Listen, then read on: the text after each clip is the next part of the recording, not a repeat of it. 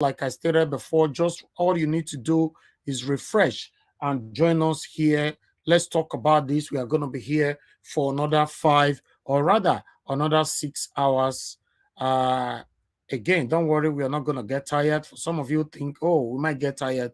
If I'm tired, I have 1 or 2% that will take over the screen. Don't worry about that. I appreciate every one of you, my people. Thank you, thank you, thank you, thank you. Hit on the like button. Continue to hit on the like button. Let's do this together. So the new space is on right now. I'm going to give opportunity for the people on the panel to tell us what they think about the discussion so far. Please help us to share and like, share and like. Help us to share and like, and let's do this together. Thank you, thank you, thank you. I can see the people that actually uh, super chatted us. Pimi, Jean, thanks very much. I see your super chat right there. Joel of Naswell, I see your super chat. Thank you very much. One man, thank you. Luis Okonkwo, thank you very much, sir. I appreciate every one of you. Dr. Alexander Gomez, I see your own. Peggy Modi, thank you. Thank you. Blessing, thank you. Imos Efyong, thank you. And Rosie Jones, who just join our new member to become join our membership. May God bless every one of you. Please continue to press on the like button and let's do this. I really need to hear from people. I'm going to pick some calls as well. What is your take? What is our hope? What is your expectations? So these are the things we are going to be talking about right now. So meanwhile, I would like to go to the first person before I start picking calls. I'd like to go to the first person on the panel, to talk to us, because I understand, say, wow, I never wanted to interject or interrupt anybody, but I guess you guys understand that, yes, Mr. Peter Obi cannot please everybody at the same time. He's just a human being, but continue to press on the like button. Let's do this. Okay, the first person that we have here, Mother Patricia, thank you very much for your patience with us. Please, I would like to hear from you. What is your take so far concerning all the questions and answers from Mr. Peter Obi? What is your hope, your expectations so far? Talk to us, madam. Oh, thank you again, Mr. Elvis. And good evening to all my co-panelists and to everyone on the comment session. Good evening, good afternoon, good morning from wherever you are joining us from. Yes, oh my God, it was so refreshing and encouraging and strengthening, to know that, our principal is still on that, is sure of this thing, like we are sure, even despite all the attacks that he has had, but you can still see that he's still confident in this very thing, and his passion to see this new Nigeria is still very fresh as when he began. So, and that is something that everybody that is doubting, or those that are almost losing faith, should take from this meeting today, that our principal is not going to give up on this. He guaranteed us again, he re-emphasized the fact that he's been through this journey not once, not twice. So he knows what he's doing. He knows what he's doing. He's a master in his game. And, nobody should doubt after this. We all need to be, focused that this is our mandate is assured. It's assured. And I like the fact that, everything he has said is what he reiterated again, about bringing Nigeria up speed with production, and he gave us figures and he let us know that borrowing is not wrong, but it's about what you use the borrowing for, and really to borrow it's not a wrong thing, but it's exactly when what you use it for. If you borrow to consume, then you have a problem. But if you borrow to invest it in people, and in infrastructure, of course, then the country, Nigeria, could be made better. So he spoke about a lot of things, and also people. I want to also speak to those that are looking for that courage from him. You know, we are supposed to be strengthening him. We are supposed to be telling him we are behind him. You know, we are not going anywhere. We are not going to leave him halfway. We are with him all the way. Because you see, he ran for us. So we are the ones in trouble. If we say we back off, he doesn't lose anything. So we should know that this fight is our fight. We must take this fight personally, you know, and stop looking for that assurance from him. You know, we are the ones to be giving him strength, you know, to encourage him, to pray for him. Like he said, he told us, he said we should pray for him. We should pray for Yes, Nigeria. on that one, yeah, Mother Yes. Patricia, yes. Thank God that you were. I was actually going there. Let us listen to that last submission from Mr. Peter Obi. That last submission was wonderful. A man they stood firm. Just listen to this last submission. Let's take it again, you know, quickly. Then we can start talking. Politicians, that it touches them to do the right thing, use the country's resources in where it will be productive. It touches them to obey the law, do the right things. That we cannot spend money wrongly the way we're going. Just like we have just done, spend $1 billion for election, and then 80% of it ends up in the court. We should be able to do it better. Spend money to do things in the right way, a more organized manner, and everything. Remain law-abiding, and be always say things and stand for what is right. It is important for us. If we all do it together, we will achieve. I know how dampened you are that this your effort did not come out the way you have wished. But remember, we are in a long distance race. We are fighting a battle with entrenched establishment. It is not going to be easy.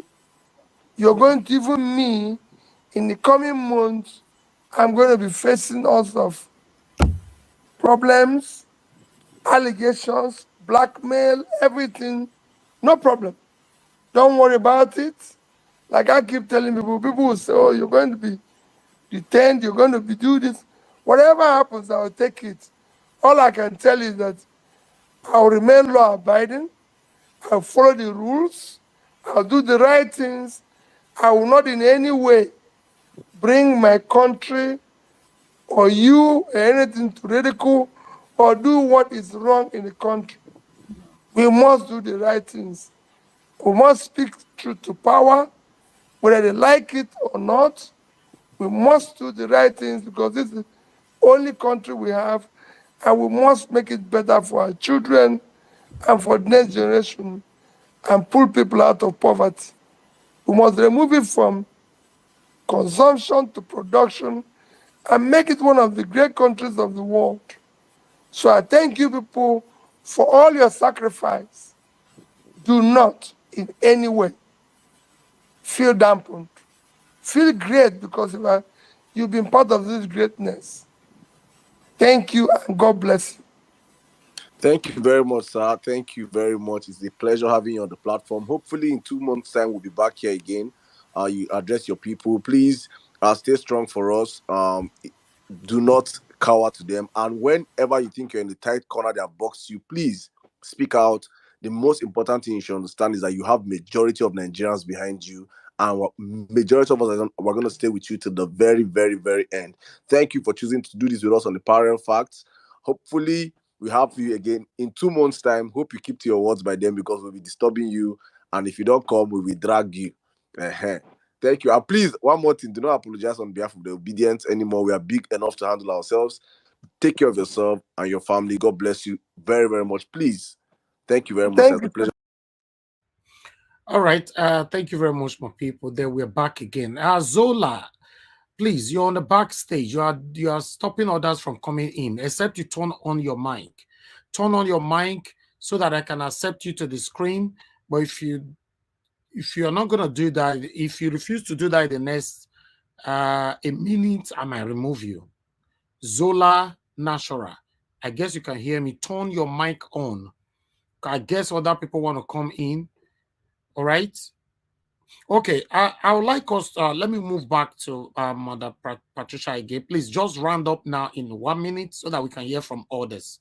Because I interrupted Yeah, you earlier on. yeah. So to those, like I said, that are still doubting, after such a message from him, you should take the, you know, be strong and do what he has asked us to do, which is pray for him. Because in praying for him and praying for Nigeria, you too, you will be strengthened to see this whole journey through. So as you pray, you are yourself being watered. So pray every day for him and pray for the movement that it will succeed. And by the time you're doing so, you will see that your fear will dissipate. Thank you so much. Thank you. Thank you, Mother Patricia. May God bless you for me. I appreciate you always, always, always. Okay, let me quickly move on to the next person. We have John here because these are people that have been here since Peter Obi be talking for the past almost 4 hours. I really do appreciate every one of you. Many of you did not give up. Thank you. We have Mama Esho joining us now, the mother of the house. Thank you very much for joining us, Mama Esho. Good evening to you. Yes, we'll come back to you. Mr. John, please talk to us. Yeah, thank you again. I get somewhat irritated when people spend a lot of time thanking and saying a bunch of things, so I'm not going to do that. So I'm going to go straight to the facts here. I really appreciated a lot of things that Mr. Peter B talked about today.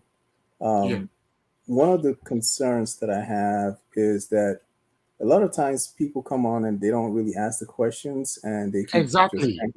and it just kills the time.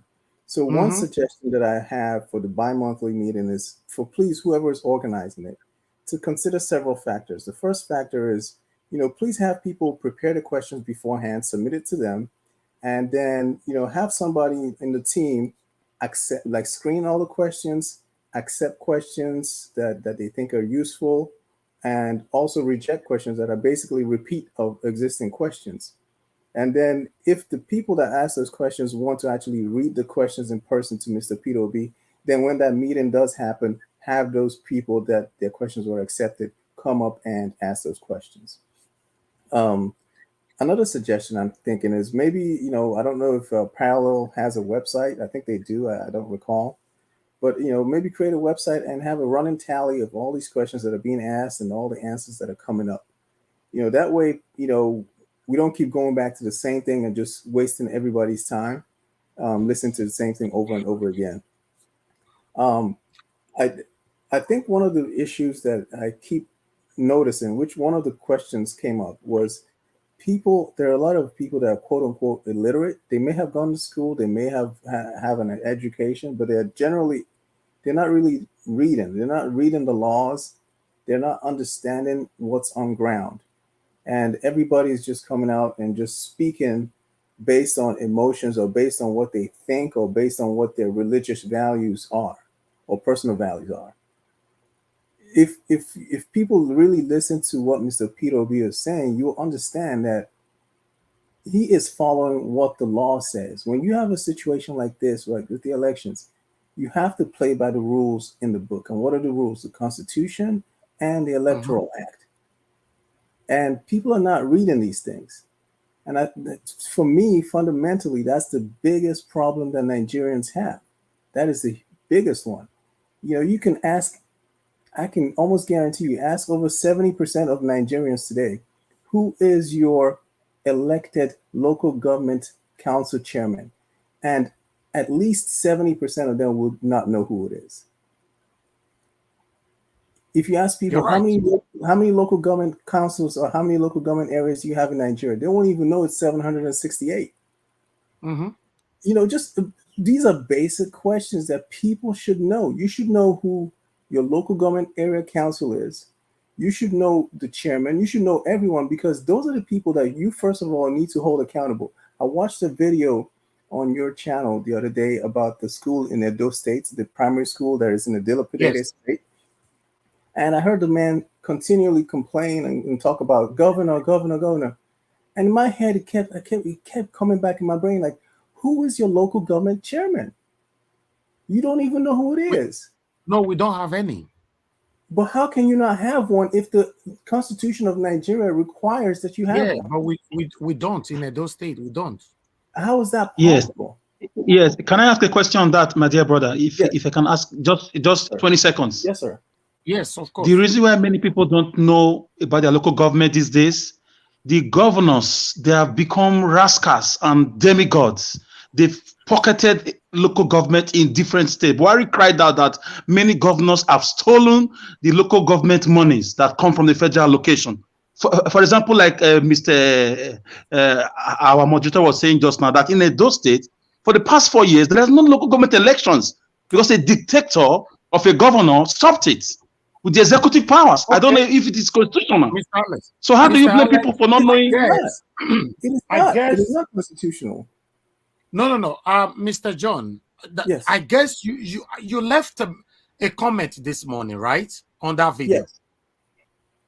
Oh, okay. Yes.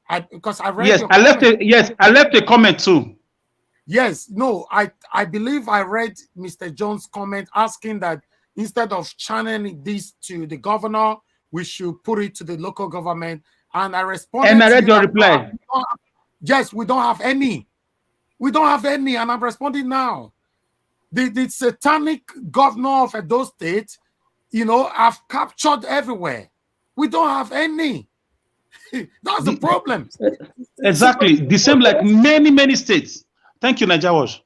Yeah, but see, and this is the problem. So we have a system. You have a system that has eroded from the top to the bottom. Is completely eroded, and people are sitting by and only get active when you have an issue with the presidential elections.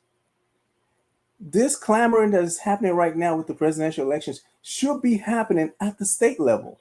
I read somewhere else that Imo State voted to not allow, essentially prevent the breakup of the, I believe it's the state local joint account, the bank account that the states have with the local governments.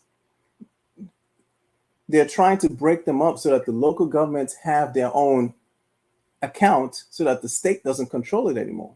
Imo State voted against that. And I'm sure other states voters probably have voted against things like that. So people should be clamoring from the bottom. You should be clamoring this fight that you're doing for at the presidential level. You should be doing it at the local level. Why aren't there numerous lawsuits at the local level or going all the way to the Supreme Court saying, Supreme Court of Nigeria, in our Constitution, it says you shall have 768 local government councils. You shall have, a team of individuals in each local council, including the chairman and all these other people. Why don't we have one in, let's say, Isheri North local government area? Why? What's going on? And you file the lawsuit and force it. So you're saying that Edo State hasn't had this in 4 years. What lawsuits have people filed in 4 years? I mean, people are just sitting back and accepting this insanity. People should be focused. Like I keep saying, I understand you don't have anybody right now, but there should be a lawsuit immediately. Can I interject? Can I interject? Yes. It looks like you have left Nigeria since 18 Can years. I was in Nigeria. Hold on, Mr. Victor. If you're talking about people should challenge those satanic leaders, which of the court should we go to? Zimbabwe court, South Africa exactly, court, or Nigeria exactly. court? Nigerian court. The same judiciary that is dealing with Nigeria that's going to sue somebody unconstitutionally tomorrow. What are you talking about? I understand. No, I understand what you're saying. No, if you understand, then stop blaming the people. Because the people, they are trying. Nobody listens to us. That's why we are going to have a constitutional president tomorrow. Exactly. Exactly. We have a constitutional president because the satanic judiciary doesn't listen to you, John. They don't listen to me. They don't listen to us. I understand that. But can you show me one and lawsuit? can I chip in something to Can I that, my chip dear in? brother? Hold on. You wanted to say something. Yes, Go ahead. Mr. Oh, No, you say Mr. me John, or them? finish that last statement. Oh, okay. No, so what I was going to ask is, can you just show me one lawsuit? Because all I'm asking is just make an attempt. You see what Mr. Peter B just said? He won the governorship in Ann Arbor State. That was challenged, and somehow he got it. You know, he was removed. Someone else was put in. He went back, fought that the first time. Yeah. The next time he did something else, they impeached him. He had Can I respond to that, please? Yeah, go ahead, sir. Yes, Mr. Peter Obi is a very great man, number one. And two, before he became a governor, he was already a millionaire in dollars and pounds, okay? In Nigeria, the judiciary is expensive, it's not cheap. They throw away your case if you cannot pay good lawyers. Peter Obi is a smart man, he was a businessman, like Donald Trump was a businessman before he became a president. So I don't know what you're talking about. You file a lawsuit, they throw out your case before your eyes. A lawsuit against which governor, which government?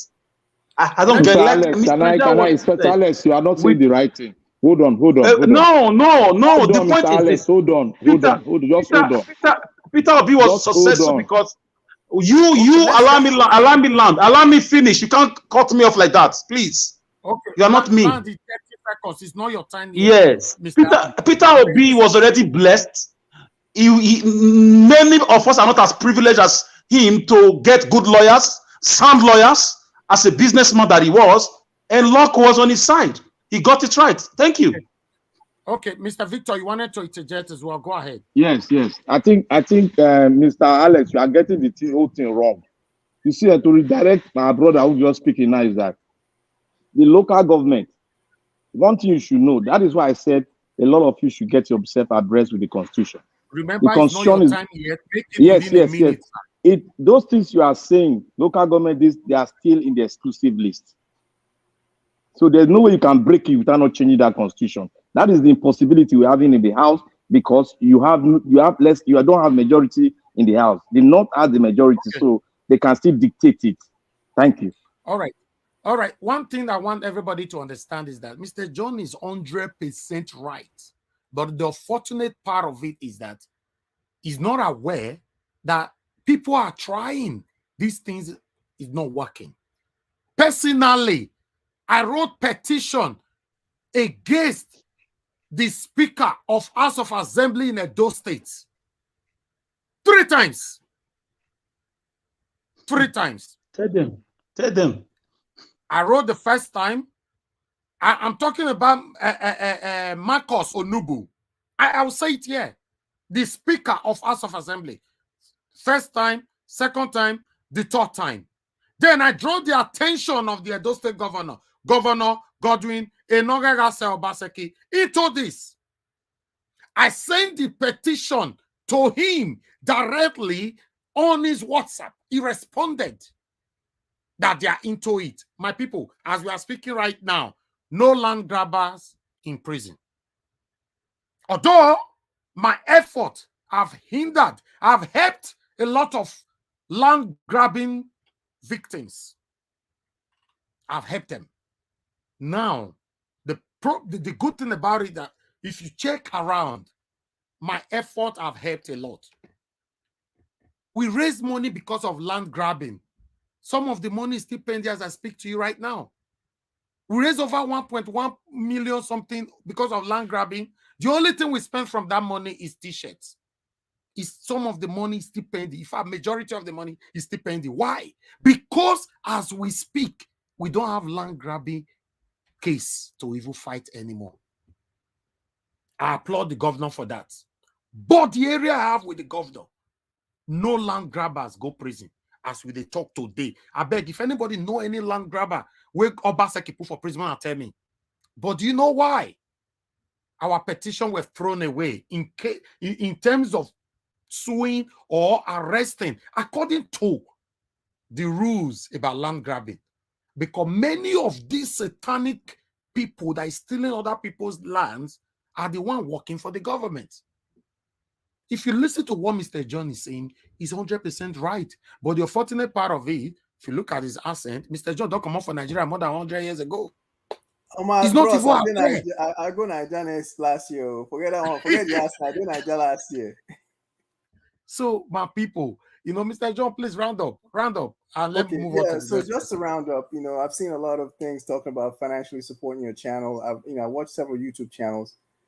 Bros, you get Zelle, you get Cash App or some other thing because YouTube going to collect 30% of your money.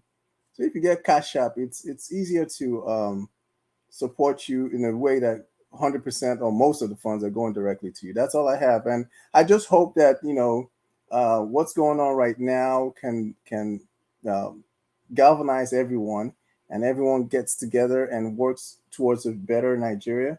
I am currently working on hopefully an app to maybe get information out to the masses so that people can know who their local government chairman or representatives are, and so we can know, and people can ask questions just Thank you. essentially force the local government to do their jobs. That's all I have. Thank you. Thank you, sir. Thank you. The beautiful thing about it is that, like I said before, you're on the right track. But I wish these people are listening to us. And if they do listen to us, what about the judiciary? At this moment, now our Nigerian judiciary is on a test. From tomorrow, trust me, nobody, no single person in Nigeria, including the people that are supporting APC, none of them will ever trust Nigerian judiciary anymore after tomorrow. I'm telling you, including the same people that is supporting APC. It's just like me paying you, right? When I use speech talk, it's just like me pay you money. May you go help me buy person to end person life, right? And you don't do them, you collect the money. You think say me myself go still trust you will go help me keep person? So I can't trust you anymore. And you yourself, will you still trust me myself? No. So that's what is going on right now. The same people that are supporting APC will never have trust for judiciary anymore, even though it's favorable to them at this particular moment. But they can never trust each other's, never again. Nigerians will never trust judiciary again. The only way, trust me, the only way they can restore their names is after the final judgments. And we now get to see that, oh, they finally unseat Tinubu after the swearing in tomorrow. And he will now say, oh, these people can still be trusted. Then we're now beginning to build trust for a new Nigeria. Apart from that, my brother, a lot will happen. Thank you very much, Mr. John. I appreciate every one of you. I would like to move on to the next person quickly to talk to us, which is Mr. Edwin. Mr. Edwin, good evening to you, sir. I would like you to talk to us in 8 minutes. Thank you very much, Naija Watch, fellow panelists, listeners. I greet all of you. It's a good thing when for seeing Peter will be coming forward to talk to most people, every one of us. Because someone like me, I always have one belief in life. When a woman is pregnant and she puts to bed, neither be a boy or a girl. So that's my belief. So when there's fight, and it's me also say, when I'm fighting you, I don't care whichever pattern I used to fight you, as far as it's not going to be by referee. I can beat you by biting you, any form, I'm ready to fight you, provided I win you and provided you cry. So what am I saying? What we have all been doing here to make sure Nigerians get their mandate has been a long way. And Peter Obi has thrown more light on most of the things, giving us some informations, giving us some idea on how difficult and how good it might be or how it is going to be. And thank God he has given us some information about his experience in life. He now makes us to know that he's aware of a lot of things. He has an idea about a lot of things, and he knows exactly what he is doing. Because when somebody is doing something and that person, you are not sure of that person knowing exactly how it is and what he is doing, it's also another difficult journey. So now that we now know that he knows what he's doing, we are all happy about it. And the questions that people were asking, all questions are important because, well, like Nigeria Watch used to say, what you've known before, some people, even 20 years ago, some people have not even been aware that that thing has existed or is there. So your mode of information or your information angle is not mine. So some people who repeat questions also, some of them maybe must have came into the panel a little bit late, and the former question, the question has been asked for earlier, and he will repeat the question. So somebody will not repeat that question. So we should also consider that. Then going to Nigeria or our local government system, I think it was Obasanjo that tried to separate that thing from being under the state. And then Babangida those days tried.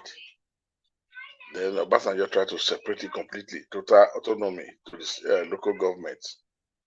But till tomorrow, we don't really know how it went.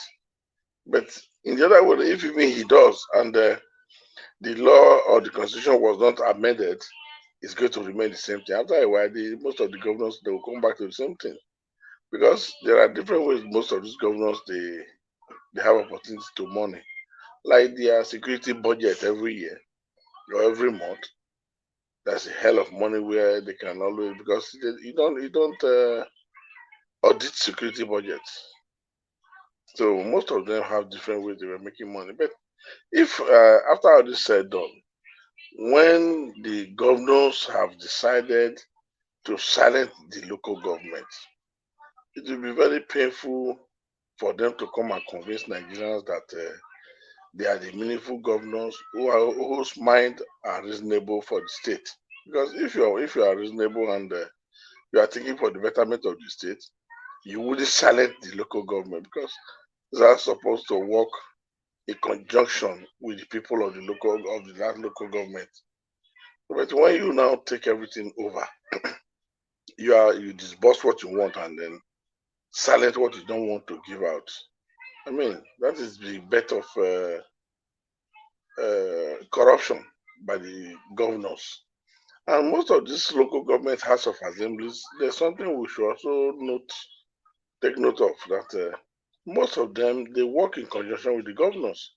And then when they are not working in alliance, they form one way or the other. And the whole thing is unspeakable if we think about it. But my joy is this.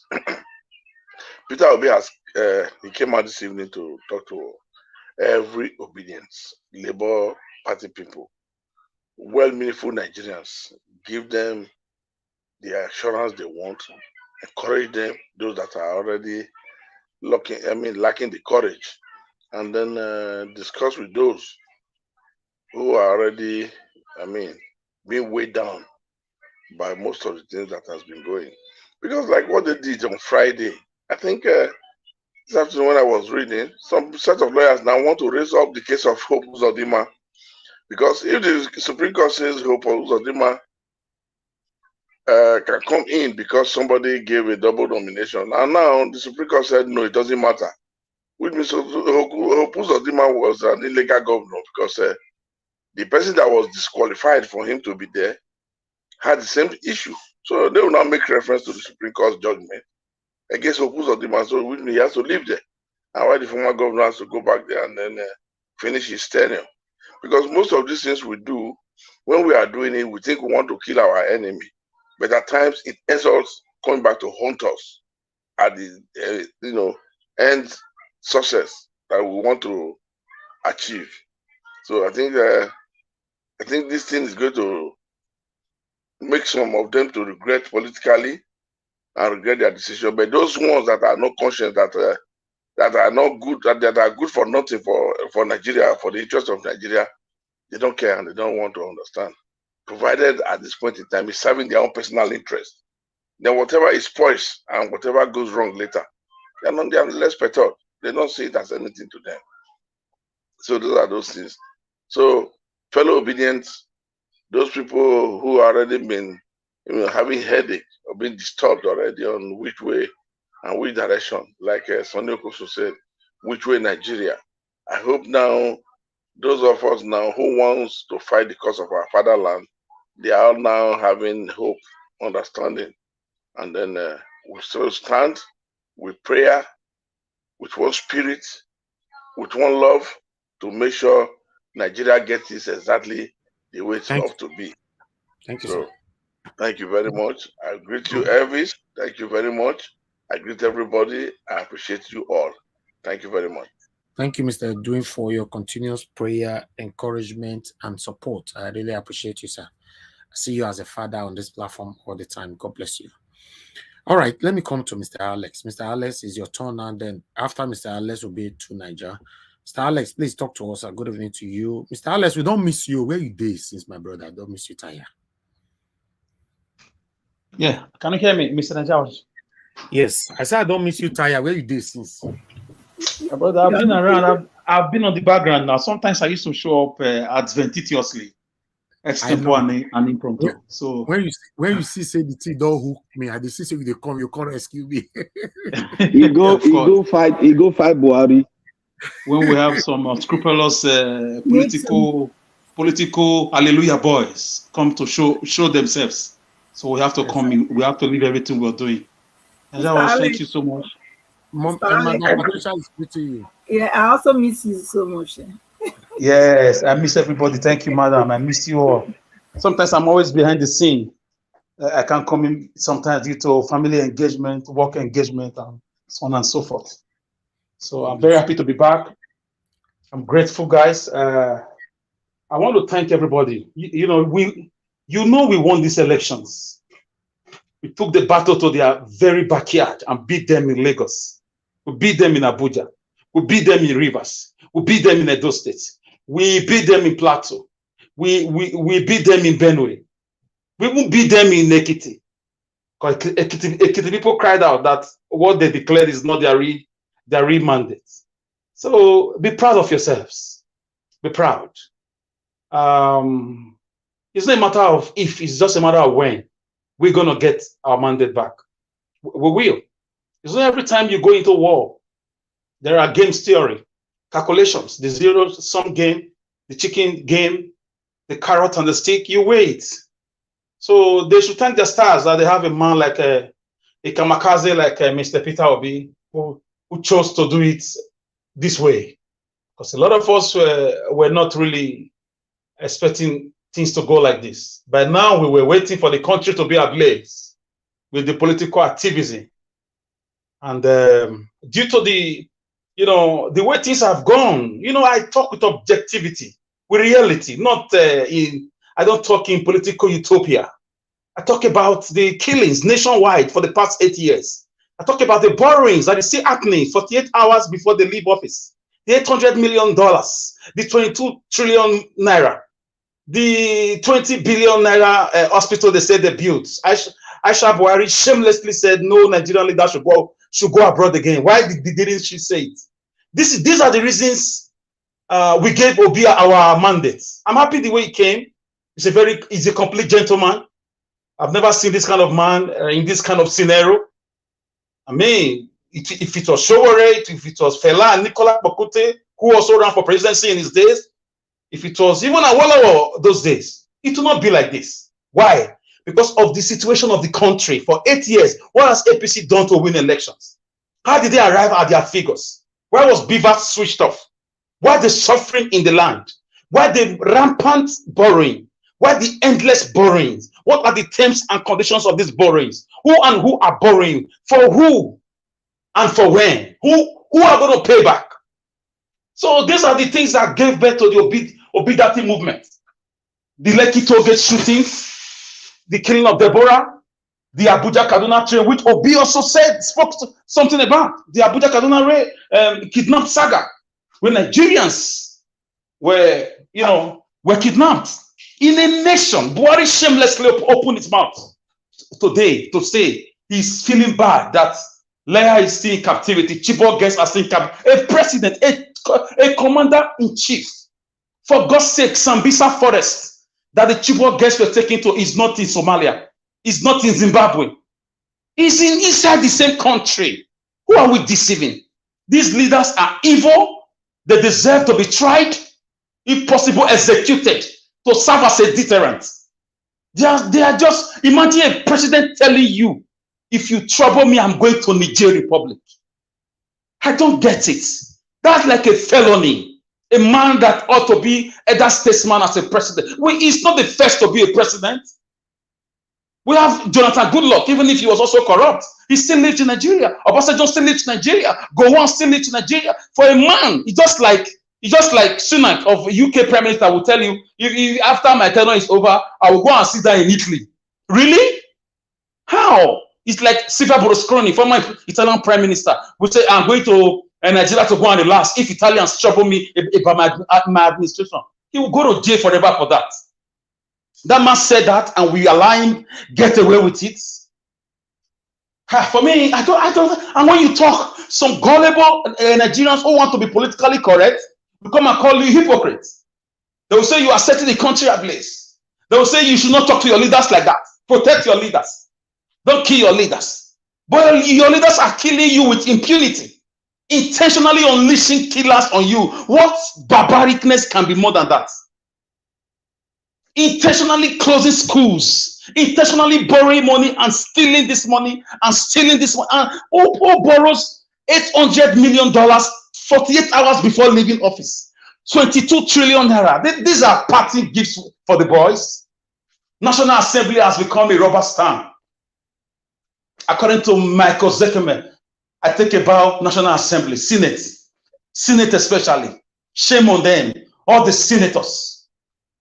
We used to have Chibo Kadibo. He took the maize home under Obasanjo's government about issues like this. He took the maize. The maize is a symbol of our authority. He took the maize home. So we can't pass that law.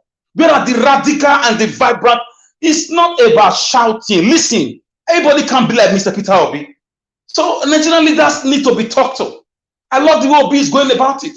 It's his style. I'm sure he's going to achieve success, but it doesn't mean that is the only way. There are different formulas to solve equations. So for me, I'm not disappointed. I'm happy the way he came. He gave us hope. He has done it before 2-3 times, but I'm very sad. I'm very sad that we still argue for these wicked men and women who are broad daylight reaping us. What are the achievements of this government? Some sycophants will come and argue and tell you not too young to run. Nigerians, Apostle Paul said, who has bewitched you? Who has cast a spell on you? Oh, foolish Galatians. Oh, foolish Nigerians. Most of them, not all. Who has bewitched you? You come and give me all those nationalistic ideologies when you should go after leaders the way J.J. Rawlings did it and bring them to book and start a new country. Even if you can't do it physically, do it with the media. Call them out. Point out all their evils. Expose them. Boo them abroad. Some of us I don't want to say you because it will sound rude. Some of us even stay with them abroad in the same street. In the same street, you live with them. You cannot call them out. You can't do a 1-minute video with them in the supermarket, shaming them, calling them names. We don't have any other country. Peter Obi will do his own. I don't know how long he's going to be with us. May God keep him strong. But the battle is on young people. If you are in your 40s, mid-30s, down to in your mid-20s, it lies on your shoulder. In any way you can do it. Join Labour Party. Join any party you feel have the same ideology. Fight for your fatherland. Because I don't know a country where a man with drug activities will become a president. I don't know a man without primary 6 certificate, which is a minimum requirement, cannot present his result. He said it was burnt down under military government. It was burnt or something. I don't know where a man with shady nomenclature cataclysm, with personality identity crisis, will become a Nigerian president. Unless a Pablo Escobar working with an Osama bin Laden wants to be a Nigerian president. We just forgot so quickly how Deborah was killed. Our Chibok guest was promised that they will bring one of Buhari's campaign promises in 2015. He said in 3 months, I'll bring back Chiboges. I'll make Naira to dollar in 3 months. Go and play that video. I was playing it about in the afternoon. He said, in 3 months, I will make dollar to Naira. I'll bring back our girls. I will destroy Boko Haram. Insecurity will be gone. That's what he said. Tinubu was there with him. Osibajo was there with him. Raining fire and brimstone that he was going to form a parallel government. Osibajo is another disgrace to his profession as a professor of law. I expected agitations. I expected press conference. I expected resignation letter from him. He cannot work in a toxic environment. It's a disgrace. I leave him to his conscience. A disgrace to the pastoral body, a disgrace to the legal luminary, a disgrace to the to the human rights activities. Because he's been around with the killings nationwide. Imagine a federal government came to say only 63 people died. Only. When Amnesty is saying 1,033,000 under Buhari government. Why is he running to Niger Republic?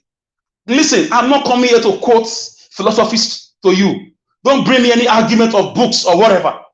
I'm telling you that Nigerians are hungry. The dollar to Naira. Our refineries are shut down. Dangote's refinery, I don't know their mission.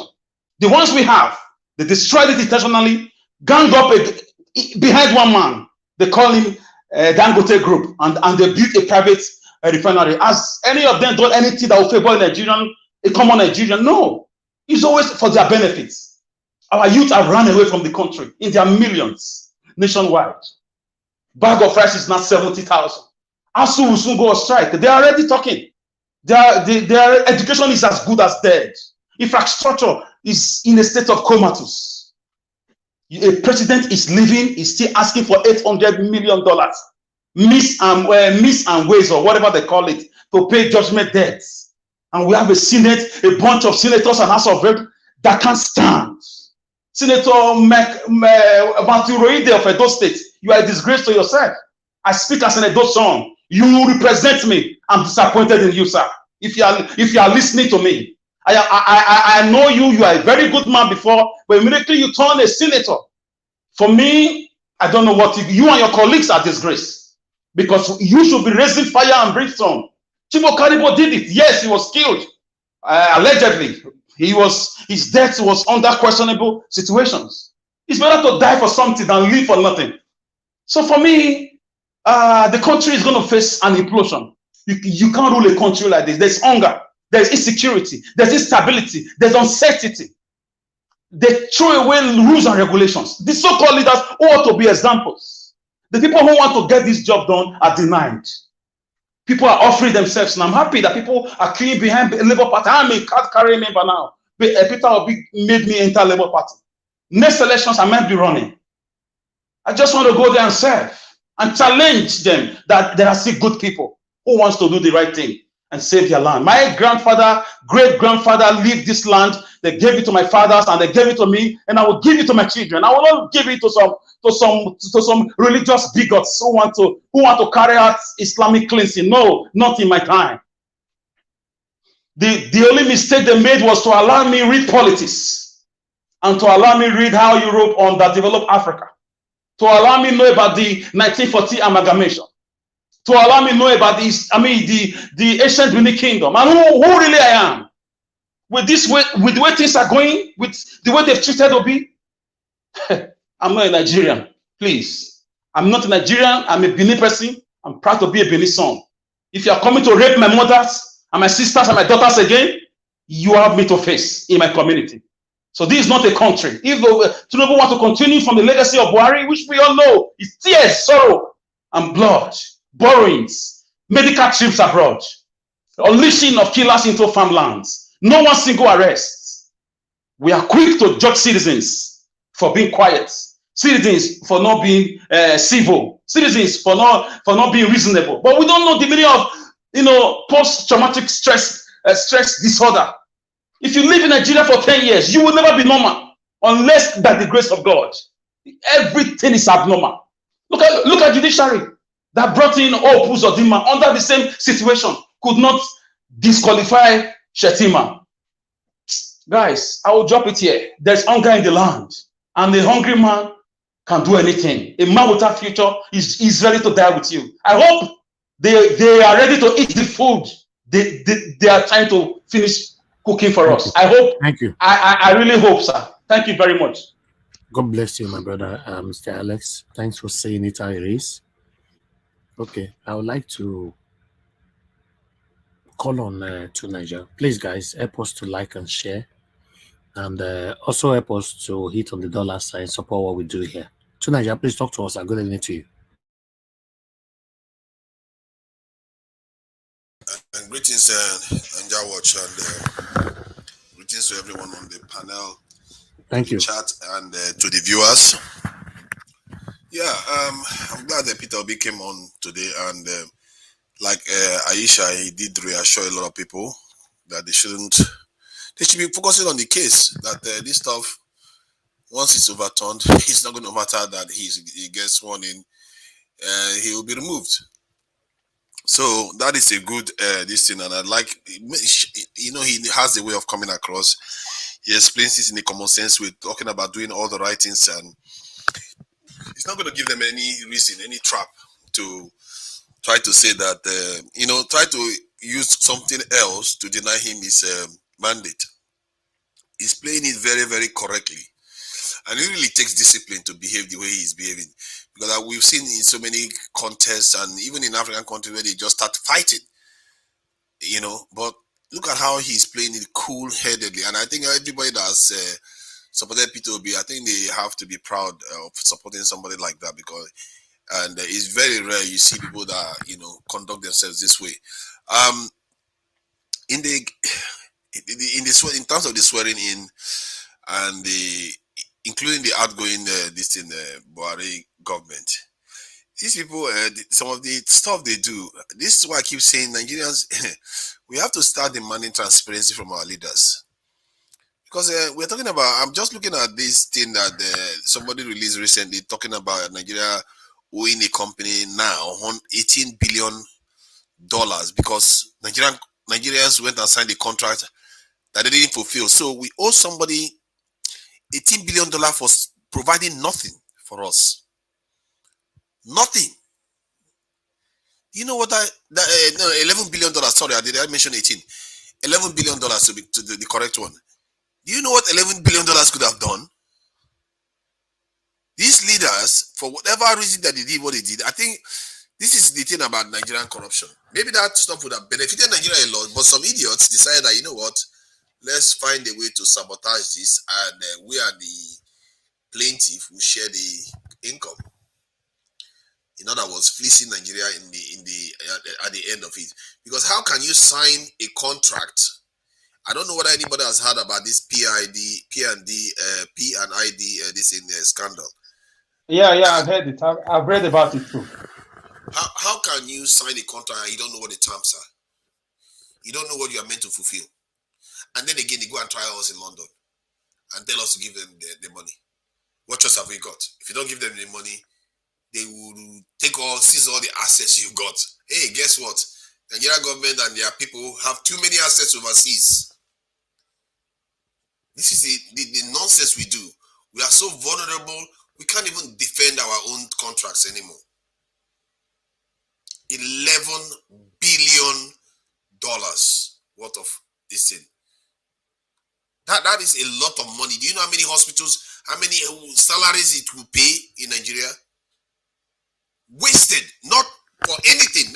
It's not like they did it for road and they built the road halfway. Nothing.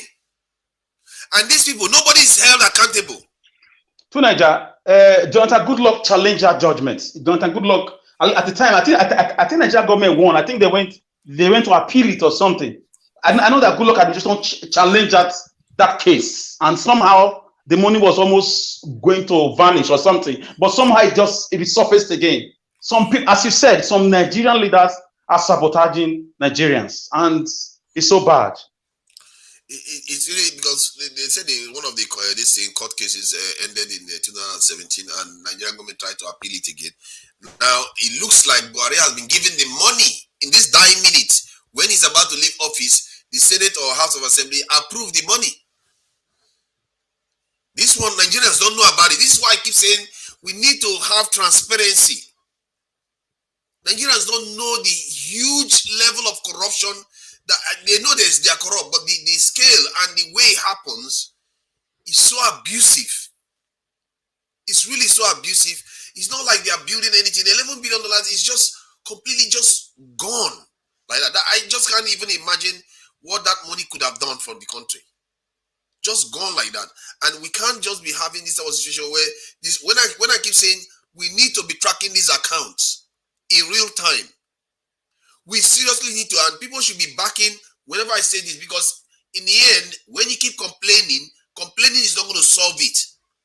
Begging for a leader to show up is not going to solve it, because maybe Buhari wasn't corrupt himself at first, but everybody around him is corrupt. What is he going to do? First thing, he ended up in a hospital, and this is why they like leaders that are sick. They like leaders that are sick because they can do whatever they like with them. How can the leader be very accountable? Buhari himself, even he himself is as corrupt as he comes. Even if he comes across as if he's not corrupt, yeah, you can't see anything on him directly. But everybody around him seems to be corrupt. On this one, I join you, but I want to chip in something, because the Buhari we know in 1980 something was a very stubborn man, although he was also a bit clueless, but he was a very patriotic and a very stubborn person, nationalistic man. So there is a conspiracy out there, which I don't want to talk about here. So the Buhari we now know now is from the Buhari that we saw in 2015, allegedly, I don't know. So the guy, there seems to be something that is hidden between Aisha Buhari and El-Rufai, Okorocha, and the rest who played that game in 2017 at the London clinic for 9 months when our private presidential jet was parked in London. Since then, because a Buhari we never, from a history I read about him, yes, he's a tribal bigot, but not to this extent. He fought the civil war, fighting for one Nigeria. So this Buhari that we are seeing now that looks like a 51-year-old man, allegedly, there's something wrong. A Buhari will never say, I'm going to Niger. We have to put all these things together. If you add 1, 2, 3, 4 together, you could get your results. I'm not saying, I'm not alleging anything. I'm just telling you how I feel as a concerned Nigerian. Because the Buhari of 1980 something will never do all these atrocities. Never. Thank you. The thing is, either that or we never really knew him. Because if one of the things that came out was that when I was watching a video about the first time Buhari came into office, the first day when they were about to take power, they had to convince him. They were having a meeting with him to become the commander-in-chief. So he was never a very forward-looking person. He was not it was the IBBs that planned the coup that brought him to power. He was never the mastermind behind all those things. So maybe he was always, he came across as stubborn, but he was not he wasn't that effective at making stuff happen. Naija, sorry to interject you. You know what happened? All these things we are all talking about bound to the foundation that the Constitution allow illiterates to vie for presidency. Your Constitution said if a primary school equivalent.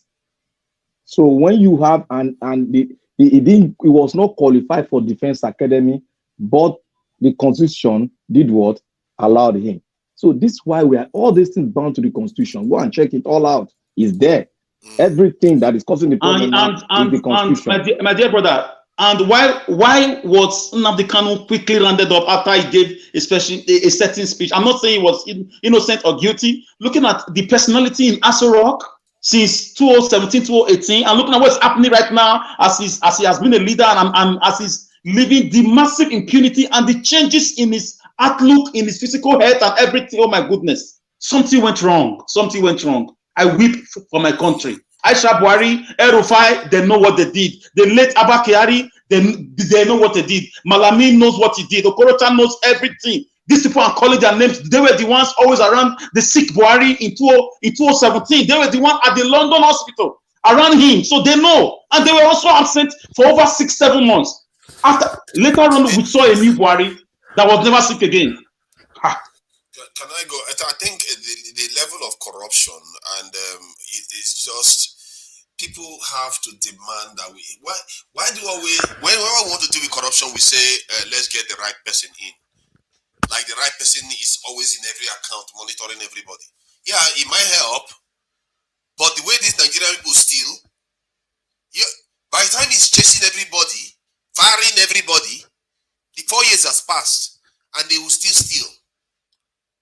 The systems you put in place matters a lot because it saves you a lot of trouble. He doesn't have to, the person that is not corrupt doesn't have to do all the work.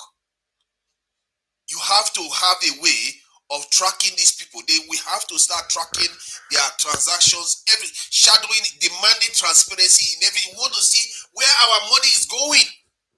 They talked about the hospital that was being built in renovated, not even built, renovated in Aso Rock. Tunaja, round up in 2 minutes.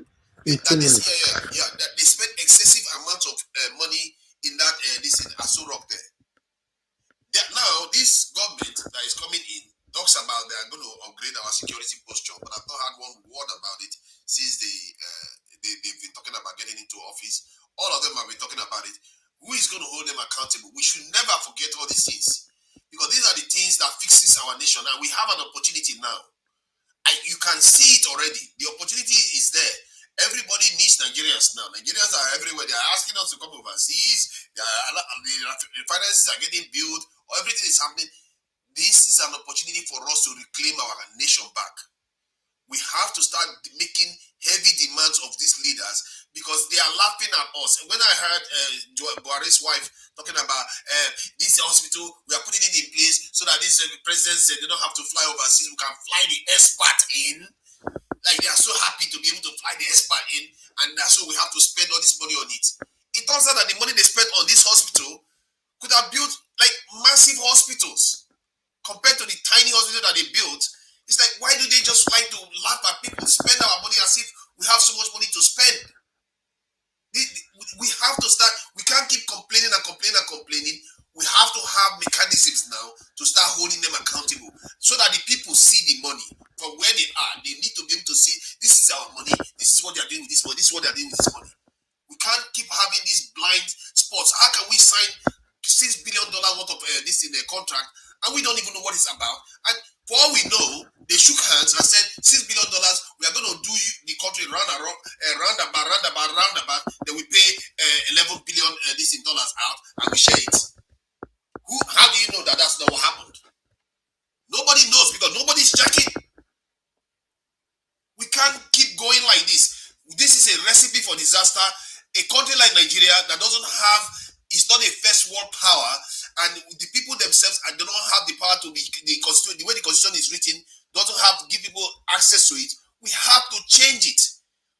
We are already this generation and the previous generation are already used to corrupt practices. To stem it, to start stopping it, we have to put systems in place to stop it. Otherwise, what is the use of complaining? You can complain all you want. They will carry on doing it. Thank you.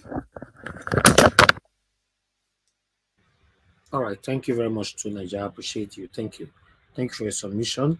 I want to thank Stella Peter. Thank you very much for the super chat. May God bless you. Thank you. I really do appreciate this. Okay, let me call on before Mama A show is Mr. Black Panther. Black Panther, please use your 8 minutes now. Then we'll move on to Mama A show. Thank you, sir. Good evening to you. Okay. Sir Nigeria, thank you for giving me this opportunity. Can you all hear me very well? Yes, very clear, sir. Thank you for giving me this opportunity, and I thank everyone, and thank those Nigerians, the patriots, every one of you, and God will bless everybody for standing the ground and being consistent. And in our talking, we'll continue to get to the pinnacle of the whole issue itself. But if we stay silent, then that means we don't really love the nation we are. So I thank everyone for participating. I thank you for putting an effort. This is a way of showing to everyone, even at home, those ones that are docile, but we are still trying our best to make sure that the information that they require to really stand upright and fight so that we can get what we want and reset, because we reset the country back, because Nigeria needs to be reset. That's all what Nigeria needs to be reset. And everything that we have been saying here all bounds to the constitution, the foundation, which our fathers have laid down, which was wrongly made. So I thank every one of you. And I thank our principal who spoke earlier. I was with him, driving, going to church, coming back, I was with him, listening to everything. And I thank God that he has really made those that have really come into this kind of thing we are doing that so many nations have done, but many does not really go into to study how they went about it, when they started, and how long it lasted before they got what they really need. So I wasn't surprised what P.O. spoke today, but the only thing I will object to is for me to galvanize my prayer to pray for person that have sold his heart to the devil. I won't pray for that. I won't pray for that leader. I'm not praying for any leader. I'm going to put my prayer, invest my prayer in the change, in the man I believe in, who God has sent, and that's Mr. Peter Obi. I pray for the country, but I won't pray for any leader who has sold his heart to the devil. That is the only place I object to. But every other thing, I believe in it because I'm focused on him, because he is something that I know this is a different man, and all what he spoke today is right. But one other aspect is that we should prepare the ground. Thank God it's every 2 months. We should prepare the network very well. We should get ourselves acquainted to the network so that everybody will get the opportunity. Even if it's half a second, we can at least put our point towards him, and so that we'll have our mind, inform other what they really act, what they really want to hear. And I want to really thank Mr. Tunaja. I believe Tunaja is beginning to see from the perspective we are seeing now. And I thank God he made mention of one thing. He said the whole thing, the rules governing us need to be changed for us to see it clearly so that everybody can participate and know who, what, and what you should borrow. This is what you borrowed and where this money is being channeled to. The reason why we're having all this problem today is because the foundation, I still go back to the foundation. The foundation is wrong. But before I go back there, sorry, I left this out. In a revolution where you're about to change the status quo of a nation, it's not done within a year. It's not done, but the momentum we are putting is right. But we should put this at the back of our mind. It is not going to take, it is not 1 year. You might try the first time. You might not hit the target, but you might hit up to 80%, but you are there. Because they realize that you are there, all these people will fall aside. They cannot come near you again. Even when I watch a lot of the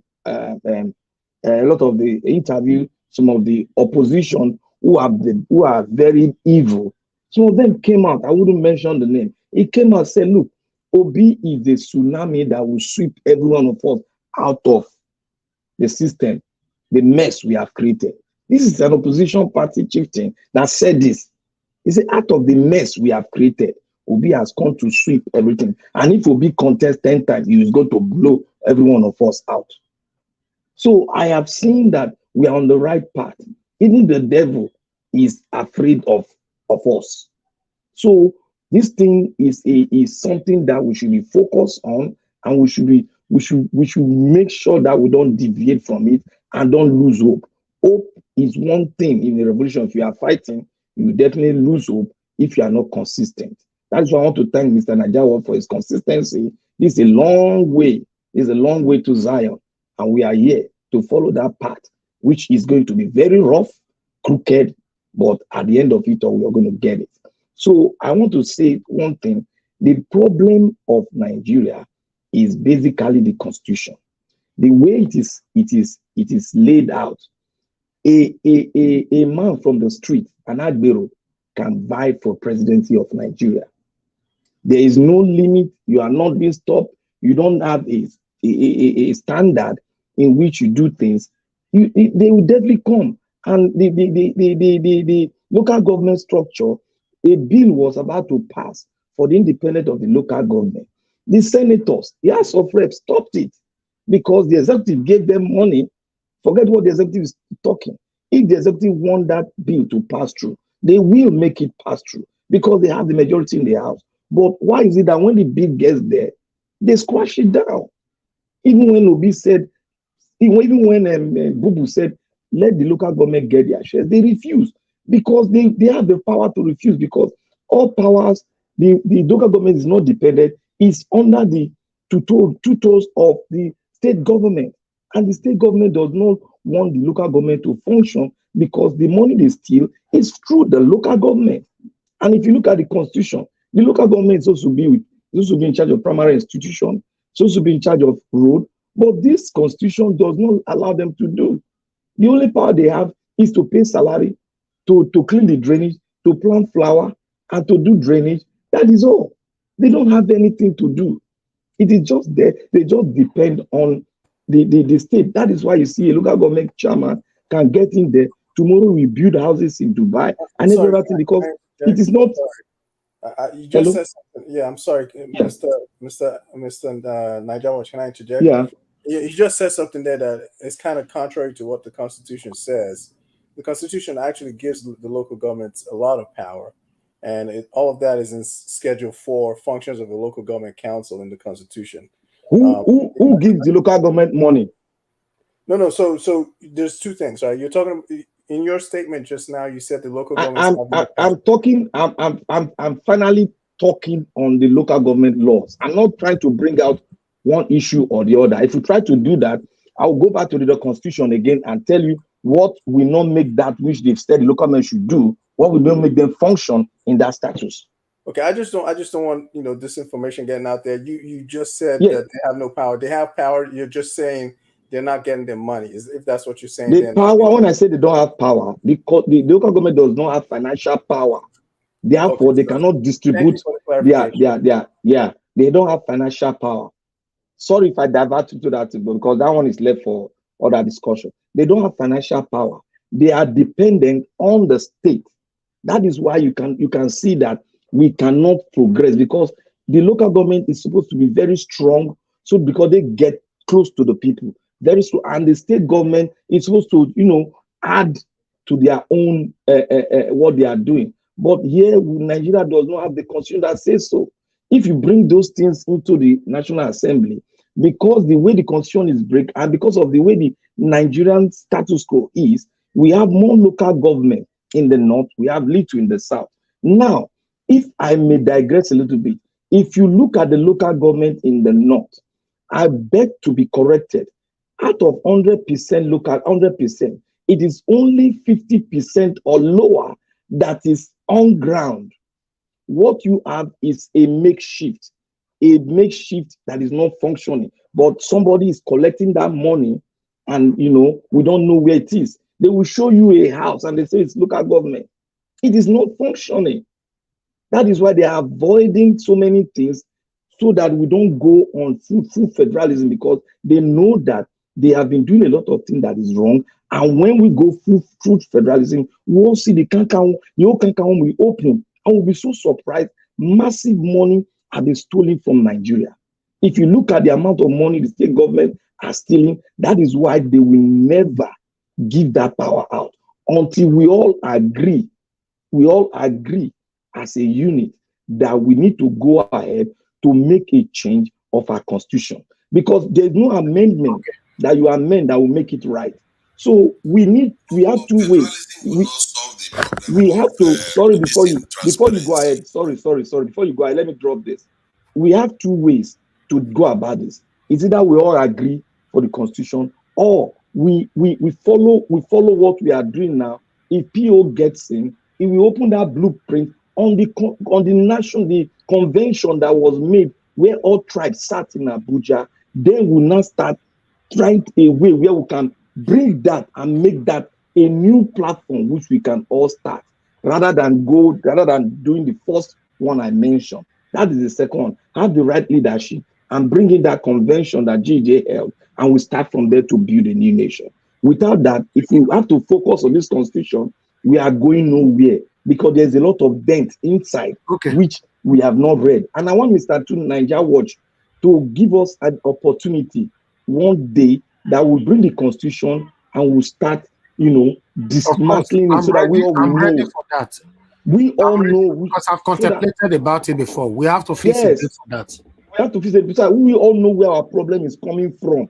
It is not Nigerian, but It's a distraction. Constitution is not the reason why people are corrupt. No, please. It's Nigeria. So what has Constitution got to do with somebody in INEC cheating? What has the Constitution got to do with somebody cheating in their WAEC exam? Constitution didn't do that. Through Nigeria, please. I'm still standing. Give me my minute, please. Yeah, but you interjected him on his own. I know, but he's not coming plainly. When you are trying to interject, you come plainly. You don't say all the what has Constitution. No, you are just being selfish. You don't want me to use your own. No. I'm not being selfish. I know where he's going to. If he's complaining, I am telling you what is causing your complaint. This is where it's coming from. But you say no, I don't want that. I want that this. Is the problem. It's not the Constitution that is doing that. The Constitution that says the Constitution that says a mechanic can be your president. The Constitution that says primary school can be a senator. We really need to fix a date. What are you talking to, Nigeria? Even the US, they don't have any standard for being a president. As long as you are of sound mind. You have to have a standard. You don't have to be a graduate. You can even be a convict and be a president of the United States. So I don't know what you cannot be a convict and be a president of the United States. Drag that word back. It's a fact. Take that word back, please. Take it back. Okay, sorry. I have to interject. Take it back, Mr. Tunaja. Okay, let's hear from somebody else. Both of you, hold on, please. Somebody want to interject. Yeah, can I interject? Yeah, go ahead. Let's try to avoid all these false, or just I don't want to say false, but incorrect narratives. When you say someone can be a convict and be the president of the United States, which fact is that to Nigeria that a convict become the president of the United States? Please hold on. You can be a convict and still be president of the United States. That's a big lie. That's a big lie. Nigeria watch, please watch. Up to Nigeria, please. Talking confusion here. I said that's a big lie to Nigeria. That's a big lie. If I confirm it to be true, are you going to apologize for it? Cite one example. Wait. Let me explain this. Hold on. There are different types of crimes, right? There's in the United States, you have felonies and misdemeanors. What type of conviction are you talking about, Mr. Tunaja? Are you saying a conviction for a lower level misdemeanor or a conviction of a felony or high misdemeanor? What kind of crime are you talking about? Because there is no law in the American Constitution that says if you are a convict, you are not allowed to be president. What kind of conviction? They didn't put any stipulation. They didn't put any stipulation from what I gather. Mr. Tunaja, there is a stipulation. Wait, hold on, Madam Mitchell, please let me finish. As a convict, talk less of the president of the United States. Madam Mitchell, hold on, please let me finish. Mr. Tunaja, if you cannot become the president of the United States if you are convicted of a high felony, okay? I mean, of a felony or a high misdemeanor. All right. If you're convicted of a low-level misdemeanor, something like high speeding ticket or whatever, yeah, you can become a president. But if you're convicted of a high misdemeanor, domestic violence or some other sort of high misdemeanor, you cannot become the president. Like drugs. If you're convicted of any, I want to divert your attention. Don't listen to him. You cannot become the president of the United States. So just let's avoid. Nobody is diverting. It's somebody that they're talking about constitution. So I was telling you, why don't you guys focus on the topic? We have a lot of things to discuss. Thank you, Madam. Thank you. What I'm focusing on, we are all focusing on the problem and the solution. And what you stated today. So, why are you disturbing me now? You are the one that said that we need a constitutional reform. Just telling you that is not our problem. Look. Don't say it's not my problem. It is your country and it's mine. Don't say it's not our problem. It's not your own problem. It's my problem. Don't speak for me. Don't speak for me. Speak for yourself. All right. Let's move on to the next person. Okay. Thank you very much, Blank Panther. Thank you to Naija. I would like to hear from Mama H.O. Mama H.O., please talk to us, man. Good evening to you once again. Okay, Mama H.O., I beg, not your verse. make I pick call. You know, I guess somebody wants I to. don't want to talk plenty. I want. Okay, go ahead. Okay, go ahead, Mama Yeshu. Tomorrow morning I wear black clothes. The more. Then I was in a Twitter space today. Now I join one league when all these Abobaku that they discuss about obedience. I just said that they listen to them. They say that they go from platform to provoke obedience. They come they laugh. Then they come begin to tell themselves, say, now wow, that one I do for Abuja not good now. They come begin to fight themselves. They talk, now go click, they can't allow me enter. They don't know say na me. As soon as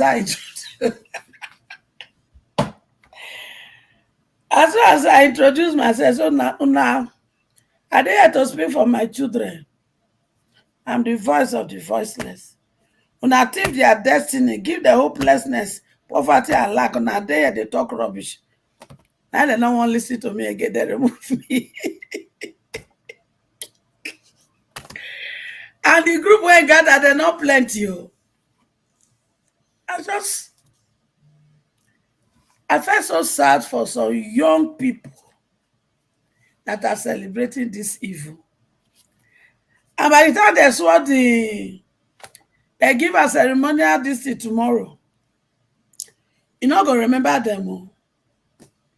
And they will go buy bread the same price. They will go buy garri the same price. What a shameless people. One thing is sure, we will get back that mandate. Shebi that 29, now it's very in. We go back to court on the 30th. We'll get back our mandate. Let the person when they call in now. Thank you very much, Mama Esho. To be honest, the thing looks now play. They want to sworn in somebody unconstitutionally. This is sad. Thank you very much, Madam Deborah, for calling in. Please, I would like you to talk to us in 2 minutes. Good evening to you. How many minutes? 2 minutes. Good evening, Nigeria. 2 minutes. Good evening, Nigeria Watch, and good evening to all the panelists. Thank you. I just wanted to make a slight contribution, and I want to encourage every one of us. Just like Peter Obi said, change is something that is not easy to do, and we all have to be consistent. It's difficult to change people's mindset. So let's be consistent. Gradually, things will change. So I will encourage every one of us not to give up. We've done really well, and I can guarantee you that things will never remain the same again in Nigeria. So let's keep the fire burning, and hopefully, it might not be immediately, but I believe that things will change. I wanted to still support what Alex was saying initially about Buhari. I agree with him. Anybody who is critical will understand that there's a difference between the Buhari that came to power in 2015 and this present Buhari. I don't know for sure, but like Alex is saying, there's a lot of unanswered questions. You know, there's a huge difference between that Buhari and what we're seeing today, although I don't know for sure. But another thing again, I saw how they went after Nnamdi Kanu, you know, when he was saying a lot. And that obviously proved one thing, that whatever he was saying was the truth. If it was not the truth, they won't go after him the way they did. So it shows that most of the things he was saying was the truth, and that's why they went after him so hard. Thank you. So let's keep fingers crossed and see how things will be. But I want to encourage everyone, let's be consistent, let's not give up, and let's keep standing for what we believe is the truth. Thank you. The truth is on our side, and the truth will always prevail. Thank you so much, Mr. Nigeria Watch. Thank you, Madam. Yeah, God bless thank you. you. Have a good night. And Bye. good night to you too. Thank you so much. All right. Okay. Before I will pick the next call, I'd like to appreciate my brother Akin. Thank you very much for the super chats. May God bless you. I appreciate you always, and I love you so much. Thank you. All right, Mr. Chris, thank you very much for calling in. Good evening to you, sir. Please talk to us. Good evening, Mr. Najawaj, and good evening, everybody on the panel, and good evening to the people that are on the chat room. And well, I think at this stage, we just need to be really focused, you know. Our address to Niger later. But first, what I have to say is this.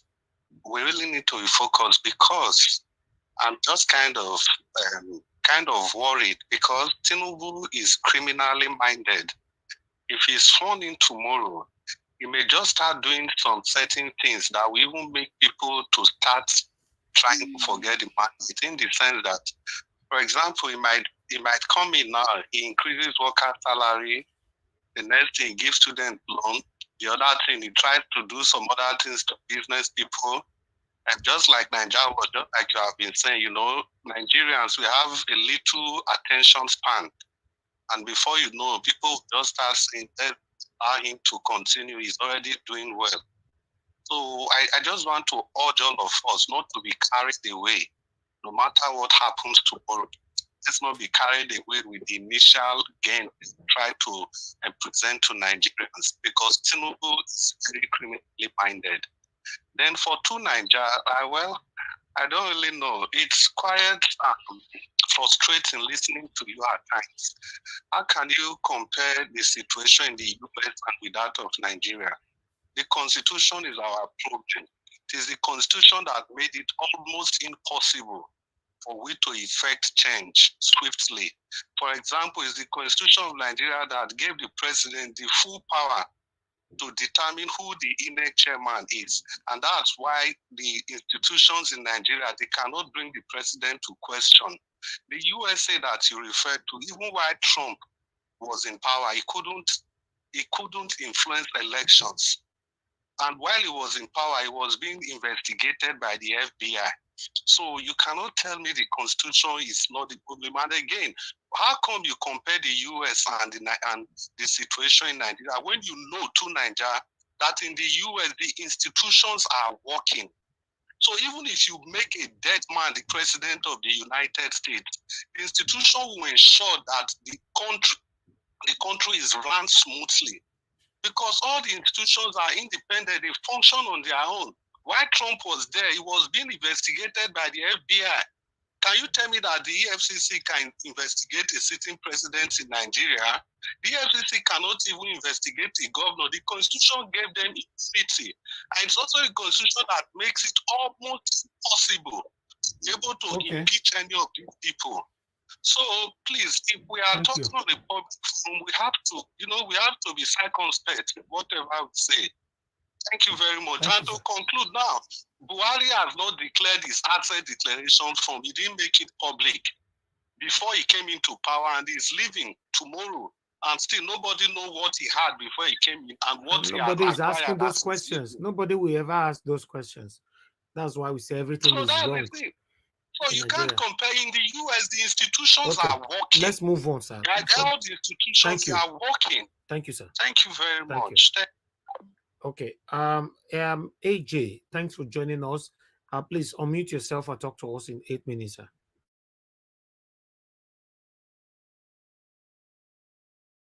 Okay, AJ, it looks like you're now available. I'll move on to Aderaro. Are you there with us, sir?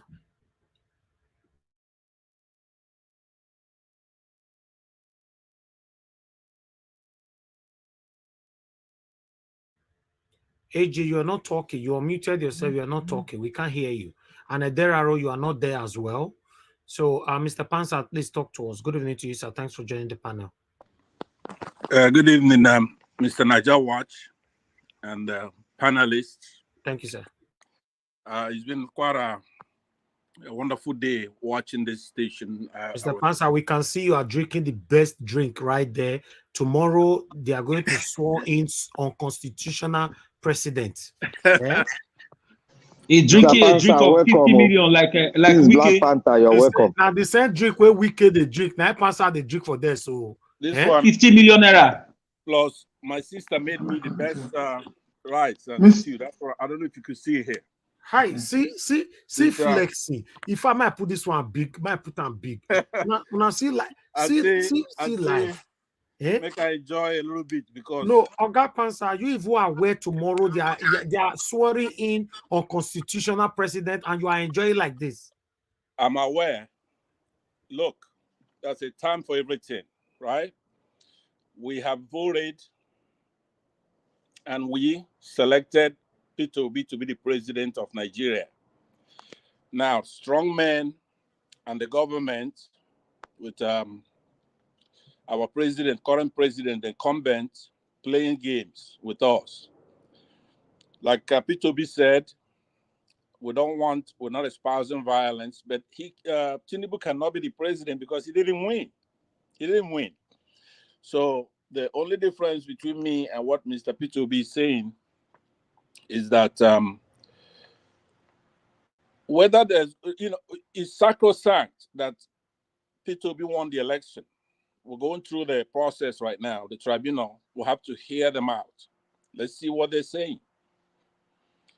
But Tinubu did not win. He can try to force himself on us. We're not going to accept it. It's a process. So let me just make that very clear. It's a process. The legal process has not been exhausted yet. But he's not president. He didn't win. He has to prove that in court. If he doesn't prove it in court with INEC, he's not going to be president. He's not going to be president. That's just the bottom line. So instead of us talking too much, I'm going to stop there and say, let's wait till tomorrow, have the tribunal sit. We know we're not stupid. We know that our country has been captured, criminally captured. So what we're going to do after the tribunal rules is up to Nigerians. It's up to Nigerians because we spent a lot of money. We spent a lot of energy, time to get here. We've already gone through the process. So right now, they have to go to the courts. If Tinubu won the election with INEC, show it. Don't try to do it like we don't have to show it. We've got the military, or we got this, or we got that. No. Nigerians, we're law-abiding people. If you go to that tribunal and you prove it, INEC will show the IREV, show the data. If Tinubu won the election, fine. We'll try to work with him, try to make the country better. But what he cannot do is to make him out sit at this tribunal, not prove it, not show it, because that's the process. The process has to be sound. He hasn't won yet. So any attempt to tell the truth is going to invoke religious, regional, and it just makes matter worse. But I'm appealing to the court. Demand that the INEC, our public institution, government, bring the stuff, show whoever won, if it's Atiku, if it's Obi, if it's Tinubu, show it to us. We're not captured people. We're not conquered. So there's a time for everything. Right now is the time for the tribunal. When that is done, you can't say no violence. Violence depends on the government. It's not on the people, but you can't impose somebody as old, as criminally inclined as Tinubu and the people. You cannot do that. I can assure them that. Who am I? I'm somebody who's carrying righteousness. So I didn't know we had as much problem as we had until I saw Tony Blair come to Nigeria. So you got assemblage of Tony Kabaka, Tony Blair, and so many other violent actors. Tony Blair is one of those who went to Iraq with violence and killed a lot of Iraqis with a lie. He's a liar. He's a liar. So if you look at the people that Tinubu is assembling, we have to do something about it. We cannot let him take office if he didn't win. We can't. So the court can save us that image. You can't come out and declare yourself president. The people have to vote you in to be president. Even with our shambolic constitution, we can manage the constitution until it's done. The one we have right now makes it very clear. You have to win the election.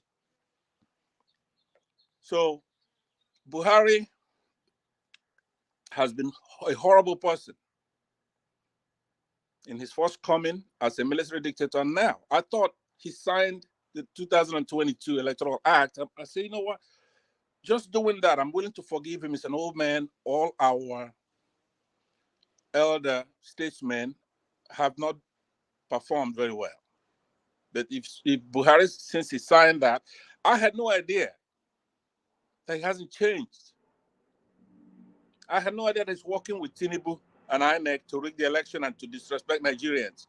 And he comes out boldly and he says, I'm going to go to Niger. If you mess with me, Niger is going to fight Nigeria. And we think he's joking. He's not. He doesn't joke. He's telling us that he's not a Nigerian. Tinubu, we don't know where he's from. So we have to do something, Mr. Elvis. I'm really happy you gave me time to talk. Tomorrow, I'm going to be different. I'm going to sound totally different. We're going to have to listen to the tribunal and see which way they're going. If not, look, it's very simple. Nigeria is made out of many nations. You have the Igbos, you have the Yorubas, you have the Ijos, you have the Ibibios, you have the Hausas, Efiks. If you want to stay, you stay. But we are not going to accept an unconstitutional presidency in 2023. We're not going to do that. All right. So thank you, sir. I've ended there. Thank you very much. Thank you, Mr. Pansat. Thank you, Mr. Enjoy your meal. Thank you, Niger Wash. Thank you, sir. AJ. I'm back now. All right. Mr. AJ, please talk to us. Good evening to you. Yeah. Thanks very much. Thanks for taking my call. And greetings to everyone over there also.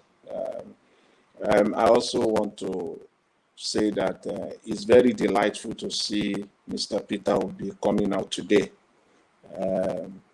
I'm so impressed.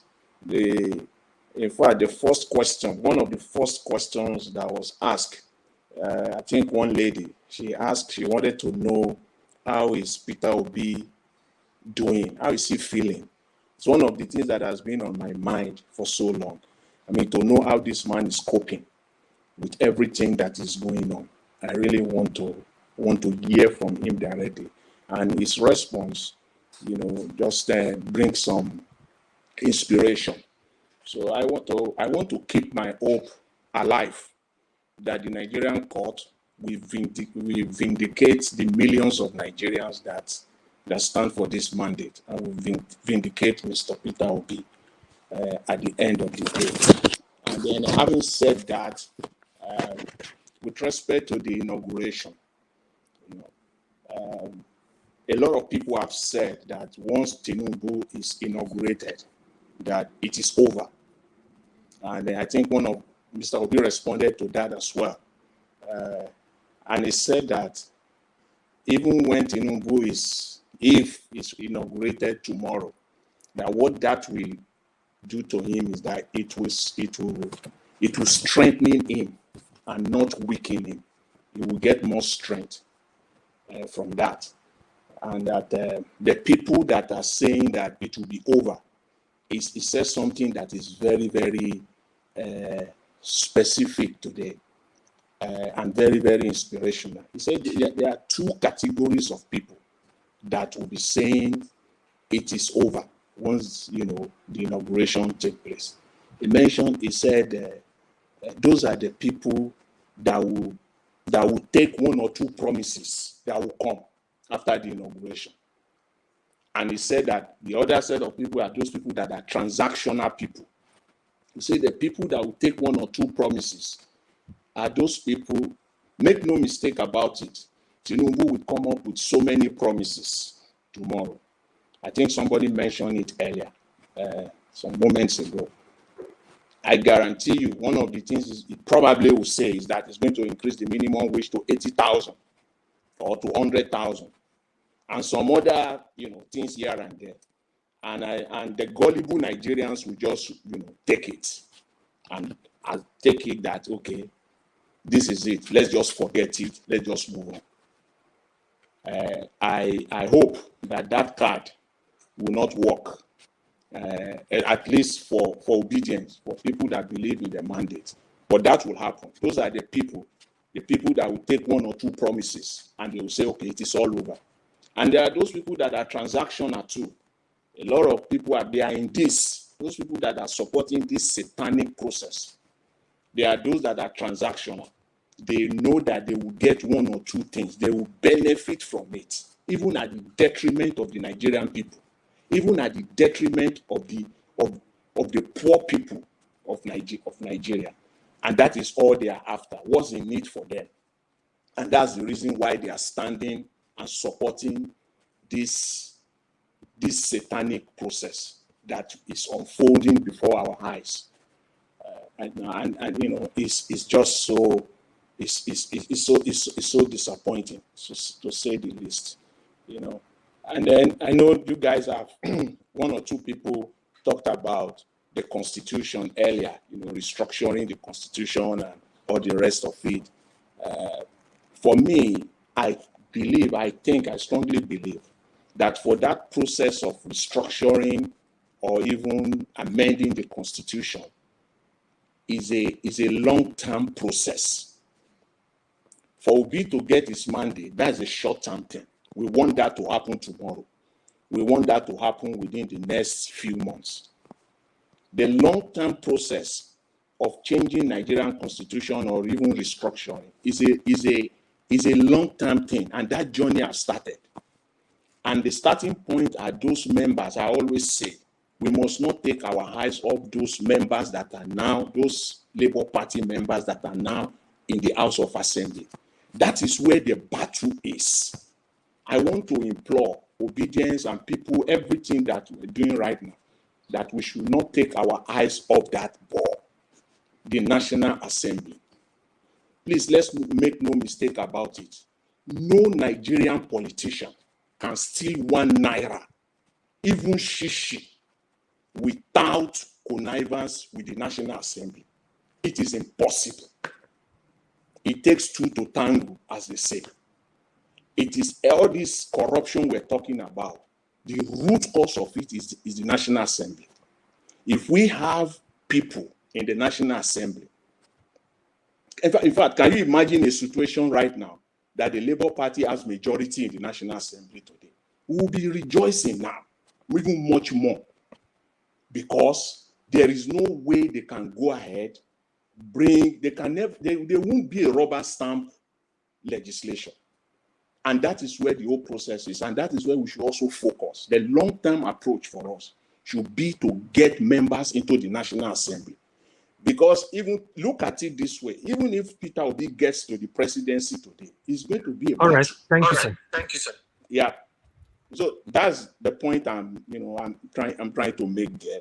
And then also, there's also need for us, Nigerians, there's that need for that political education to educate people that our focus must be there, that we should not lose focus here. People must be educated that look, where the battle is, it's not just the presidency, but also the National Assembly. I do know that our focus right now is the presidency, and I keep my hope alive that will happen. We can also see the shenanigans and even the outright stealing that is going on.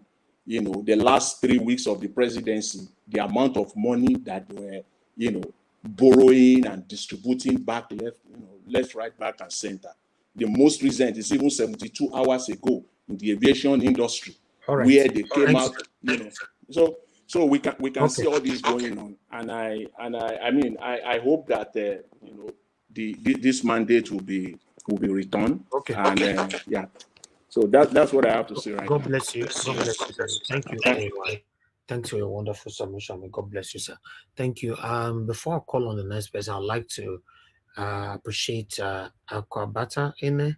Thanks very much for the super chat, and I appreciate you for the wonderful text, encouraging text attached to it. May God bless you. Thank you so much for your continued support to this platform.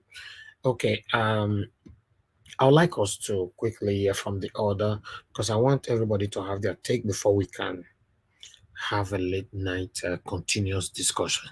Okay, let me quickly move on now to I called you earlier on, sir. Derao, you did not respond. I don't know if you are there now. Yes, sir. Good evening, Mr. Davis. Sorry for that. Yeah, I was on the first time, just as I was on another page before I could come back. Well, you already called somebody, so I didn't want to interrupt. Okay, sir, that's fine. Talk to us at 8 minutes. Okay, God bless you, and to our panelists. You all have spoken very well. I really enjoyed the discussion, especially when Mr. Tunaja and is it Black Panda? Is it? I don't know. When the two of them are on it, is very nice. I want to thank God that Mr. Peter Obi was online today. We were able to hear that encouraging word from him. For me, I said before, I know that we are in a war. And, you know, in a war, there are times it will look like a stalemate. There are times it will look like the other side is having an upper hand.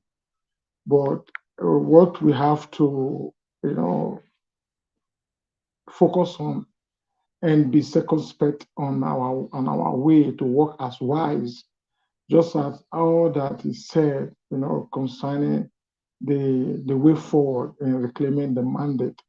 Obedient worldwide, we have to be a strategist, because now they, through their criminal way, have been able to seize and hold on to the power now, because of the apparatus of government that they control.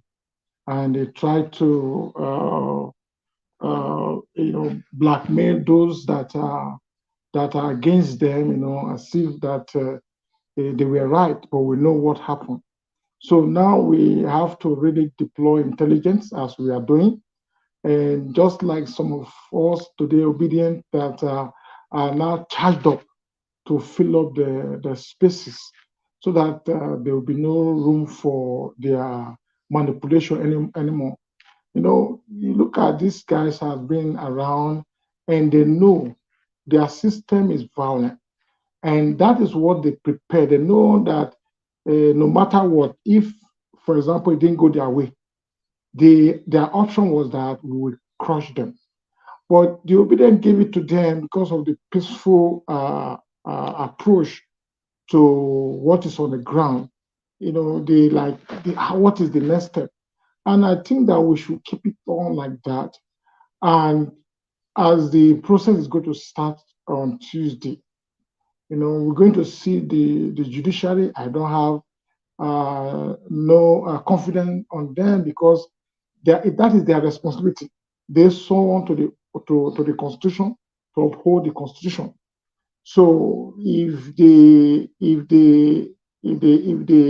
want to disappoint Nigeria, the consequence as well, I don't know. I'm not a prophet of doom what will happen, but the obedient, we have to be focused. Very, very, very hopeful that whatever they are doing is just temporary.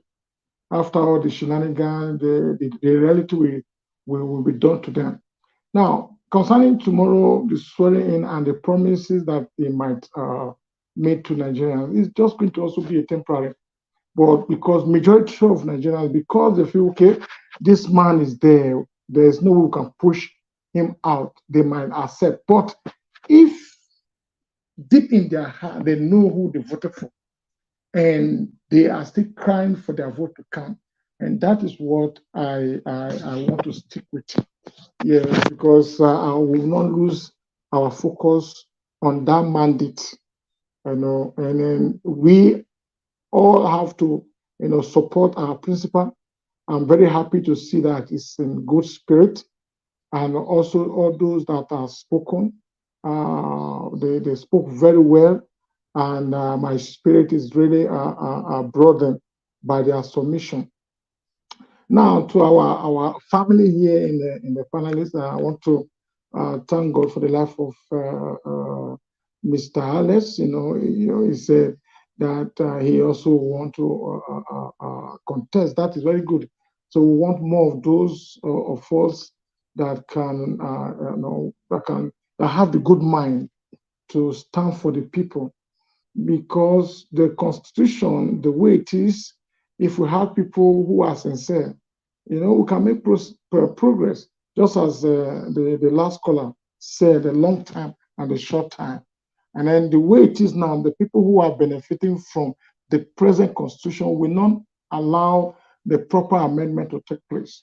It is only when the right people are there that they will begin to think on how to change the area that people are yearning, or people are crying, or people have seen a loophole on that Constitution. So like minds are those that will change the country. So that is the pressure we have to continue to advocate and continue to speak for the right people to be mobilized and to be able to fill the spaces.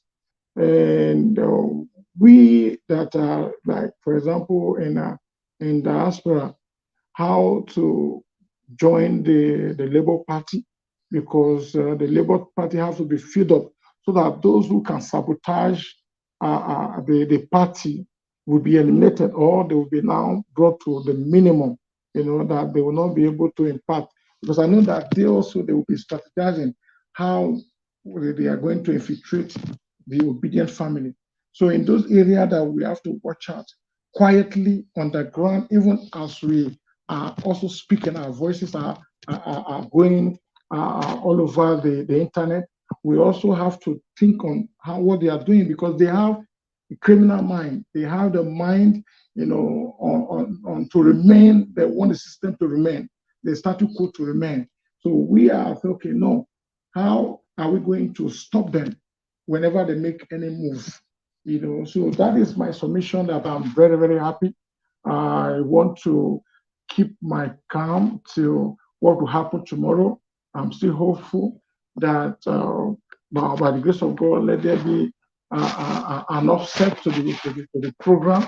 I don't know what is cooking on the ground, but truly, I really want to wake up to a news that the inauguration cannot hold. That would be a very a day of celebration. Thank you. Yes, that's my submission, sir. God bless, God bless you, you, sir. and may God strengthen you in Jesus' name. Amen. Thank you. God bless you, sir. Thank you. Hello, madam. Yeah, good evening to you. Please talk to us in 2 minutes. Thank you, madam. Good evening to you. Okay, 2 minutes, sir. Yeah. Okay, should I come back or should we wait? You said what? Should I call back? You said I should talk for 2 minutes. Okay, quick.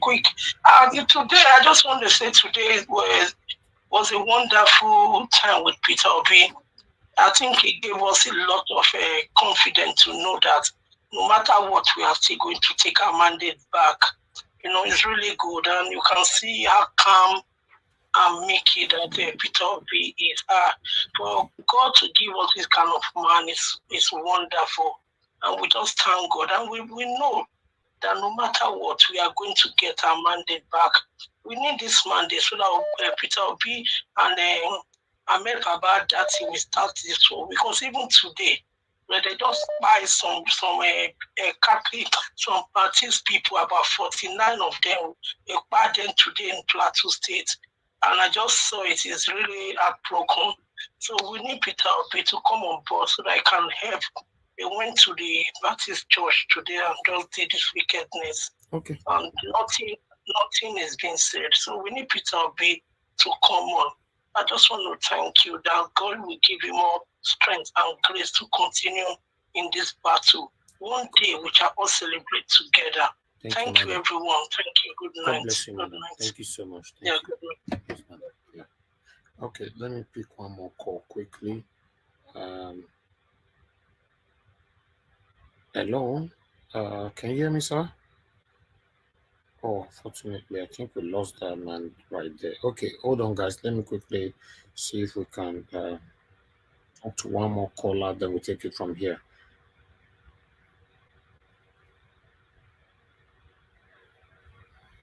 All right. I'm sorry you are not responding. So let's move on to the next person. Thank you, my people. Oh, we lost a couple of people on the panel. Oh, okay. And I was not even looking at the panel. All right. Hello, good evening to you, sir. Thanks for calling in. You only have 2 minutes. Go ahead, sir.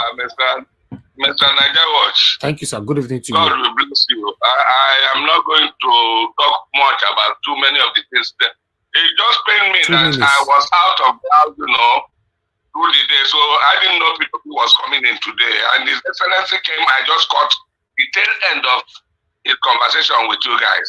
Yeah. But then let me say this. Let me start with Mr. Buhari. Thank God for Mr. Alex. I thank God for him. And for the few of them there who understands that the Mr. Buhari now, who is about looking at him about 50-something years of age, against the Buhari that is almost 80 plus, is a magic. A Buhari who was so sick that was brought to UK, and Buhari came back a sick man that was looking for how to get well. And Nigerian government were saying they were going to bring a wife for him. And this Aisha, who was in the house, already started crying. No, this is not my husband. I know my husband. Look at his ear. This and that, we had it. All right. All right. Talk about the situation right now, sir. No, we are not talking about Buhari. Buhari is leaving office tomorrow. That was the second side I was going to. Please. But let me just add one thing about the Buhari. Alex talked about him going back to Niger, and I've continued to repeat it. This man is not. Go around, say, just the regime present, go around and go and see the type of motorcycles there, riding Okada. Go to Lagos, see the Okada. All of them are Niger people. Okay, what are you talking about? Buhari is leaving office tomorrow, sir. Talk about the person that is our headache now. Thank you. I'm coming to that. No, you don't have that time. It's almost already 2 minutes. I give you. Talking about Agbado, as you guys call him. It's unfortunate if they swear him in tomorrow. If he succeeds in taking that, very dispute, because I still believe. You see, when man is man, God is God. A lot of us have laid down on God. Yes, they think they have raped Nigerians. And he believes that, yes, the power of whatever wealth he thinks he has overridden every idea of Nigerians. But watch out, Okay. my brother. I don't know. Okay, sir. We need to go now. The time is up. Thank you. Thank you, sir. Tomorrow may be a day Okay, sir. of mourning and not smiling. Thank you. God bless you. God bless you, sir. Thank you. Hello, good evening to you, Mr. Pius. Thanks for calling in. Good evening, sir. Yeah, good evening, Mr. Pius. Please talk to us, sir. Yeah, Nigeria Watch. God bless you, sir. Thank you for everything. Thank you very much. I'll be watching our principal things. Thank you. Thank you very much. Yeah. I want something about when I know. If our principal, my brother, if we have about 100 people like this for Nigeria, Nigeria will turn to. It will be better by more than America. Do you know why I say this thing? If men of God we have in Nigeria, the Muslim and the pastors, the things that come out from this our principal mouth, the way he used to encourage people, I've not seen this kind of a man before, my brother. I have learned many things from this man. I know I'm good. I come to prove it, but this man, my brother, I don't think I've done good things in life. He's a person that when you watch, cry will be, tears will be coming out of your face. I beg, if our men of God can be preaching all those kind of things in churches, not about preaching tithe, preaching about prosperity. Tell people about life, how Nigeria will be good, how the youth will move forward, how those our girls will leave prostitution. Because Nigeria is good, that's what say our girls they do different things. But a person like Peter Obi, you watching, he will change your life immediately. Your spirit will be happy to listen to him. I'm very happy, sir. I want to say thank you, Nigeria World, for everything you are doing. I know you are a good man, but I know you yourself have learned many things from Peter Obi. Of course. Nobody will say that they have learned something from this man. My brother, since I have been going to church, I have never seen man of God that talk like this man. It's not God. The only something they teach us is about prosperity, how to pay tithe, how to collect money, how to play people 419. Man of Nigeria, one day you will see me. I have been inside church. I know what is inside church. I'm an evangelist. I know what is inside church. My brother. Thank you, sir. Sometimes when we are complaining that we always blame people in Nigeria, we don't need to blame them too much. Nigeria I'm telling you the truth. I was in Europe here before my eye was open. I worked with Christ Embassy. I didn't go. I start from Ogbonwa, from Benin. From Lagos, I enter Christ Embassy. I play music. I sing. People know me. One day I will really know me. Thank you, sir. I reached abroad here, my brother, before my eye opened. True that the freeze and this man in Ukraine. All right. So Nadelaja. I just say, thank you. I'm very happy about it. Our principal is coming back, whether they like it or not. Go and mark it. I'll send it. He's coming back. Thank you very much. And God bless you. God bless you, Mr. Pius. Thank you. Thank you for calling. Thank you, sir. All right. Callers, I'm not taking any call anymore. It's too late now for calls. So on the panel, Ogatu Naija. Can you hear me, sir? Okay, to Naija, you are not there right now. No, okay. I can hear you. Can you hear me? Yes, I can hear you. Yes. Okay. Yeah. Yes, I don't know if you're available, so I can leave the panel for you guys after Madam Patricia finish her submission. Yeah, that should be fine. Oh, thank you very much, sir. Thank you. All right. Madam Patricia, I would like you to talk to us so that you can have some rest. You've been with us since. And God bless you. Talk to us, madam. Thank you so much, Mr. Ellis. Yeah, it's been a great day, based on the hope that was rekindled and renewed. So I believe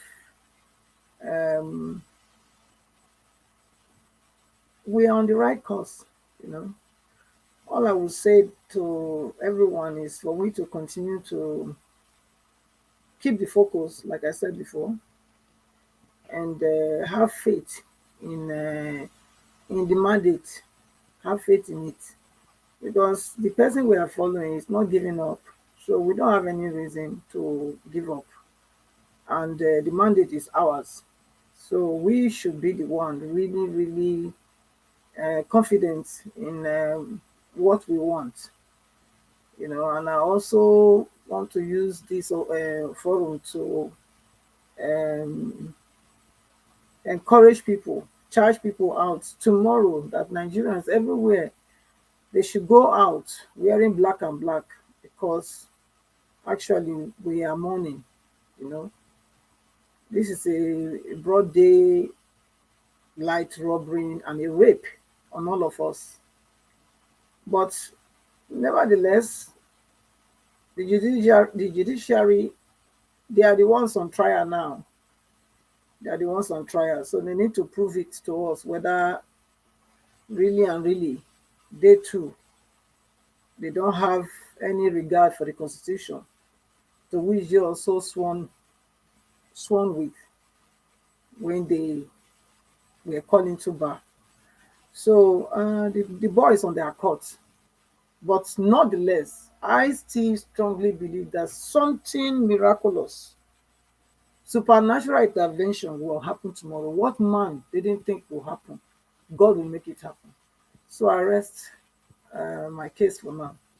Thank you so much. And I want to thank all the panelists again. To Naija, don't let them fire you on this spot too, please. To Naija. Oh, I will show them. I will show them one by one. Shake it. Yeah, I will show them. Shake it. You will show them, eh? Okay. Yeah. Yeah. Okay. Anyway, so thanks to all of you. Thank you for making this platform a very, interesting one, and also, talking to our participators. Thank you so much. I appreciate you all. God bless you. Thank you, Mr. Evans, and Mommy Diaspora, Mother Thank of you. God. Yeah, thank Thank you. you. God bless you, So Mother much. Patricia. God Amen. bless You you. too. Good Thank night. you. Good night. Tomorrow, thank you. Yeah. All right then. To Nigeria, the person we have P-Soft just joining us right now. So it's the only person that have not contributed. Then we'll take it from there. May God bless every one of you right there. So I'm on the backstage, but to Nigeria will take over from us now. Blampata, God bless you. AJ, God bless you. Mr. John, God bless you. Okay, thank you, sir. Thank you. Thank you. Yeah, P-Soft, welcome. What have you got to add to the discussion? I hope you have been listening to the discussion so far. Yeah, thank you very much. Thank you, Mr. Eric, and to Niger, Mr. Patricia, and every other panelist. Thank you. At first, I was listening, as at the time PRB came in,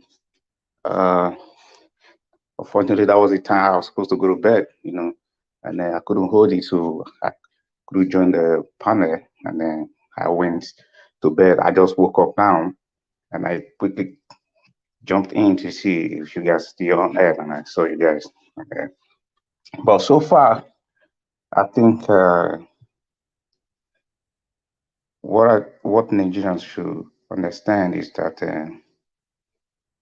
if they succeed in swearing in Tinubu tomorrow, it therefore means that Nigerian's constitution has been suspended by a true democratic coup, and Nigerians should also be ready.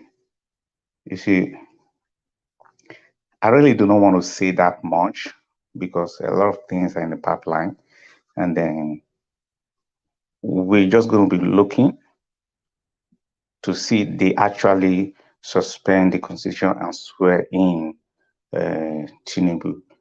I'm not against Tinubu as a person, so that people don't push to understand the point that I'm coming from. Tinubu, I'm not against him as a person, but I'm against him being the president of Nigeria because he's not capable. He can't do anything. He's a part of the cabal. So we're looking at Peter Obi coming back. At worst, if he ain't coming back right now, maybe a new election should be held. But what I want Nigerians to understand is that if they succeed in swearing in Tinubu tomorrow, and if anything happens, people should not blame the Nigerian people or whatever group that may want to take action for whatever they think it didn't fit them to save their own country. Another observation that IMT we've looked at critically, we understand that the international community actually want Nigeria to go into a civil war because we'll be following some of their things for some of their policies and some of the way they try to push things in Africa. And we drew the conclusion about 3 days ago that the Western world want Nigeria actually to go into what we've been investigating this for a very long time, since 2021, because we're looking at policies being made around the world particularly against African people, the African countries. That those policies, many people are not aware, but the Nigeria government officials, they are all aware of those things.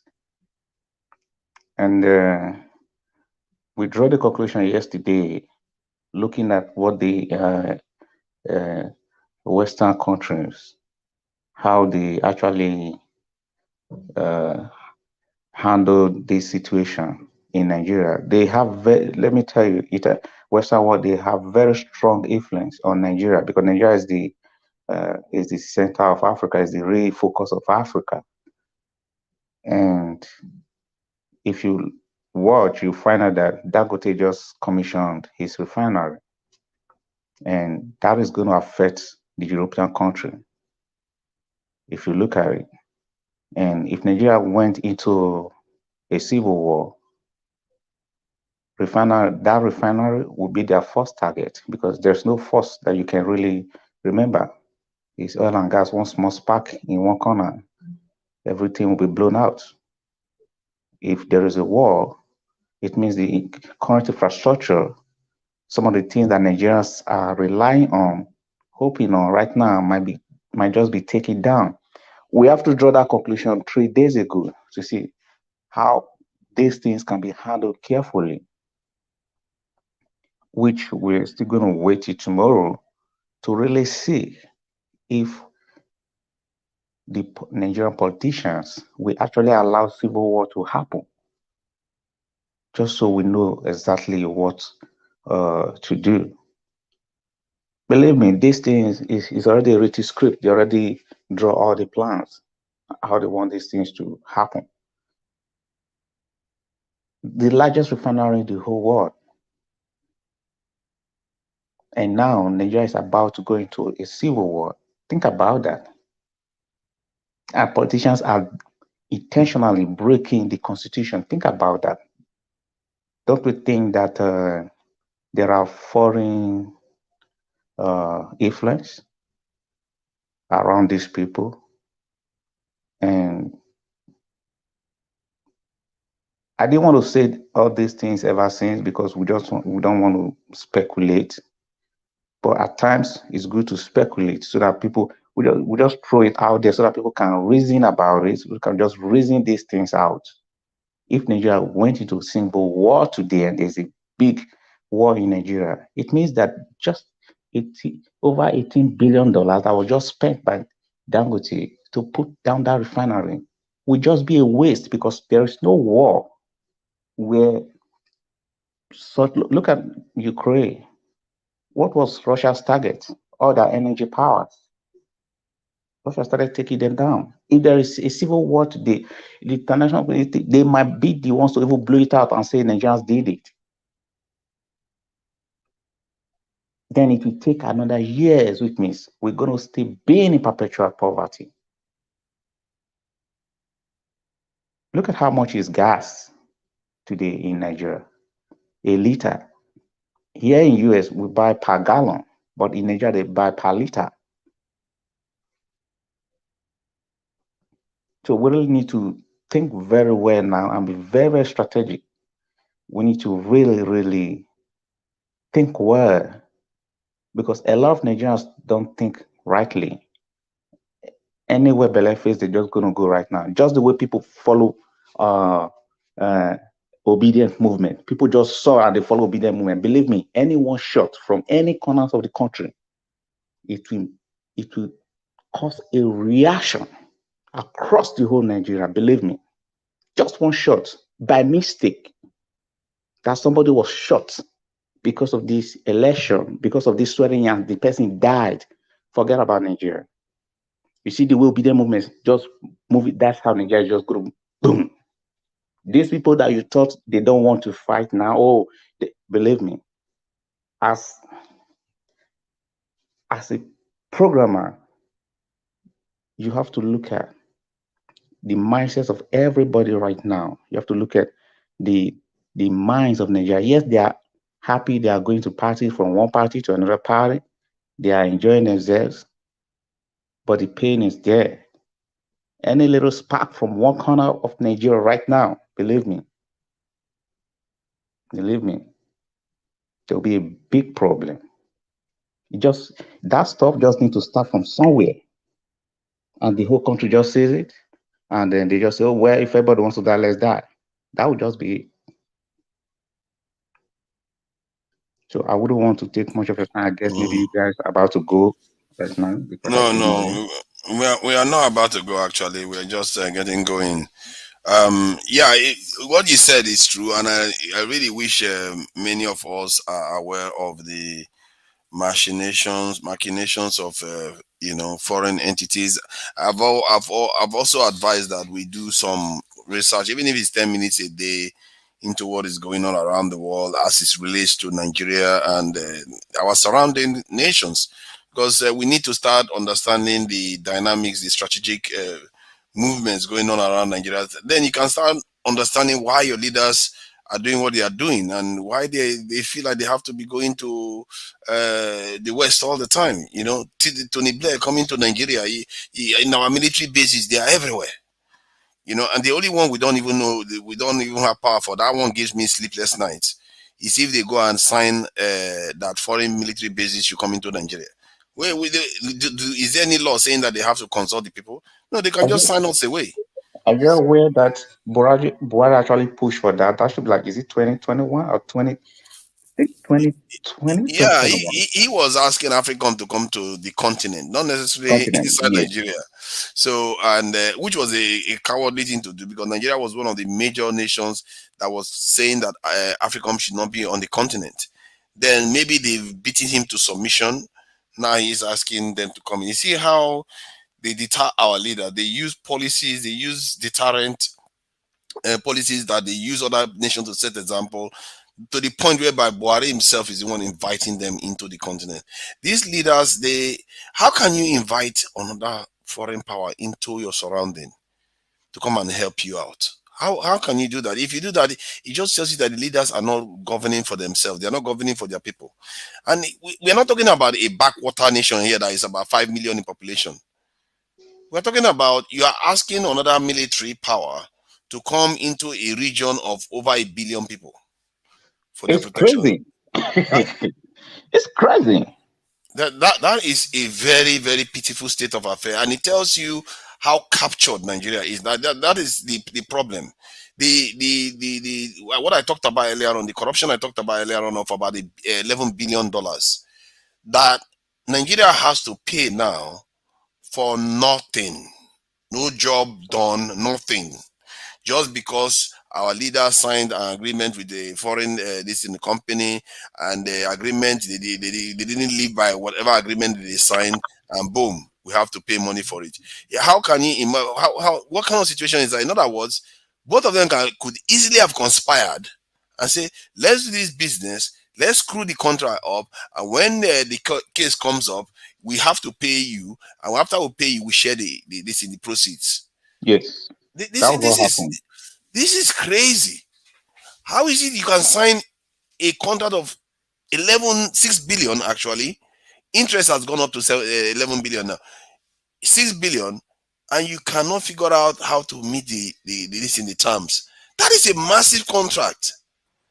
You have to know.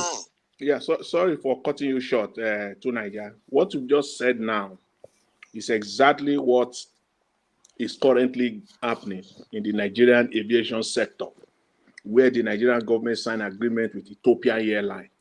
Inside that agreement, unknown to people, is that Nigeria guarantee all the debt, 100% of that airline, that Ethiopian Airlines has 49% ownership.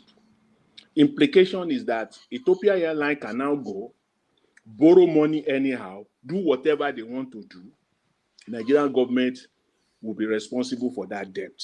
So they will just collide together, make some arrangements, and then Nigerian government will be responsible for this. So this is what is going on. It's currently going on. This case is in court right now through the airline operators of Nigeria. They are in court now fighting this.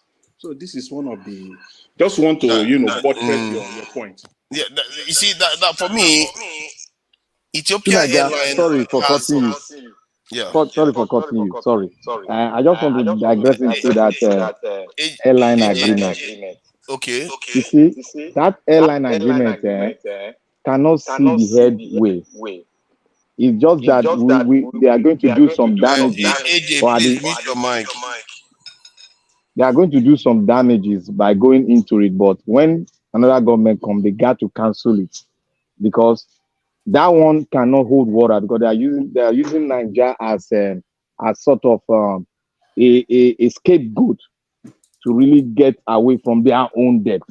So it's not going to have any way, because even if you go to any court, they can argue that out and they will throw that crap out of the way, because that is even a crime for you to allow someone to pay your own debt and you now use that person. It's even a crime. So I'm not it's sure not going that to is have the any way case. law. From what he explained, what was said was that the Nigerian air part of the agreement, Nigeria owns about 51% altogether, while Ethiopia owns about 49%, which gives Nigeria a controlling stake. And Nigeria can afford to say that they will guarantee all the debts because Ethiopia, by and large, they tend to run, their airline has been around for a long time. They tend to run it very well. No. You can't carry over a debt into a new agreement with another company. No. That is not I don't think possible. that's what is happening. Internationally, It's a new company. Sorry, it's a new company, it's not Ethiopia Airline itself. It's a new company that they formed. You see, Nigeria is not part of the main Ethiopia Airline. No.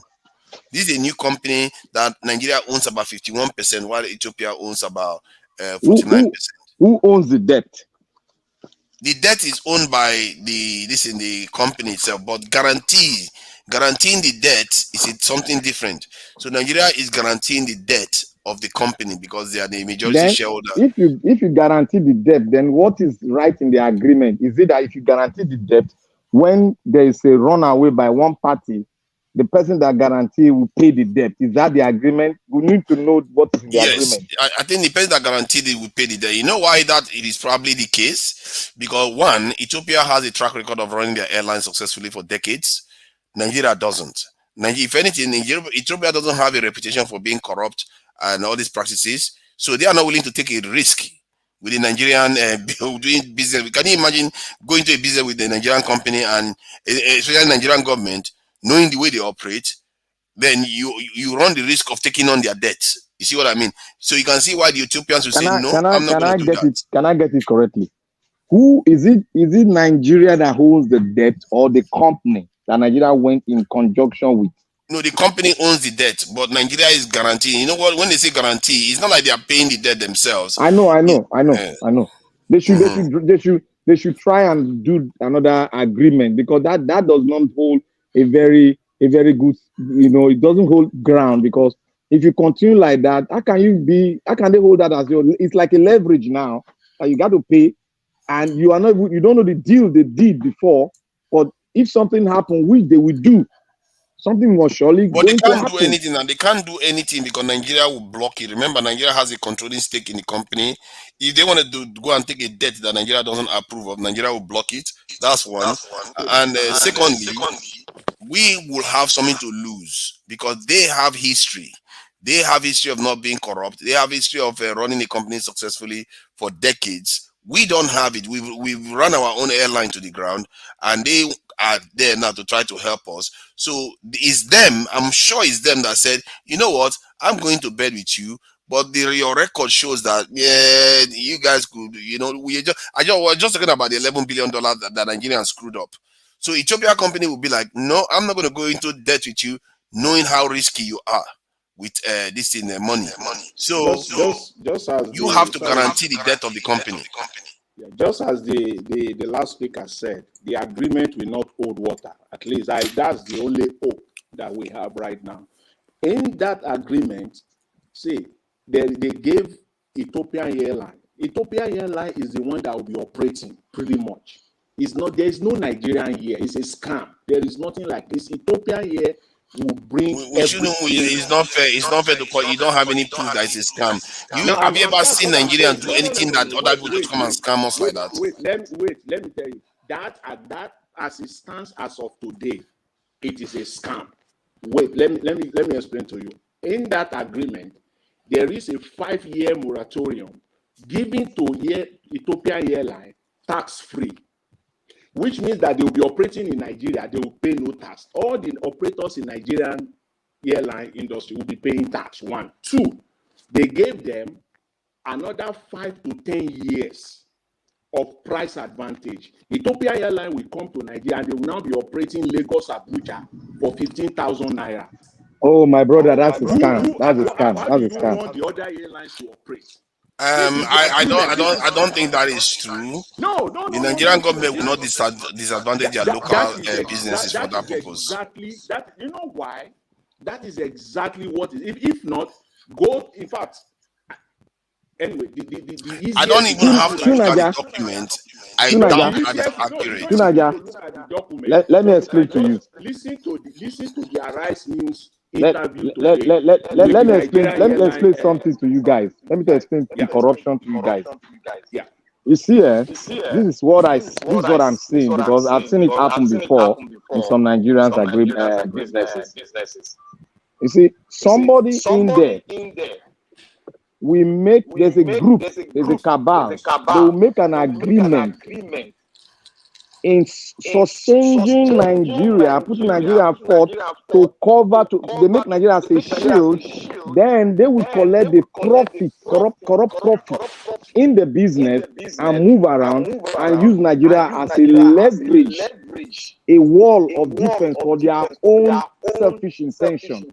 So now you'll be arguing that why should they go into that kind of agreement? Are they blind? No, they are not blind. Somebody there, a cabal, have already taken money to put a fence so that you will not see them. They will collect the benefit and run away. Then Nigeria will remain the person that did that agreement. Who are the Nigerians? They will tell you it's Bubu's government.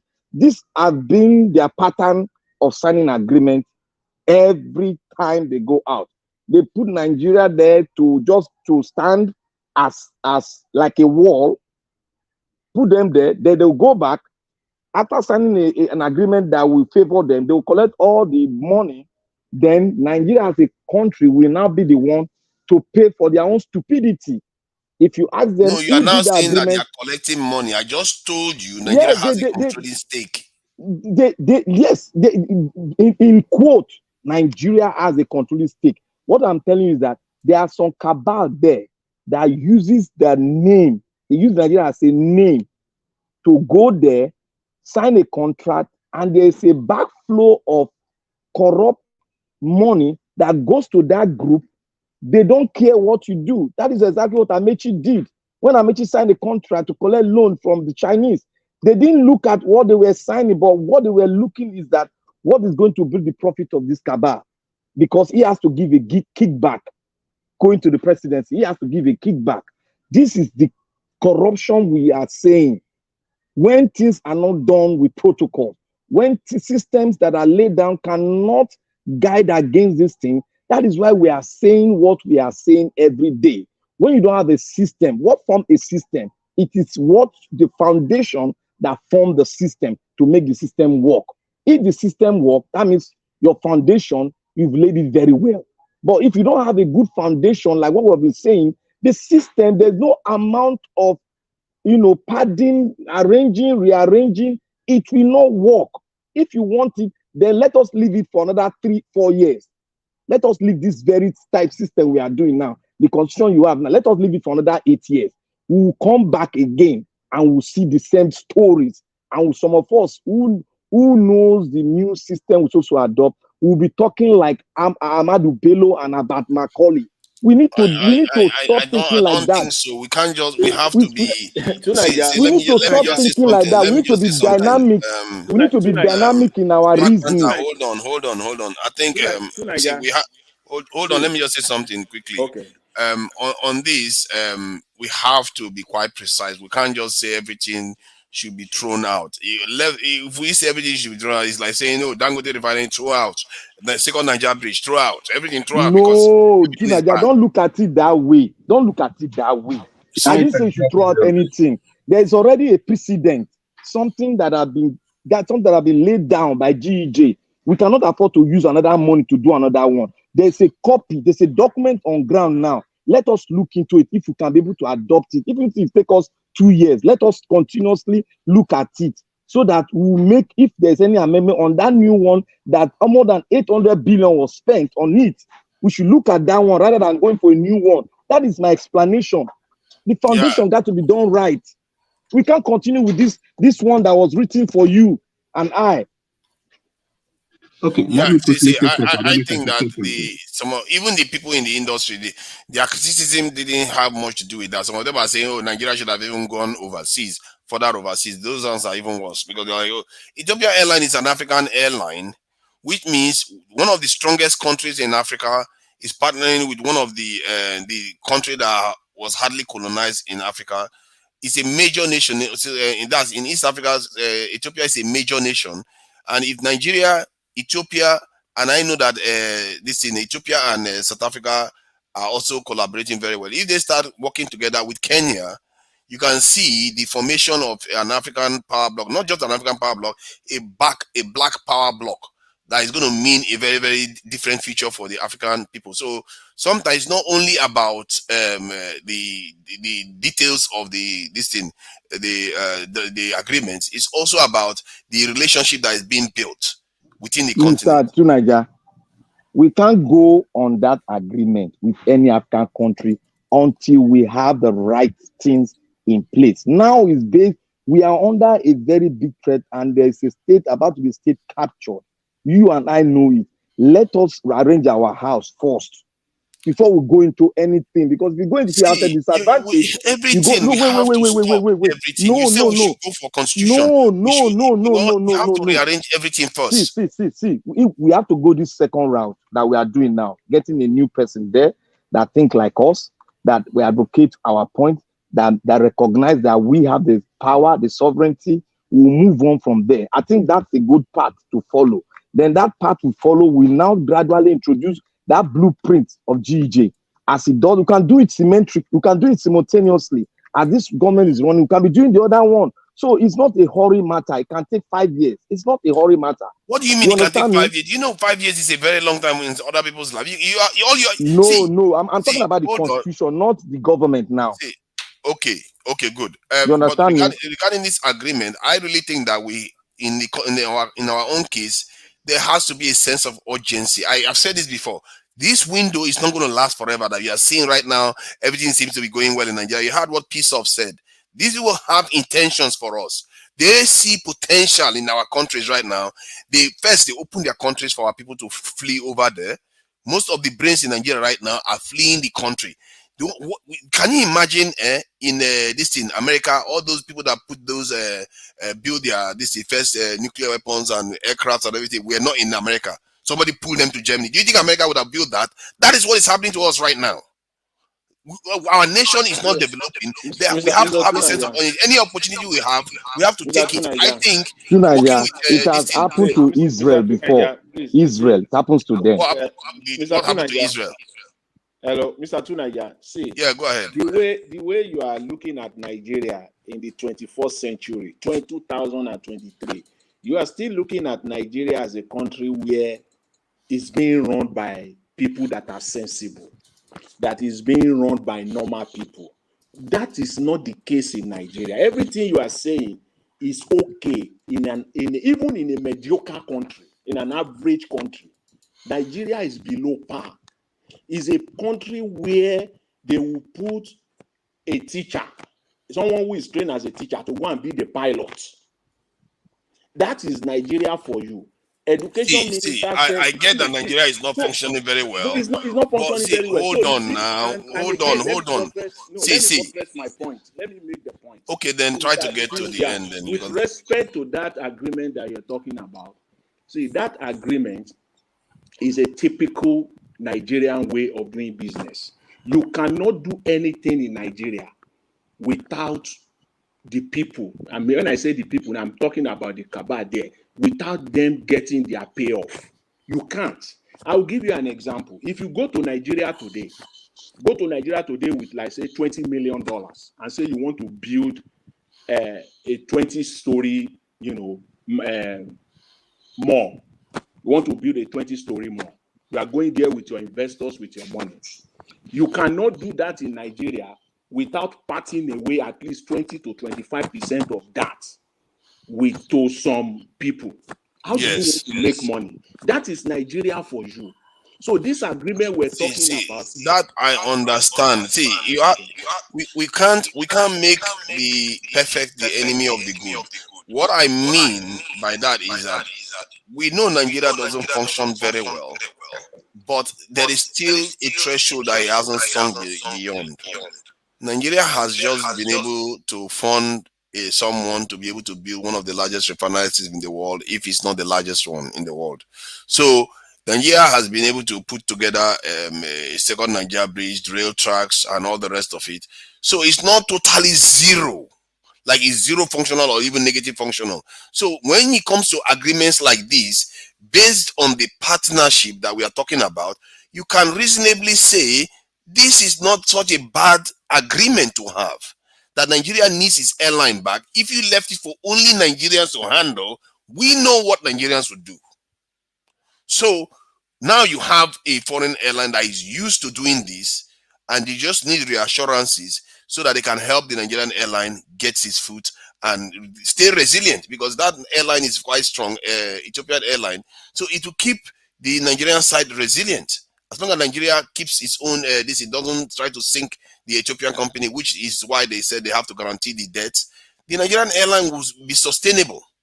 The Nigerian negative Tunaja, can I ask you a question? Yeah. No, can I ask you a question? Why is it that we don't want our local content to build it in such a way that we will not make them go outside to deliver what they are signing with other companies they are signing with other airlines? Because Ethiopia Airline was built by the brains in Ethiopia. They went to conjunction with some other countries to build it. Why can't we, with all the resources we have, to build our, like the Peace Air, have been asking for international route, but the people refuse. He said it while it was an Arise News. He said it himself. He has been asking for London route. They didn't give it to him, but he keep on helping without collecting a dime from the government. So it's absurd when we keep on saying that we cannot float an airline where private sectors are calling in to float it for us in Nigeria, but they refuse. Let me just come in here. You just said something that Air Peace, right? Is it Air Peace? He's been asking for an international route to London, and he's not giving. Once you should understand that it's not Nigeria's fault not to give it to him. It's a policy of the UK. Anything that has to do with the prosperity of Nigeria is likely to be refused by these people. Sometimes we need to understand what politics play, how things really work around the whole world. We do really need to understand all these things. If we don't, we will just be fighting ourselves, arguing. No. You might have gotten it wrong. Let me correct you. You see, Virgin Airline came from England. It became our national carrier. Then Virgin, there's another one that came again, signed an agreement to become a national carrier. Why are we refusing? These are private sector. These are not owned by countries. These are private sector in their land. Why did they give them London route? Okay, why did they accept London route? Let me just give you a little hint on how, let me use America as an example. There is a policy in America, for example, a policy. It's not known to the public, but it's known even to the American citizens. They just know, okay, there's what they call national security. National security simply means that any technology that will advance another country's to wants to look like us. Yeah, we're not going to let that. Yes, no, let me just finish, just so you understand. We're not going to let that happen. Which means everything that started in America dies in America. So what did China do? China have to send in stylishly government to send people to school here in America, funded by the government. They send it to all the schools. Some of them software engineers, some of them mechanical engineers. Now, when you graduate from here as a software engineer, computer science engineer, as a China citizen, China government will pay you $1 million to come back home. But this is not a transfer of technology. This is a trade agreement. This is a That's trade what I'm agreement. saying. You need to understand. The trade No. agreement is That one, what you're saying that does not influence. That's technology transfer. Everybody's supposed to be selfish with technology transfer. But we're not talking about it. We're talking about trade agreement. You cannot say because you are selfish, then you now want to take advantage of a sovereign nation. You want to take advantage and make sure you get the dividend. Why the sovereign nation? Wait. The financials of all your airlines in Nigeria. They're all either Americans or I want you to understand this. The financials of your airline in Nigeria. No. I won't buy the idea. We need to agree on something. If you want to do something, that company got to follow their standard. That's what I'm saying now. They got to follow their standard. And you cannot use your standard to override a sovereign nation. If you don't want us to go to your route, then we are going to block you from coming here. That is why you have. Who's going to block them? Nigeria. We can do that. Yes, we can do that. We can do that. We don't have direct flight now again. you're saying that Nigerian politicians are very good. They are good now. That's what you're trying to portray. No. If you don't want to agree with my trade agreement, and I don't want to agree with yours, then we stop direct flight to your country. But that's not happening. Are you aware that your oil is being taken by UK without paying just because they colonized us? Are you aware of this? Because we have a wrong government and a wrong constitution. Now you're talking. I'm not talking about that one now. I'm talking about trade agreement. So let us cover that side now. We have to be very just straightforward now. Let us be straightforward and look at the trade agreement. The trade agreement favor one person, it does not favor this country. How do you want it to favor your own country? Because you got to be selfish. If you're in the position of the other guys, you will do the same thing. But now, how do you agree? That's why we go into bilateral relationship. In your bilateral relationship, government to government, you have to sign this thing into agreement. You cannot do a blockade because I'm not doing any transfer of technology in this aspect. I'm just doing a trade agreement, which we have with you. I cannot make this country be disadvantaged to this own country because they are all sovereign nation. You cannot say because of the trade agreement, I won't allow Peace Air to fly direct to UK. That is somebody's monopolizing it. Somebody's monopolizing it. Nigeria's politicians that are stopping Air Peace from flying to UK. I don't think it's the Nigerian politicians. I think Nigerian politicians. You better who is blocking it? Who is blocking it? Look, foreigners. No. Go and watch that video again. Oyema said he has the right. There's no blockade in any policy that he has applied as other countries are applying. He applied. They gave him another route. He said, why don't you give me a direct route? Why do you want me to sign an agreement with another airline company that will take you to Germany before going there? I have the right, according to the law. Can I ask you a question? Who authorizes routes? It's your government. It's your government aviation minister. It's not the government. It's foreign countries. You can't just go to any country you like. This is where you're getting it wrong. See, I'm not getting it wrong. According to what let me tell you, let me tell you, even your local route is be determined by the international community, not your government. That's wrong. No, that's not correct. That's wrong. That's not correct. That is wrong. That's where you are getting it wrong. I told you are getting it wrong. It's not international. Did you listen to Obaseki when he was talking about new airport? It is wrong. Obaseki is a fraud. It's wrong. That's not correct. Please don't drag that. Let's have order here. I think where the international community may come in is because one, their aircraft have to fly over your airspace too. So I'm just trying to be reasonable about this, because if let's say British Airways is flying over the Nigerian airspace and then the Nigerian government just decides that, you know what, I'm going to put airpiece there or whatever I like there, you could see where the international community will be concerned and say, okay, so I wouldn't say that they directly just determine where we go, but I think the Nigerian government has to also work with them, and they have to also be okay with it. Otherwise, they will cease operation in Nigeria. Let me tell you some of these things, how it works a bit. You see, we just tend to want to blame everything on Nigerian government. I am against Nigerian government, but there are some things that I don't subscribe to the idea where everybody just pile on. You understand? But there are some things that I know personally that the Nigerian government cannot even influence. I'm just telling you the truth. There are some things that I know they can't even influence it. Now, if you talk about routes, I want you to Google. See, I'm not going to If you agree with Google you on route, that. eh, No. you have to first of all invite. You have to first of all invite wrong. them. They will come either from United States. See, I'm if you saying don't in your know, if country. you don't know, No. Please, say that don't. you That's know what you get is wrong. this, That is on wrong. this particular It's one, wrong. you are wrong. Let me give you an example. How many times does British Airways fly to Nigeria per day? They have one flight to Abuja, one to Lagos. British Airways fly to Nigeria, 3 flights per day. Times that per week, that's 21 flights per week. How many times does Airpeace or Arik fly to London? It is the country that will determine. It is Nigerian system that is allowing airlines like British Airways to continue to dominate us. Our trade agreement currently as it stands is lopsided. It's not in the advantage No. of Okay, you see Nigeria. now you are coming to the crux of the problem. That trade agreement is where the issue is because It's you have to, lopsided. because Nigerian over in government, the UK now, let's say over in the UK, they will say that okay, Nigerians don't have any it is slot of another airline coming there. please. It is 50-50.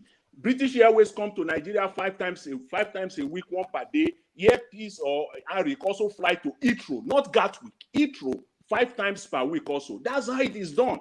But Nigerian government, these Hausas, these Fulani, they are the Oh ones. no! Stop that! You need to stop it. Stop with this See, Hausa thing that you are doing. Just stop it. It's not nice.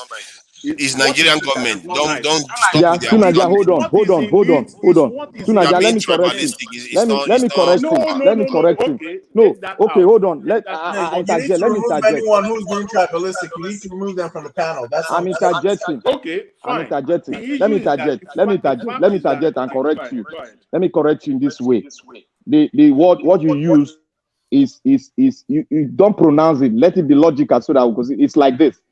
The certain part of the country is they go and handle some flourishing part of the government, like your defense, like your border, like your immigration, then the airline. So certain parts of the country likes to be in charge of your security, your airline, your aviation. These are the arms that hold things down, that they will hold it and they will hold you captive on it. So that is why we have to figure a way out to say who we are brothers, we are sisters. Let us, Ghana head together and do things together. That's what I'm telling you. That is exactly what is happening. One part section is not agreeing with the other section that this is the way to run it. But this section want to be in ends of affair, then do the mistake, and we all sit down and we are arguing. It's not They are only doing the one mistake. section that is making a mistake. The whole No. sections are making mistakes.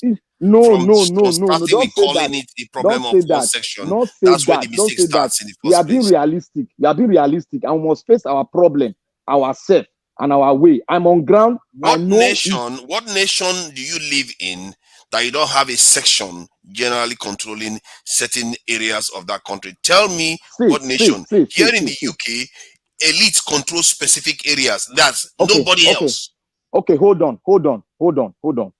Don't let us go into that, because if we go into that, I'll give you a place where you go to now where an argument came up. A section of the country said, I own the resources in the other zone. I own it. If you go into history, it said, I own it. And that's sort of like an insult to the entire nation. So one person says something and it makes it reality. It say it and it is true. So, okay, I own Nigeria. That makes it true. No, not the OC. I say a resources. I own it, and it is true. I can say I own it now. I own it. Okay, give it to me. It's mine. Go and see. Okay, let me tell you why I said so. If you go to the list of who own those resources, who have the license to do that, to drill that resources, if you go in there, you will see that it is 75% comes from that side. Then 15% comes from outside. The remaining percentage go to other parts of the country. Go and check. If I'm lying, come back and correct me. Also, is one of them. There are many people in that is why Nigeria, I said 15%. That's why I said. That is why I tell you that 75% comes from one section. Do you have any evidence of this so you can post it in the private chat? If you doubt me, go and Google it. Prove it in private. I can't ask me to go I'm not telling you to prove. Don't tell me to prove. Don't tell me to prove it. Don't tell me Because to you prove can't be somebody making something. such a heavy No. accusation. See. Don't allegedly. Let me put allegedly now. Don't tell me to prove something. Don't tell me to prove how people are suffering. Don't tell me to tell You you think that Southerners are not going to lose their mind if my brother, Northerners just own all the oil blocks in the see, country? Do you there's think they will no not lose their mind? look. I don't If understand how you will they think do, about they these do things.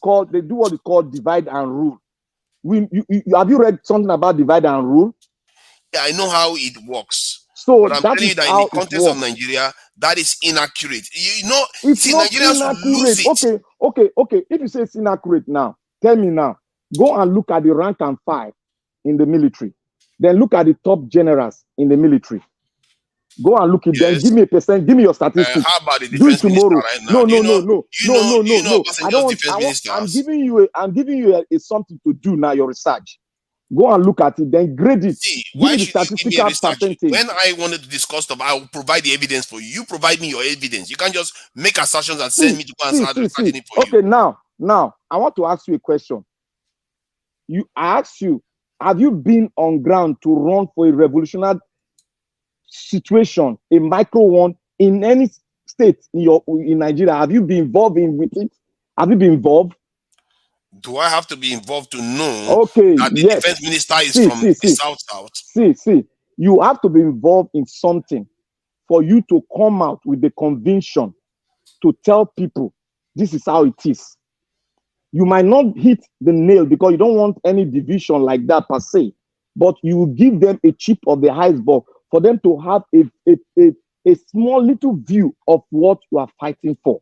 That is how to sustain your revolutionary activity to meet the point.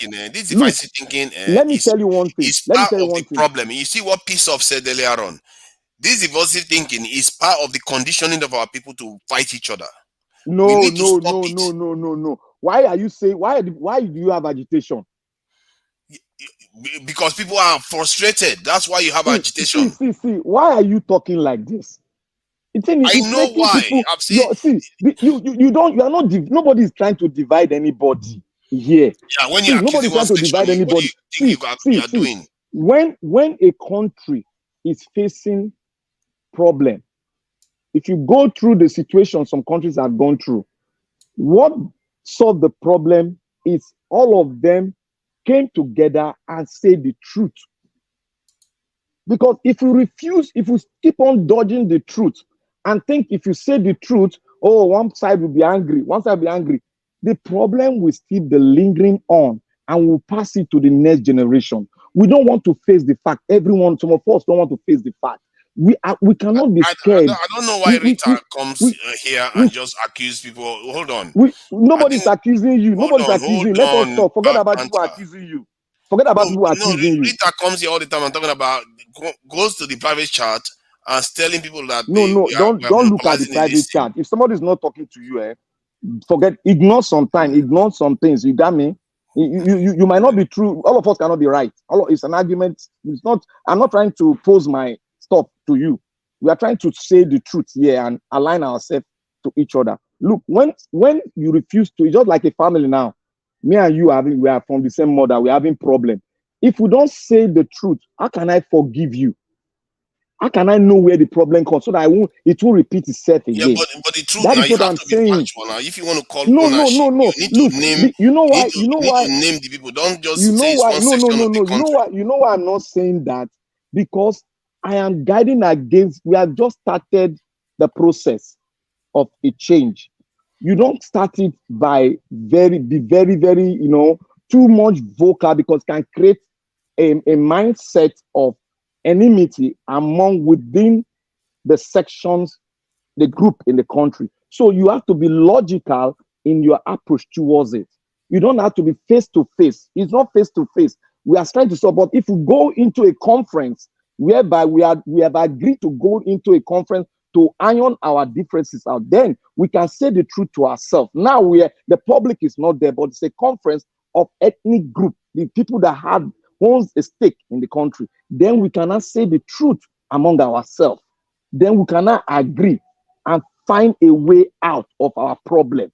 That is what I'm trying to tell you. But not that I will come up and tell you that Mr. Lagbaja did this, Mr. Lagbaja has 20%. I won't come here to say that. It's left for you to go on your research to know it. But I will tell you we have a problem, and this is the way. This is some Look ways at this. out. This I'm not accusation, you know imposing what it. you said just now? You know what you said just now? This accusation has gone round and round, and before already. So other people were saying it. They said, so a Senator Eta Enang said that 87% of oil blocks were owned by the Northerners. But when the newspaper researched it, they said 88% of the oil blocks are owned by multinational companies. The question is, who owns those multinational companies? See. When the senators talk, don't believe them. You know why I said so? Let me give you my point why I said so. Those multinational companies. Let me give you why I said so. Somebody that comes to you and tell you that so people own so thing. If you go deeply into it, you will get to know that because he's cheated, they cheated him in the allocation. He will not come up to say this person is carrying it, but it's not there for everyone. It's there for his own selfish intention. If you look at I'm hearing myself. Yeah, okay, sorry. Yeah, let AJ add something because he hasn't said anything. Okay, AJ. I just want to stay on that trade agreement, issue, because it seems like we kind of deviated, away from it. That's okay, but because he made a lot of accusations against Northerners. We shouldn't be doing that. We should have grown past that by now. With respect to. No, I didn't say Northern. I said some section of the country. When it comes to the trade agreement issue, as I said earlier, as far as Nigeria is concerned, it's currently lopsided, and there's only one sector, one industry that Nigeria has an advantage, an opportunity, and that is the aviation sector. Because currently we have operators. Nigeria is not maximizing that. There's nothing that stops Nigeria today. It's not rocket science to say that, look, our local airlines, and they meet international standards. At least we can talk of two of them.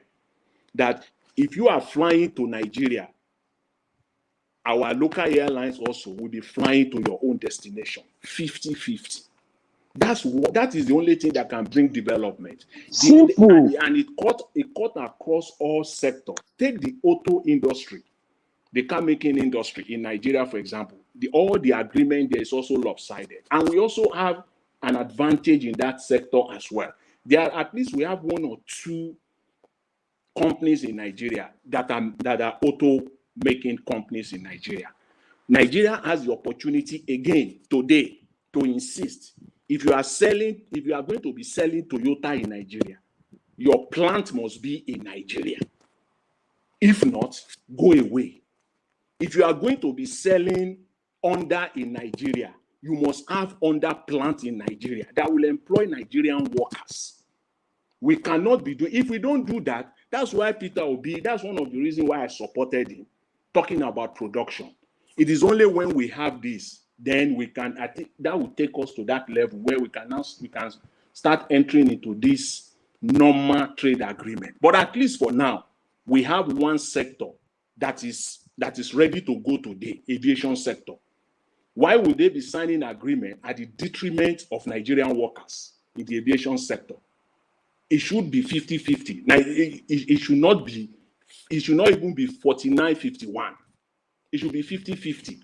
That's the worst case scenario. That's where trade agreements are structured. That's how the countries come into them. It is take a look at currently right now the energy industry, all these the electric cars, electric vehicles. Nigeria has abundant resources that they are using for this industry. I mean, to make these batteries. That's a fantastic opportunity for Nigeria. Nothing stops Nigeria today and say, you know what? You need these resources. You have to come to Nigeria and set up your assembly and your plant in Nigeria and make those batteries in Nigeria. Other than that, go away. But now they will just come to Nigeria, pack those lithium, take them to China, take them to Europe, and they will be making those cars there. No, that's not how trade agreements are signed. And again, we need the right people to be in the right places, in the ministries, agencies to be able to, trust people that are ready, that are open, that are, that are, in fact, you can call them nationalists. People you put in these places are people that are die-hard nationalists. They will God bless you, sir. They will be die-hard nationalists that, look, you can't take one ton of lithium out of Nigeria without you setting up a factory in Nigeria. Make those batteries in Nigeria and ship them to America, ship them to China, whatever. That's how agreements are signed. And that is the only way forward for Nigeria. Without that, there can't be development. You cannot reduce. Tell me how you want to reduce the employment. Mention this sector. Let me just interject a little bit. Yeah. Okay. Now, I just took out a picture of time to do a research. Yeah. Routes requirements for approval. Now, look at your mic. Yeah. Okay.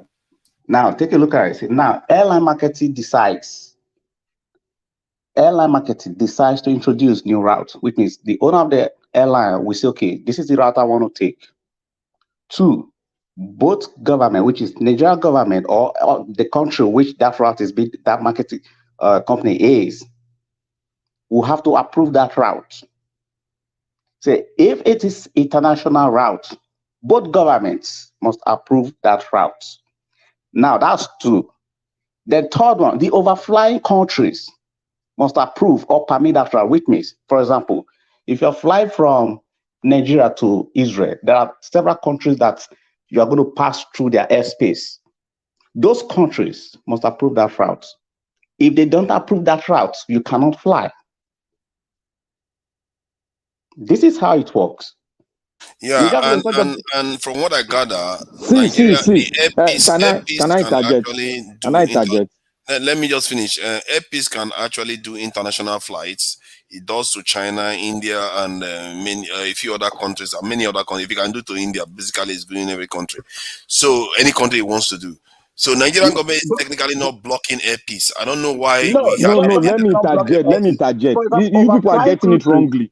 What is happening is that the government may want to negotiate with those overfly countries. Those overfly countries might not want that Airpeace, maybe for their business purposes. No, you are getting it wrong. You are getting it wrong. Okay. You are getting it wrong. This is how it works. Okay, just nail it on the head then, so that the piece of this in case all those agreements you have just said now, that is part of the bilateral relationship you are signing, because this is aviation. It's a matter of security. It's aviation. Before I can pass through your airspace, I have to go into agreement. That's a government work.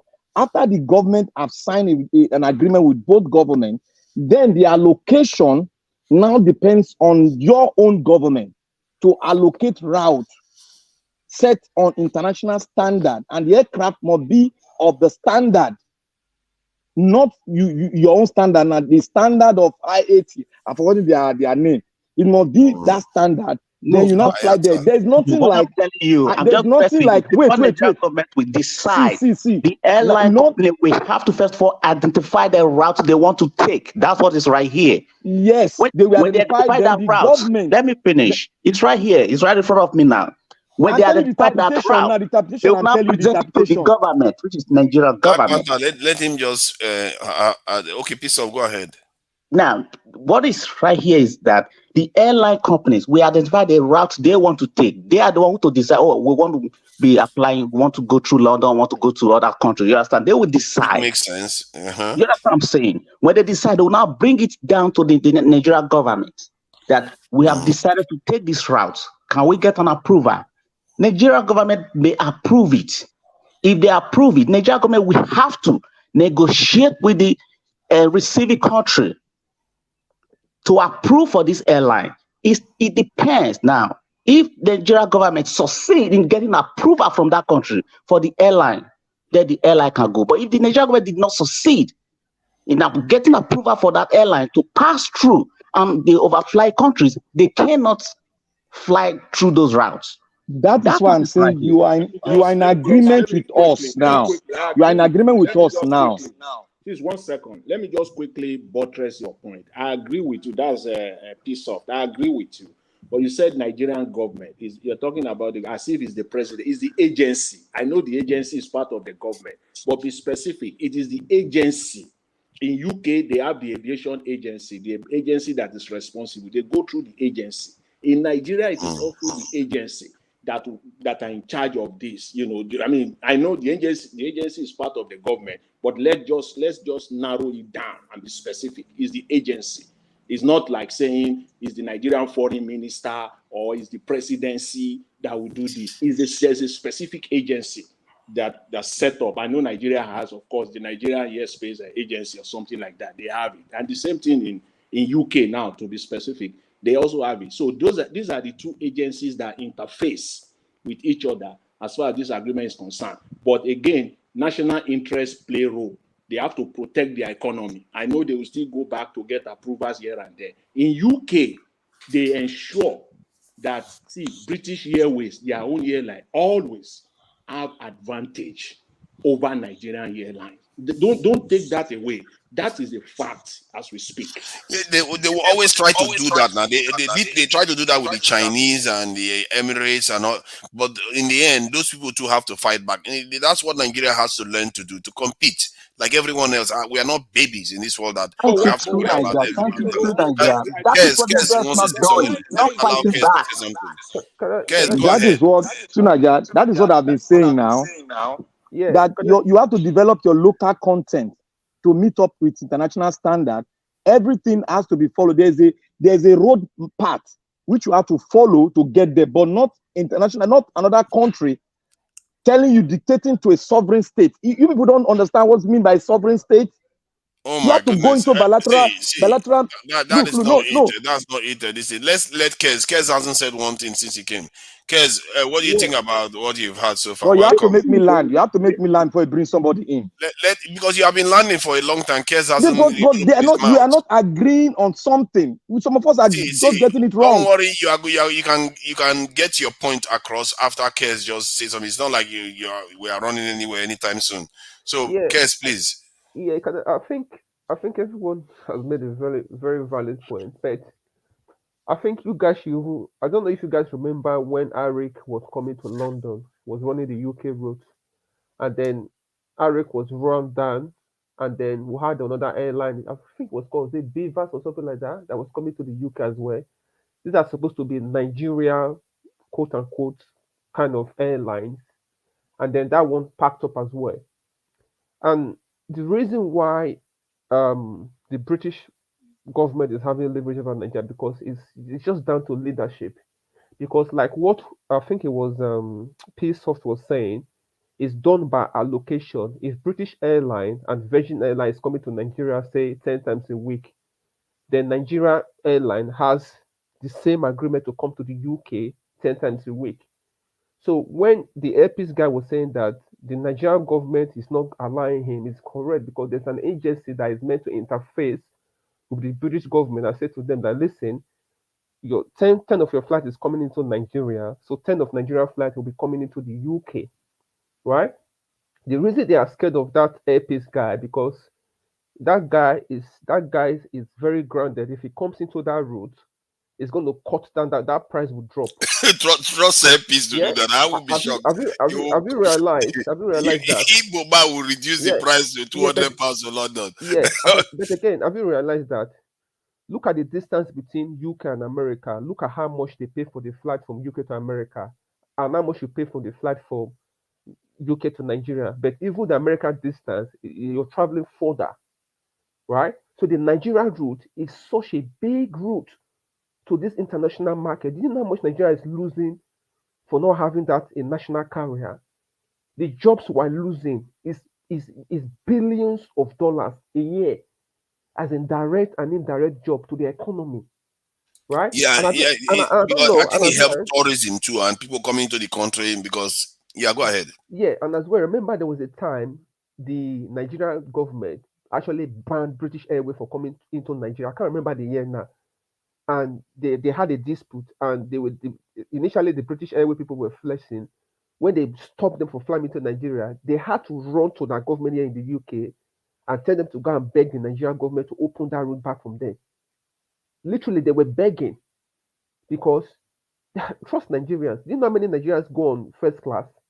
Do you know if you know how much they are making from that Nigerian route, the British Airways and the Virgin Airways? So it's all down to failure of leadership. That's why some of us, like I, supported Peter Obi because I want someone that will show leadership, right? Some guy was saying that do you know how many natural resources they are taking from Nigeria every day at a ridiculous price? You know, those factories should be built in Nigeria that will create jobs, millions of jobs to locals. Again, it's down to failure of leadership. And I'm telling people this. Some guy said something tonight as well. And that's what I've been thinking for the last few weeks, that the international community, they know what they are doing. It's like you literally gorging someone to say, go ahead, go ahead. They're egging the Nigeria people, the leaders that are there that are misbehaving, to go ahead and keep breaking the rule of law, because they know at a point there are certain group of people in that Nigeria that will react and fight back, and that might lead to civil war, and watch them step in and give arms to different factions so that they can fight and kill themselves and destroy that country, and even take the resources that in that country have for free. And I'm really hoping that somebody from that Nigeria will show leadership and say, no, listen, guys, we're pushing this thing too much. We cannot run a country like this. Nigeria is a country whereby what you are due, they will not give it to you. They will take the little that you have, they will come your house and take everything. And Nigerian people are very stubborn people. They are not scared. If you don't show them action, they will not stand up and take it seriously. We are very stubborn. I'm really, really hoping that somebody from that Nigeria oligarch or whatever you call them would come to a sense and say, guys, listen, we are pushing this thing, because if this thing blow up, there's going to be carnage in this country. Let's find a way of resolving this thing. I'm really, really hoping somebody, because I'm telling you this now, that country, last, now fight go end them. And I'm really hoping that somebody from those clique rather, would say, listen, enough is enough. Let's pull back a little bit. That's what I have to say. I think the trick is that we should not expect a savior to show up. We should condition ourselves not to respond to their stimuli, because some of these things is things that they are doing to engineer us to get to this position. Look at Sudan; is cinders now. When these type of things happen, you have to realize that whenever you start fighting, you are getting poorer. It's just that simple. They broke up Sudan to two. The side they broke down to the south started fighting. The top is fighting now. And they just fighting. Everywhere is fighting. Because breaking up leaves you even more vulnerable. And that's what they don't seem to realize the consequence of all these things. And when European countries break up, people don't understand that European countries are different. In the sense that, like, say, the Asian countries like have China as an umbrella. And this thing is a real concept. It's not because I'm making it up. China is the umbrella of the Asian nations. India is the umbrella of the Indian destinations, which include Bangladesh, or even including Pakistan. The NATO is that of the Europeans. And you can also argue that the Middle Eastern countries are basically being shielded right now, which is not a very large shield, by the Israelis and that of the Iranians. But what has Africa got? Nigeria. What have we got? We are basically still relying on other nations to help us out with every single thing. So you can see the context we operate at, that when we divide, we don't control the outcome. Those other countries, when they do that, they control their environment to an extent. Although the Middle East don't control as much because they are not as powerful. But the other regions like China, India, when they are having their trouble is internal. Like Pakistan is having its own trouble. You hardly see the Americans coming here. Sorry to interject you. See, Mr. Tunaja, what we are doing here, what we are all hoping here, is not to appease to Africa. We are here to solve our own problem before we face the entire Africa. Because we are now a mockery now. So we have to try as much as possible to make the homeland work well for the people in the homeland before we start looking at That's what I'm external saying. That things. other So countries don't, they have. if we See are that, if we are that's what bringing I'm to saying. no Now no other hold on countries have their own. Nigeria needs to be the one for Africa. If Nigeria sort itself out, isn't that what I'm Nigeria, saying? How is that contradictory? wait first. Nigeria don't need to hold any wire for anybody. We are not We talking need about to, holding wire. We are talking about sorting ourselves out. yes, we are not sorting ourselves because of African countries. We are sorting ourselves because of we. We are sorting Look, ourselves. See, when we sort ourselves out, African countries will be fine with that. You have to be greedy with your own first. But that is not the. But that is besides the point. Don't you understand what I'm saying? No, I'm saying in Nigeria as a nation, there is nobody out there for us. We are the only ones that need to sort ourselves out. If you are speaking, making reference to this Asia belong to this, America belong to, you are trying. People are not understanding you very well. No, because you are trying to confuse. Okay, let me make it simple. Let me make it simple so that they can understand. AJ, please. Somebody needs to mute. Tony, please mute your mic. Yeah, so let me help you understand this. When I say among all the races in the world, major races in the world, Africans don't have any shielding nation like Nigeria. What I mean by that in the context of Nigeria is that Nigeria hasn't gotten its act together, and that is what I'm talking about. What you are saying is exactly what I mean, that Nigeria we should sort ourselves out, because it's also a selfish thing for us to be powerful, isn't it? It's a selfish thing that all the wealth, most of the wealth in Africa will be sent to us at our own wish. When we go into Central African Republic, we say we are going to help you with this, but you're going to give us this. We go to Ghana, we're going to help you with this, you're going to give us this. That is how influence, that's what makes Nigeria even richer and stronger. It's a selfish act to an extent, but it also benefits our continent. So it's not contradicting what you are saying. So I don't understand why you were, I don't know, maybe I came across a little bit in a way that... No, you see, you didn't allow me to land, Seth. You didn't allow me to land.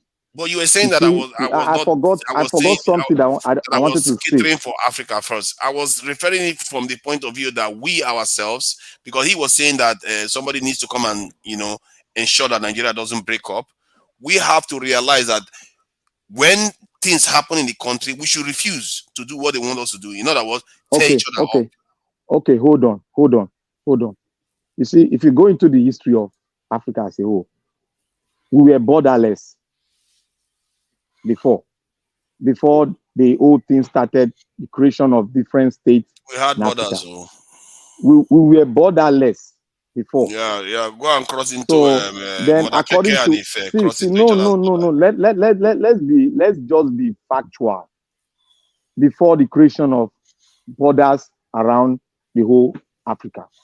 Now, I want to tell you something now, that we should not be afraid of anything. You understand me? The reason why most of us are afraid of something that we have been saying before is because we love Nigeria. You understand me? We love, irrespective, we love it. Wait now. I don't want to spill the milk. I just need now. You are going on too long. Now other people are here. You need Okay. Now, you see, don't be afraid of inevitable things like breaking up. Don't be afraid of it. And I don't want anybody to push. Wait. I don't want it's anybody not about to being afraid of it. It's about being logical about it. I don't want anybody to postulate that, this will break up there. They'll break up into 36 countries. That is not the way to go. I'm not even praying for breakup the way I'm speaking, but if you logically understand me, is that we shouldn't be afraid of anything. But what we should be afraid of is that we should refuse coming together to talk. That is what we should be afraid of. If we don't come together to talk, the problem still linger. Talking is for people that don't want to do things. No. Talking on we corrupting the system by ourselves. We like to talk. We like to say we want to talk. I think that is a cover for inaction. If we agree not to corrupt the system, How do you get action if you don't, Because talk our about it or problem, even have a plan? when you want to talk when you know you have a clear head. You can't say let's have a family meeting when there is a storm going around. People are trying to break into your house and some of them are stealing your chairs and all the rest. You say let's have a talk. This is a time to talk. You think the common sense you are going to talk that time is going to make sense. By the time you finish, you're like, what did we just do? What did you just agree? It's not a good time to talk Bro, because our head sorry, is not calm at the moment. sorry, but the thing is that you put this in one hypothesis, it's how you actually have cut the picture. But that actually is not the situation. You do not know how tomorrow is going to be. You do not know what tomorrow, the actions of, this whoever is going to be in power will be. Now we know that Nigerians have faced a lot of mediocrity in the past, but it does not mean that we do not have clear-cut, member of society in this administration or the past administration as it were, But everybody seems to be an authority or expert in almost every facet of Nigerian business.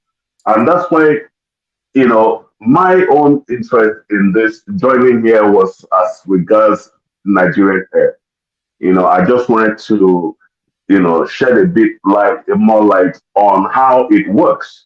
Because one of the speakers previously was saying something about Airpeace not being allowed to operate into United Kingdom, and forgetting that there is a bigger body called the ICAO, the International Civil Aviation Organization, who actually is the regulator for all the airlines in the world, Even Thank though you very much, Nigeria sir. and UK, Thank you. yeah, You just reminded me. Thank you. yeah, even though Nigeria and UK may have their bilateral treaties, don't forget Nigeria Airways used to operate to almost about 40 countries, worldwide.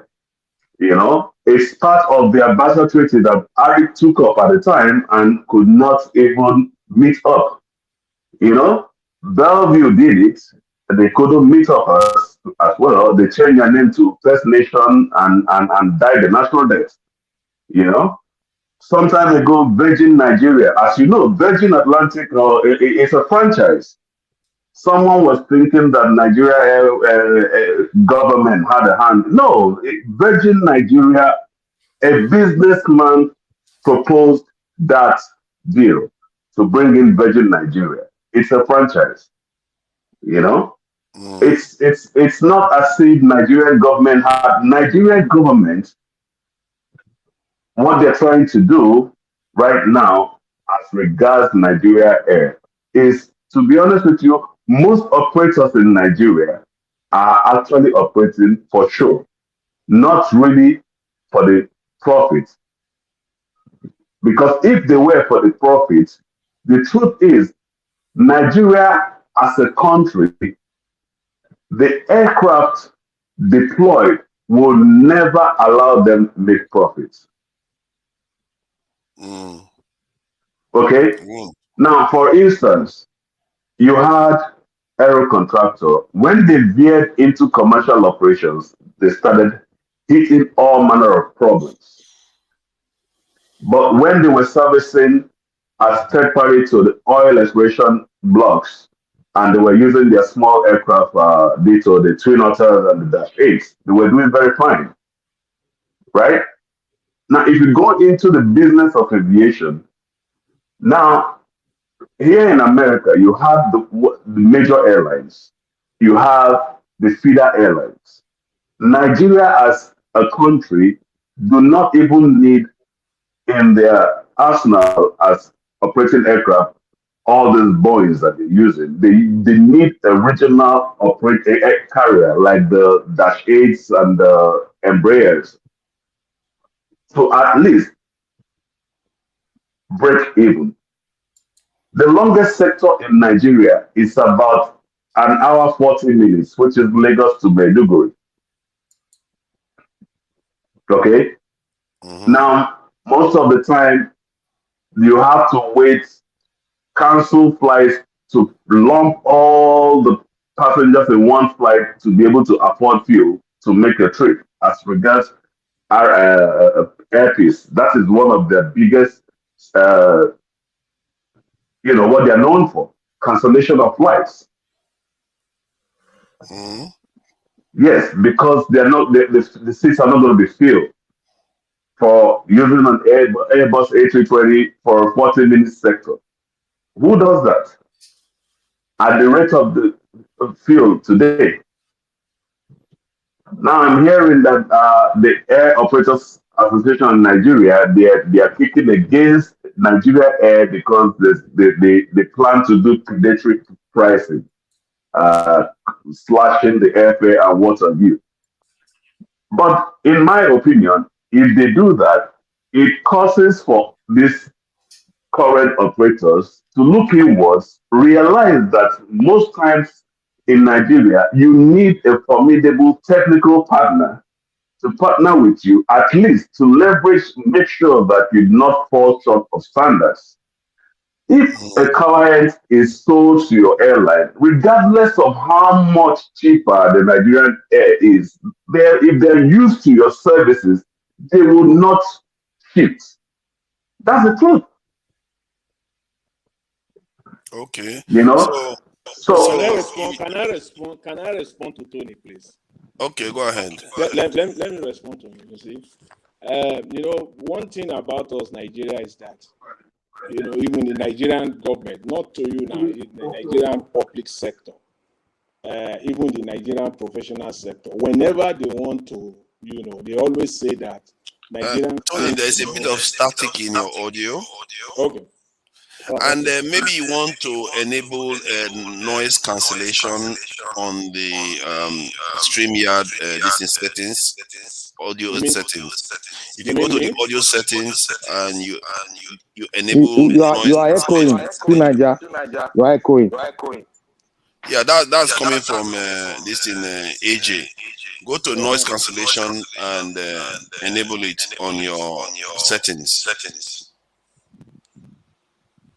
It should be in front of you on StreamYard.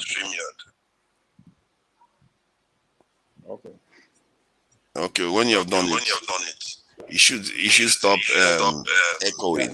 Maybe you want to mute it in the meantime. Yeah, I think it's better now. Hello. You see that?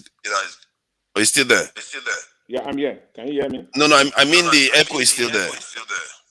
From me? Yeah, I think it's from you. No, it's not from me.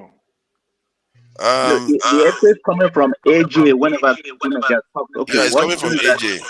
Naija, you mute yourself and let AJ continue. Every other person just mute. All right. I wanted him to. Have you AJ? Have you enabled noise cancellation? On the audio, right? Yes. Okay. Yeah, echo cancellation is enabled. It's enabled now. Yeah. And then why is it still echoing? Okay, go ahead. Okay. It's your end. Okay.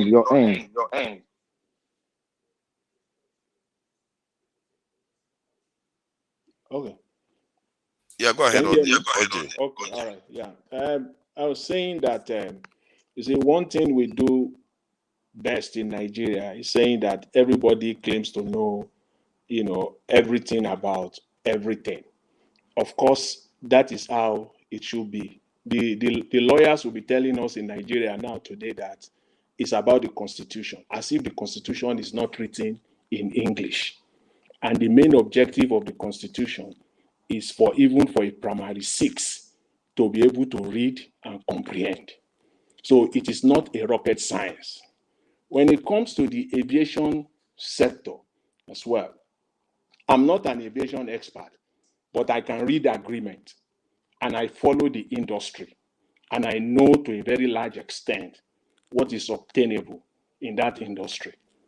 You cannot come and tell us that predatory pricing is a normal thing in the Nigerian aviation industry. and bring in a company, sign an agreement, and say, okay, you will allow them, to do predatory pricing. You are killing the Nigerian workforce. You are giving them an advantage.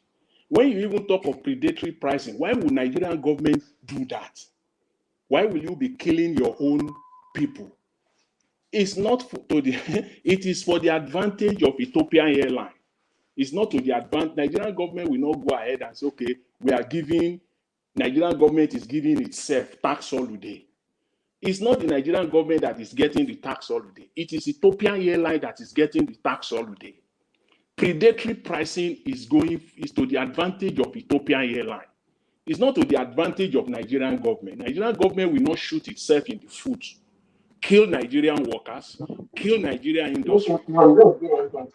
The local airline operators, they have invested billions of dollars into this industry. And it will not be appropriate for Nigerian government to go ahead and bring in, sign an agreement with an external company and say you are giving them tax holiday, you are allowing them to go into predatory pricing. Bro, no one said they were going into. Sorry to cut you short.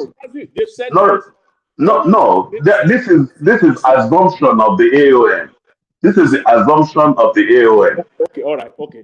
With respect to the flying routes, I maintain, and I still maintain, that at least in Nigeria of today, we have at least one airline, one of the local airlines, that is capable to fly internationally. They can fly to Heathrow, everyday flight operator to UK.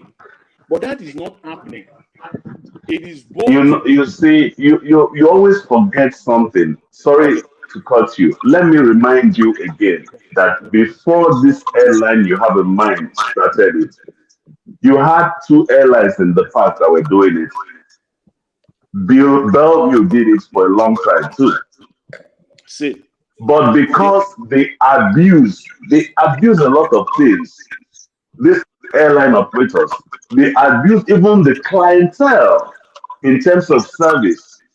You can't even buy tickets and even go for a return. I agree with you with those, but presently, I'm talking of presently right now. Right now, as we speak right now, there's one airline in Nigeria, Arik, that is capable. Arik is in debt. As we speak, who forced? How do you think Arik get into debt? How? Listen, I'll tell you. I'll tell you. It's not the advantage that they are giving to foreign airlines through even the currency. They are selling the airline. The Nigerian operators will be. Do you know how much? It is what you think. Arik, first of all, when in its inception, Arik enjoyed most. In fact, Arik enjoyed everything every other airline would have enjoyed alone. Arik collected almost all the infrastructures of Nigeria Airways. But what did they make out of it? Did you say Nigeria? Mismanagement. Yes, I said Nigeria. I said Nigeria Airways. Yeah. When was the last time Nigeria Airways flew the airspace? That's exactly what I'm explaining to you. That Arik took over every Nigeria Airways infrastructure. Which infrastructure? Even to their maintenance hangar, because of the president. Nigeria Airways, as we know it, has stopped flying 30 years ago. So which infrastructure? Nigeria Airways. What are you saying? Where is Arik? Hey, what are you saying that Nigeria don't have infrastructure? What are you saying? The hangar you have. You know how many hangars? You know how much an hangar will cost? That is what I'm saying. Nigeria Airways, where Arik is, used to be Nigeria Airways. The route Arik started flying were Nigeria Airways routes. God bless you, sir. But when what are you saying? See, when was the I'm asking you, when was the last time It doesn't matter. It doesn't matter because listen. So can I interject? Can I interject to correct you? See, the point of saying when it ended and when it started does not matter in the argument of speaking now into this course we are talking. He's on the right track, but you don't ask him when did he stop, because we have infrastructures on ground. I know. I want him to tell me, because he would say, if he knows the fact, he's going to say Nigerian Airways stopped flying about 35 years ago. So how does that? Anyway, Nigeria Airways ceased operation. Nigeria Airways ceased operation, I think, in 1985.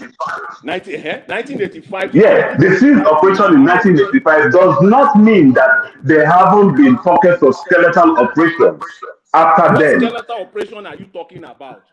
Bro, my father used to be director of flight operations in Nigeria Airways. I know what I'm telling you.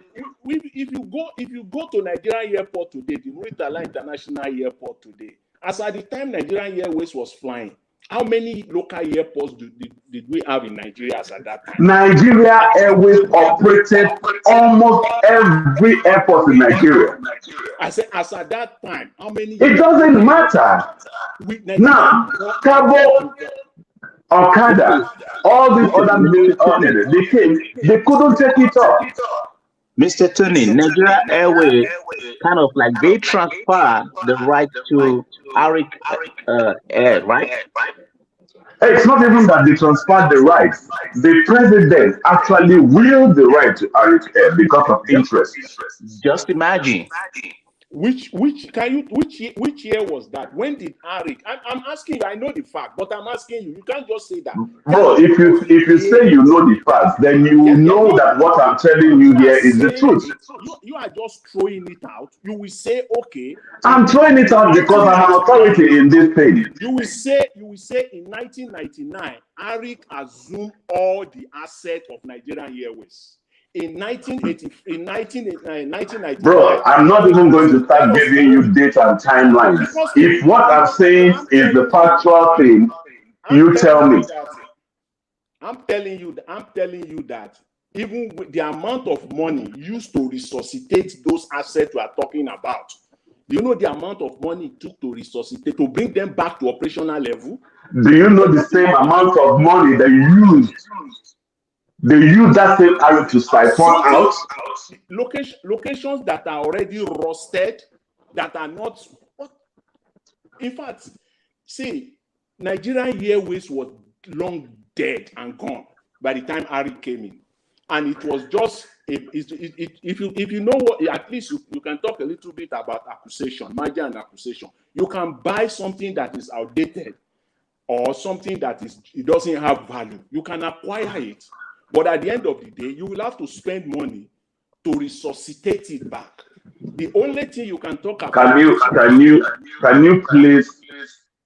give me the value of the route treaties that Nigeria Airways have? Can you place, monetary value to it? You know why that does not matter? Because Nigerian Airways last flew about 35 years ago. 35 years ago. And how does that now, does it mean that when you stop flying, is it not the same Nigeria Airways route that this private operators are using? I don't know the valuation you want to bring to the book 25 years after a company has gone under, and then you will still want to bring it into valuation. And I'm still conceding that to you, that even if Arik or any other airline assume those assets, the amount of resources that will have been spent to bring them back to operational level negates any value that you might be talking about. When you talk of acquisition, at today's value. How much Nigerian Airways had gone under 35 years ago, thereabout? If I may just interject, both of you, if I may want to draw conclusion, it's very simple. It's simply made that Arik Airways or Arik whatever actually mismanaged the resources and the airline. That's what I Thank can you thank you very much. That's what I can draw, honestly speaking. That is exactly what I'm saying. Ari could not handle it, is what I said.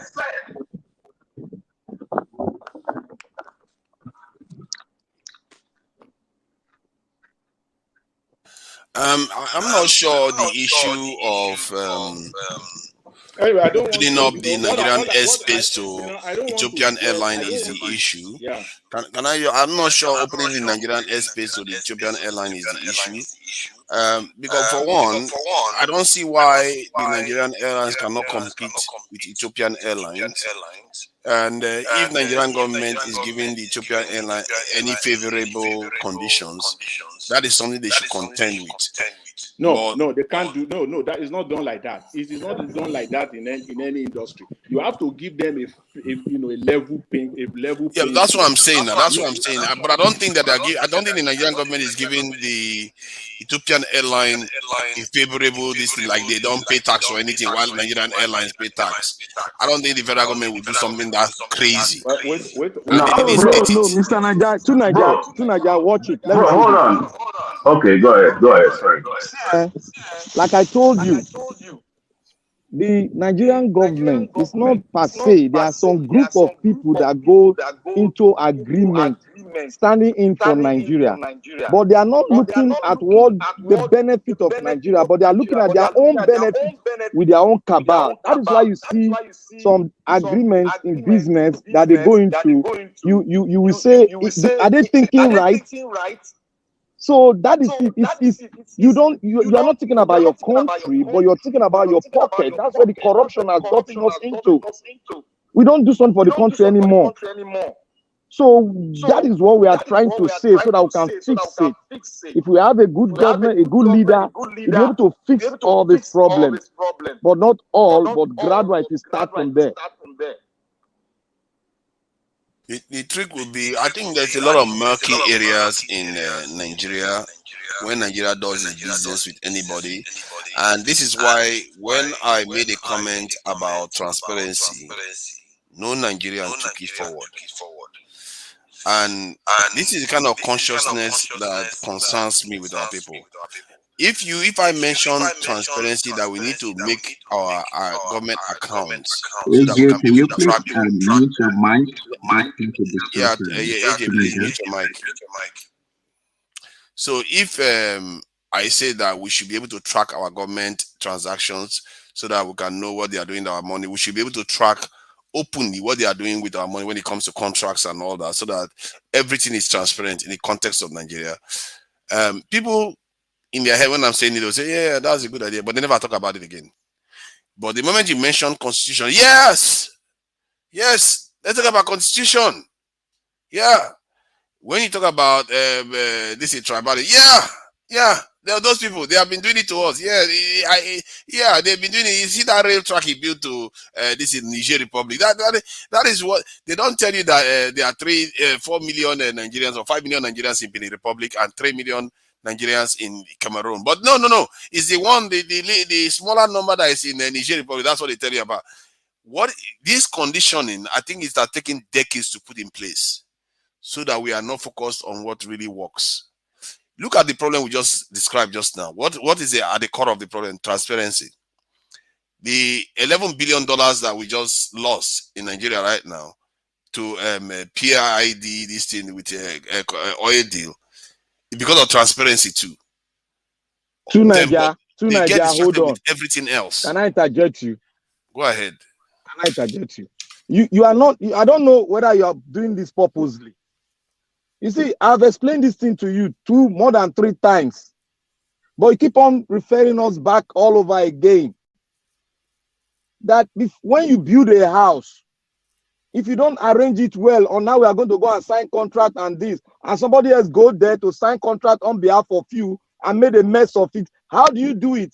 Look, during Obasanjo regime, Okonjo-Iweala with the professor that hold an NGO that is give back our girls.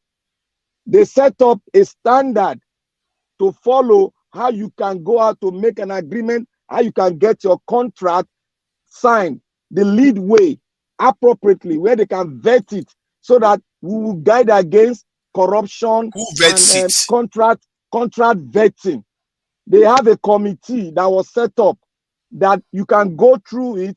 If you want a contract, you don't need to know anybody. You go there, bring in your quote. Then if you compete and you win the contract, then they will now look how That's a everything. procurement. I agree with that's the procurement department. But you know what happened?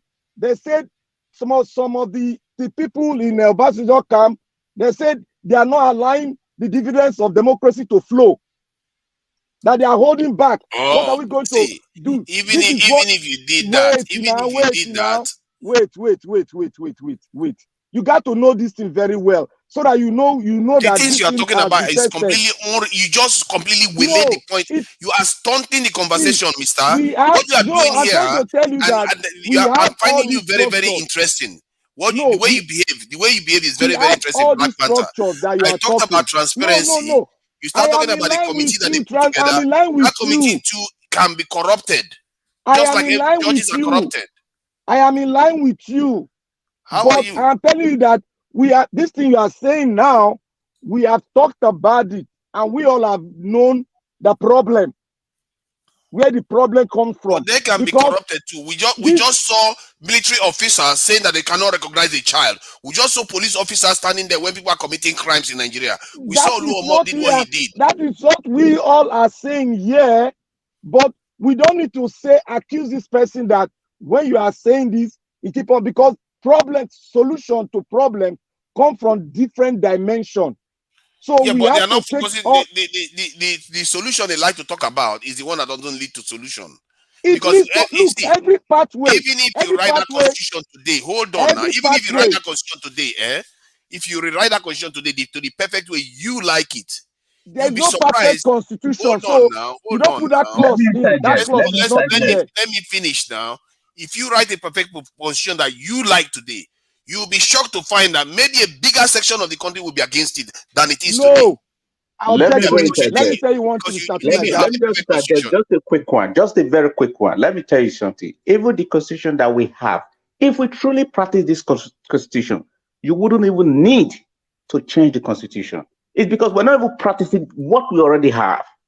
Can I interject you that just spoke now? Let me just add the thing about, I've been quiet for a while. The thing about constitution is that, can I talk? Black Panther, I'm moderating. You need to let me talk. I am not interjecting you. No, you are blocking me from talking. You are blocking me from talking. See, the constitution is that last year they modified about 44 they did 44 amendments in the constitution in Nigeria. That's just one page. When I went and checked what the House of Assembly they did, 44 amendments in one go. This year we know that they did the one for energy, rail track, and a few other things. So it's not like the thing about constitution is that when you create it the first time, how do you know it's going to work if it's not been tested? Okay, I interject you now. See, to Nigeria, you are not being holistic in your argument. You are not following historical events. And I want to interject the first man that said we have a good constitution if we are in line with it. How can you be in line with what you did not agree on? So you said no, don't say anything. I'm not interjecting yours. You're on the right track. When you say Nigeria constitution is good, that we cannot even follow the one we have. Look, you have to know where your problem comes from before you start tackling it. If you don't do the things that are needful, and you think that things will work perfectly with you, if you wrongly do the main thing and you expect the people to obey that thing, then you are wrong. How can you, as a family, you are fighting, two of you are fighting every day. I give you an analogy. You are giving many examples for one idea. No. The idea of you saying that constitution is not the problem. Okay, now it's not let us say it's not our problem. We have enough agency that will guide everybody. Why are you not guiding everybody? Why is everybody not following the rules? Because we have not gone ahead to plug. See, the nation is bleeding. The nation is bleeding. Let me answer that question directly. The nation is bleeding because we are hemorrhaging all our wealth that we create from oil and everything else. Is ending up in most of it is ending up in Western countries. It's not leading to developing our nation. That is where the leak is happening. If you don't understand that, then you really don't understand anything about the conversation we are having. Who is opening the leak? The Nigerian people. So that is where you need to plug it. What law are they using to open the leak? It's not a law. It's something that they are not doing. Oh, Mr. Tunaja, see, if your house, let me give you no. If they give you the answer, don't run around. Don't start doing your shuffle that you like. Now you are not answering anything. Don't shuffle. You ask me a direct question. What is the problem? I said it's not a law. It's an action that they have not taken. The action they need to take is to make themselves truly sovereign, secure your nation, make yourself independent. Tell me any nation that's developed in this world that didn't do it actively. We sit here thinking that we can just be passive and our nation is going to develop. No, you have to secure your country actively to prevent other people from sabotaging your economy and stealing all your wealth away. I've given you several examples of this. If I ask you this simple question and you answer me honestly, if you go out from your house every day, if you go out to work from your house every day, leaving your door open, leaving your window open, and put your flat screen TV on, all your nice cars and everything out there, and then you broadcast it on the internet that this is my house, how long do you think it will be for you to be rich in this world? Do you think you will ever be rich in this world? Wait, now let me answer it. Can we get Tony's opinion about this, please? If that no, I'm asking a straight question because this is if you're asking a straightforward question. When he finishes, Tony should tell us his opinion about it. I just really want to hear Tony talk about it. Oh, let Tony talk. Of course. Yeah. No. Let him answer it. You don't dodge it. Don't shuffle now. I don't like all this shuffling thing that we like to do. Okay, look. One, there's a common sense that I will apply. One, I wouldn't open my door down for somebody to take everything in my home, because I have a law in my house that when you are going out, you set on my security alarm system. So when anybody want to get into my home, then it will notify me and I will speak to you, and that's all. But why don't you leave it open? I cannot leave it open because common sense demands that you have to protect what belongs to you. What is Nigeria doing that? Because we don't have that law. I have a law in my home. No, it's not a law. It's not a law. It's an action. We have the law. It's my own law. See, we already have the law that the government. Hold on now. You asked me a question now. No. We have a law. I've already answered you. You already told me you have a law. I'm trying to let you understand that we have a law in Nigeria that says the government is supposed to protect the people. Why are we not acting on it? You have a law in Nigeria that the government. We have a law. Wait now. That's the purpose of the government. That the federal government owns every oil in Nigeria. No, the federal government is supposed to protect Nigeria, including your land, including the sea. From the sea, they will make a demarcation. You are shifting the goalpost. The federal government is supposed to protect about security. You are shifting it to oil now. I'm talking about the federal government. Their primary duty is to protect Nigeria. But they are not protecting it now. But that's what I'm saying. It's an action. It's not a law. It's already part of the law. See, we are talking about a country now. We are not talking about your home. If you are protecting a sovereign nation, it's already part of the constitution. If you are protecting a sovereign nation, you got to come down together and talk how you are going to protect a sovereign nation. You don't say, because I am the senior brother, I will not protect it. What if he cannot do it? That is his mandate. That is the mandate of the commander-in-chief. Keep Nigeria safe from foreign and domestic now. But we are not doing it. We are having colonial mentality and surrendering all our resources to foreign nations. Our leaders are going overseas to go and treat themselves, rest there, because there, all kinds of stuff. Nigeria, do you know when Nigerian government officials started going overseas? Tell me when. Forever, since they were conquered. Okay. Do you know how long we have been, talking on these issues? Yeah. Okay. Let's this person interject. I'm going to come back with you, Black Panther. You know how we go on these things. Please go ahead. Yeah, and good evening, everybody. And to Nigeria, I think we just need to make something clear. Like you rightly said, it's already in the constitution that the president or whoever is at the helm of affairs has the duty and responsibility of protecting the citizens. Yes, it is clearly written there in the constitution. Also, for every law, there's supposed to be a repercussion if you didn't do what you are supposed to do. Now, what are the repercussions in case the president fails to do that? Are there such repercussions in that same constitution you are talking about?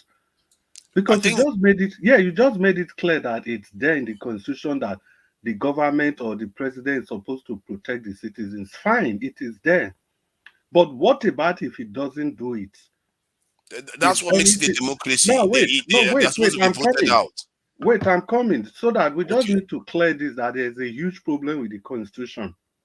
Now, let's even assume there's nothing there directly that there are no repercussions for the president if he fails to protect the citizens, despite the fact that that law is in the constitution. The provision has been made for that.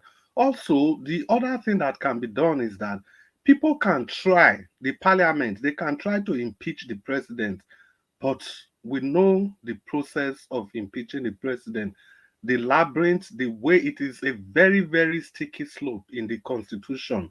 So anyhow you look at it, the constitution has a major problem. Although somebody submitted earlier that, okay, fine, even with this rusty constitution that we have, somehow, if we still implement everything in that constitution to the letter, we will still be better off for it. But that doesn't negate the fact that the constitution as it stands is a problem. It's a huge problem. You know, Black Panther was trying to talk about the oil resources. That's very true. Okay. You said it's a huge problem. Now, let me get an example. Now, you called it a huge problem. Now, give me one of the huge problem of the constitution. Then let's deal with that. Now, listen, and to Nigeria. I just finished giving an example of a very, very big problem of the constitution. I don't know which other example you want. You mean the security one? No, let me repeat again. There is no provision. I even gave two in the process of talking. There is no provision to deal with the president if he refuses to do what he's supposed to do to protect the citizens. For example, we saw the case of Boko Haram. The military people, they will tell you that they are looking for these guys left, right, and center. Whereas a certain Sheikh Gumi, who is not a security person, is holding meeting with these same guys every day. Literally every day. He goes to the forest, guided by the same military, holds meeting with them, and the military is telling you that they can't find these people. Now, take for the case of Zamfara again. I would disagree with you on that there's no provision to deal with the president. It's right there in the Constitution. I don't know how he don't disagree. Why are you disagreeing? disagreeing? He hasn't even landed. You are disagreeing that with is it. inherently built in to deal with the president. He told you that it's impeachment and it's so rigorous and not only impeachment, also through election. You can't do it through election. Where's the electoral law? Wait, let me take when the election comes, you vote the president out. They rig it. What is the meaning of rigging? Let me take up to Nigeria on that. Now, what are you saying? Train of thought. Now, let me fall into your own train of thought. You just talked about election.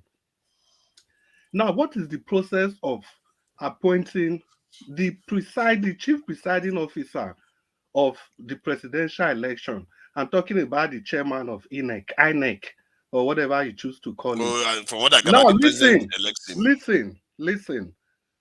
Every president that has came before this president, if they want to choose the chairman of INEC, they choose the chairman from the other zones of the country.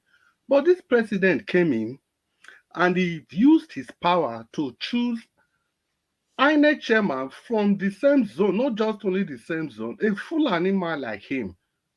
Is there a provision in the constitution to guide against that? Zero. But the There's no person, provision. but Wait. hold on now. What do you Wait. keep saying? Wait. The person that you have to be able to question your assertions. The person that he chose to become the INEC chairman didn't officiate in his own election. He officiated against Southerners. Maybe if he made a Yoruba man this in the INEC chairman, maybe you may want to complain about that. That said, it's not unusual. What you are describing is not unusual. This is the process most nations use. Let me ask him a question. The INEC chairman, is he in Nigeria? What do you mean like this? What do you mean? Did he officiate in his own election? What do you mean? Election? Mahmoud, is he not against Tinubu? Did Buhari run in this Mahmoud officiated Buhari election for second term. What are you talking Okay. about? What I'm asking is Mahmoud in Nigeria? Is he in Nigeria? Mahmoud was there. See, let's even leave all those ones alone. I've given you two examples. Buhari trounced Atiku in the election now. So, what is there? Are we saying that Atiku won the last election before with Buhari? See, what is the law of quota system in Nigeria? To Nigeria, listen. You can be very good in words.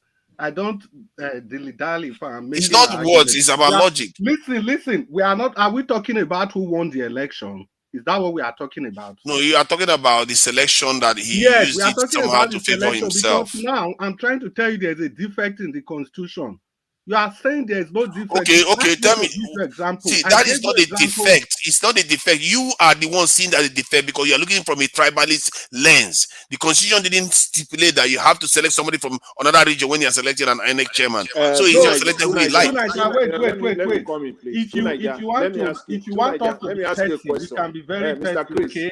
Mr. You want to tell me you are more nationalistic than the Mr. Chris, let me interject. No, you are the one that is bringing. You are the one that's clearly saying that because he's from a northerner, it's because he's a northerner. That's the issue you have with it, not because the president selected him. The Constitution know that it's going to be a problem. The Constitution took account of our tribal differences. That is why there's quota system. We shouldn't run away from these things. That's I agree with that. Yes. The constitution say that when selecting INEC chairman, you have to select them. It doesn't matter now. It doesn't matter now. Okay. The constitution is aware that we are different. We are Southerners, we are Easterners, we are people. My point, what you call the biggest problem seems to be just based on tribalism talk. Said the appointment must reflect quota system, must reflect the composition of everybody in the country.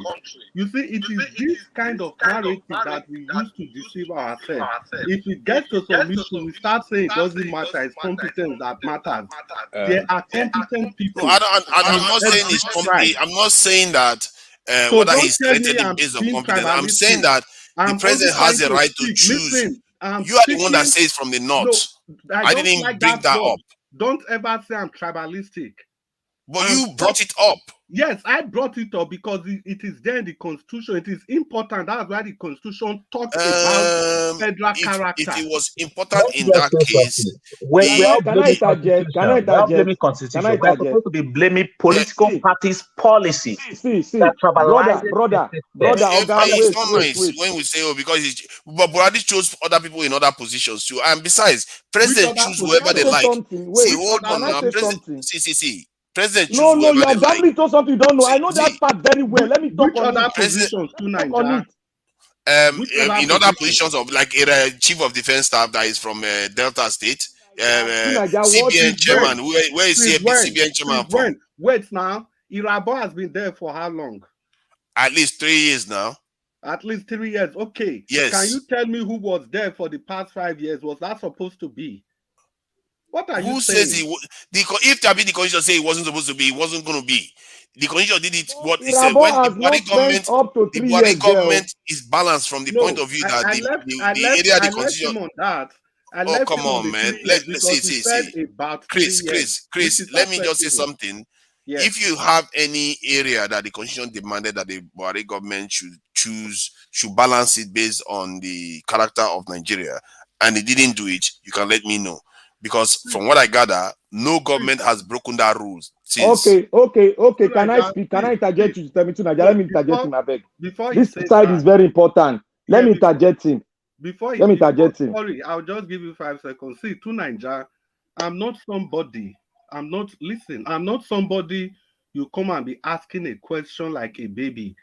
We all listen to the news every day. If you don't know the many ways that the president has flaunted the requirement of the quota system, of the federal character, it's not me that's going to tell you. If you Then claim that you how don't know, can you so not be tell it. me? Yeah, I if you don't claim know. that you don't know, so Educate be it. not me. Educate the viewers. Let them know Mr. because most Tunaja, of them let me don't know. educate. Let me educate If you it is and not, the viewers. if you don't Let me know, educate Okay, you. so be okay. it. Let's allow Black Panther shed light. Since Chris, you don't want to tell me. Let's No, I let can't Black tell Panther you. tell us. I can't tell you. All right, Chris. Tunaja, he made one statement.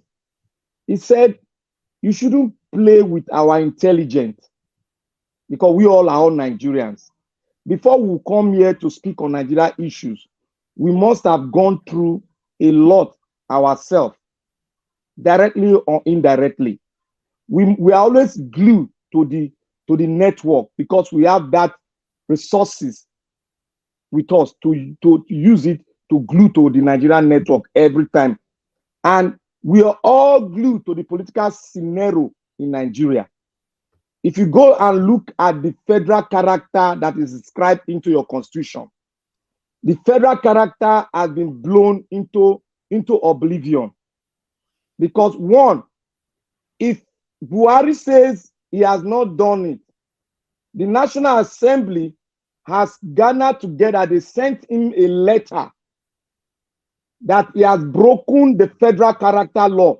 Go and Google it. 1, 2, Buhari chose all his service members, gave 1% to other states. 3, Buhari as a person broke even choosing INEC and chairman from his own zone. It hasn't been done before. And if it has done, bring it to us here. That is one thing Obasanjo told him. You can't be breaking all the laws. You can't let the two brothers fight themselves. Why are you bringing all the service chiefs from one zone? Even in the far north, some of their zone, they are even complaining that none came to them. Why we in the south, we are also complaining.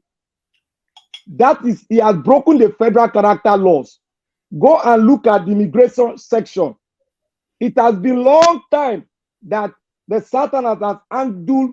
The last person that handled passport, the immigration section, was a lady from the east, and that was during Jonathan. From there on, nobody from the south has handled it.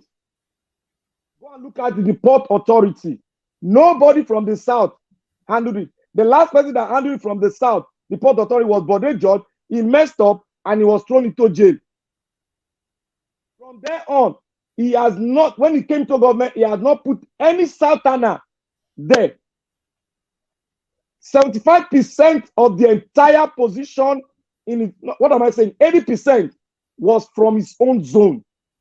Even in his own zone, they are complaining that federal character is not upheld. They queried him. His own zone, they queried him.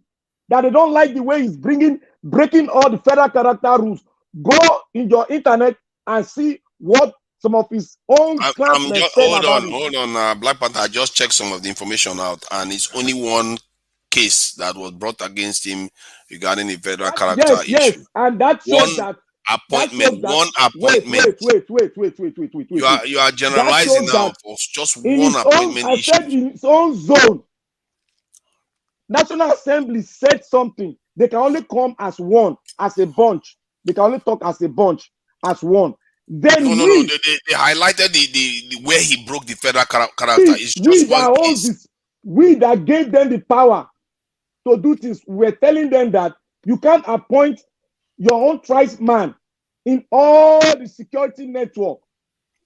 Those ones don't require federal character. See, I think we are no.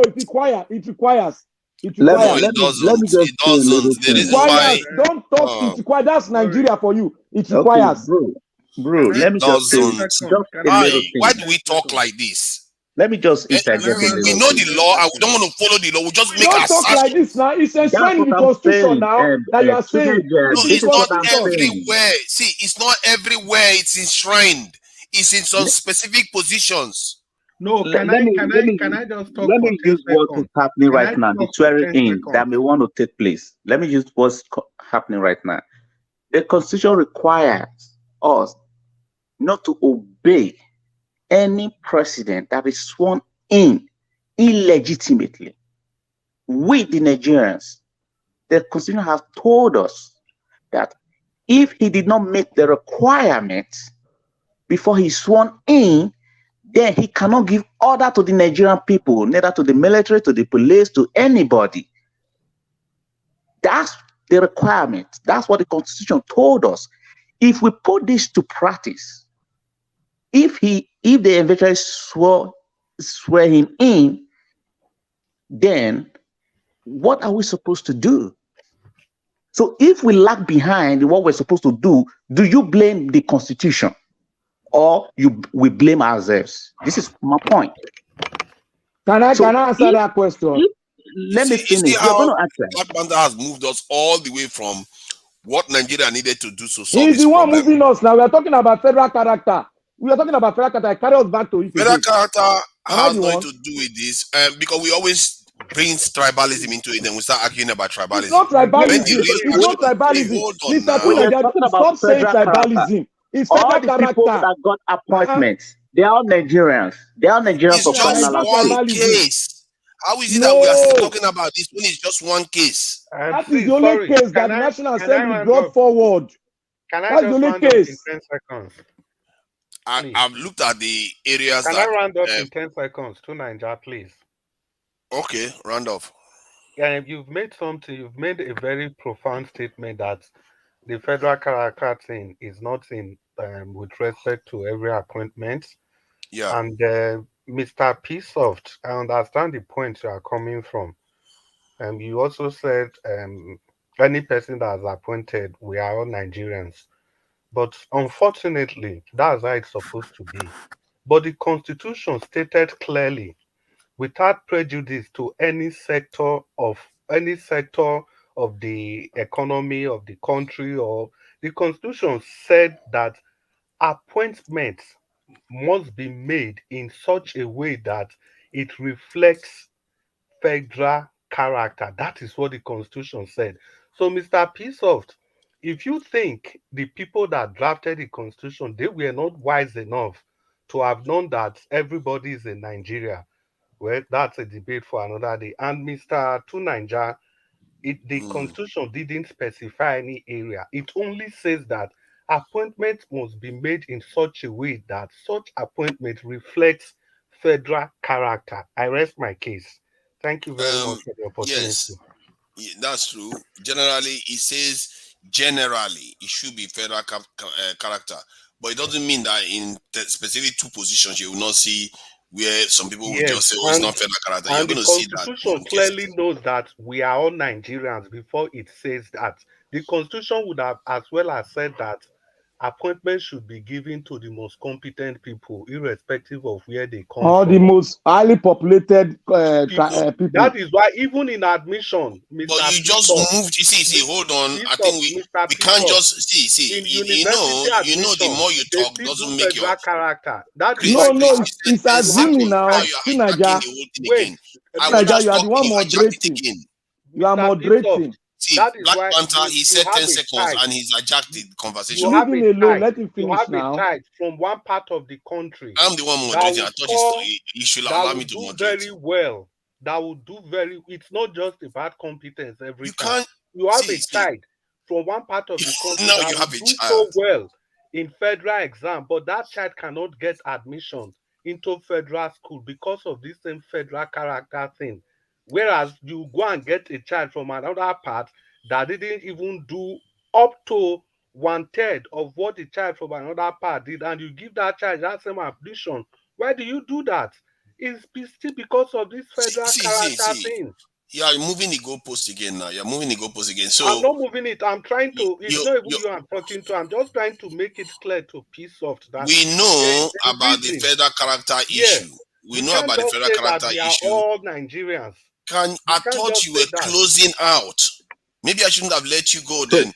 As a man, you have to learn to follow rules. And this is something we are trying to enforce in our country, but we have to start from ourselves. If you say something, live by it.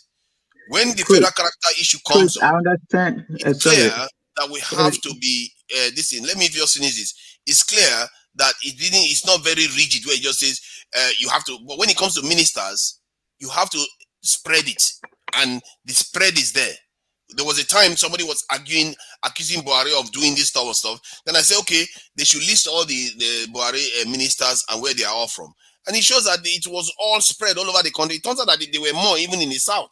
That is described as Now you are lying. You are lying. You are lying. See, I'm lying, of course. You can You are accuse me of lying. lying. You are lying.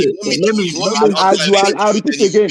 You are lying. Chris, let me just say why you what just accuse people of you lying. think. You know what lying because means. that was the bone of contention in PDP and APC. You are lying. Chris, let me say something to that was bone of Chris, please. contention. I want Chris to understand where I'm coming from. I'm not saying that our constitution is perfect. I'm not saying that we don't have problems with constitution. What I'm saying is that even the little one that we are giving, if we truly practice it and obey these very simple letter words, that we will be better off than this. That is my point. I'm not saying that our constitution is the most beautiful constitution. Not even the United States constitution that is the most beautiful. But what I'm saying is that at least what we are giving, why don't we even practice it? Why don't we even follow this simple thing that we're giving? Look at the police operation on the street. Is that the reflection of the Constitution? No. So, okay, what are we doing about it? What are we doing about it? So the Constitution has at least given us a fair chance to even succeed. You need to start from somewhere. If I gave you an assignment, I expect you to come out with at least a first positive result, even if you failed. But I want to see that first positive impact, which means you even made a move. That is how things work. Can I interject? We're not just going to jump from one constitution to another. When we can't even practice the little ones that we have. Can I interject you? Thank you. See, we are talking about sovereign state now. We are not talking about your business, or maybe you are opening something in the house and you set up a law. Or even you don't set up law, somebody can common sense that you need to do things right and you do it right. We are talking in a country where you have diverse culture, more than 300 or almost 500 languages, and you deem it not necessary to talk and say we the people. Then you now gave them a constitution because we are in military era. You now draft it. Let's follow this because we are in a hurry. Let's follow this. Then what you drafted, the lawyers who are the interpreter of the constitution, they say we are not learned. They now found out that the constitution was lopsided. They now told the people the constitution is lopsided. The people now said, what constitution? When did our representative go and agree? Nigerians are very sensible. Even the local man, they are very smart. Then what you drafted, people that were supposed to be there, they were not obeying it. And they are doing things lopsidedness. Do you know why they are doing that? Because they believe that what the agreement, quote and unquote, that Nigeria agreed to focus on, to guide them, was written lopsidedly by one part of the country who was in authority. Now, how do you expect that man that sovereignty belongs to, who is a member of the state, to obey what he did not sit down to write, even if he sit down to write it? Because you are in power, the Constitution says the ones that have the land mass has so things. Then me that has the resources, I cannot even get 10% of what you are getting. I cannot even get to develop my own land. Now, nobody wants to obey because the constitution is lopsided. Corruption, if you want to appoint an IG, if I'm the president, I'll bring from my side. I no longer follow federal character because the constitution is lopsided.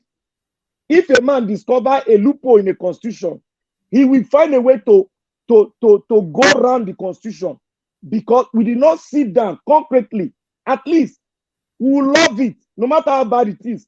We will like it.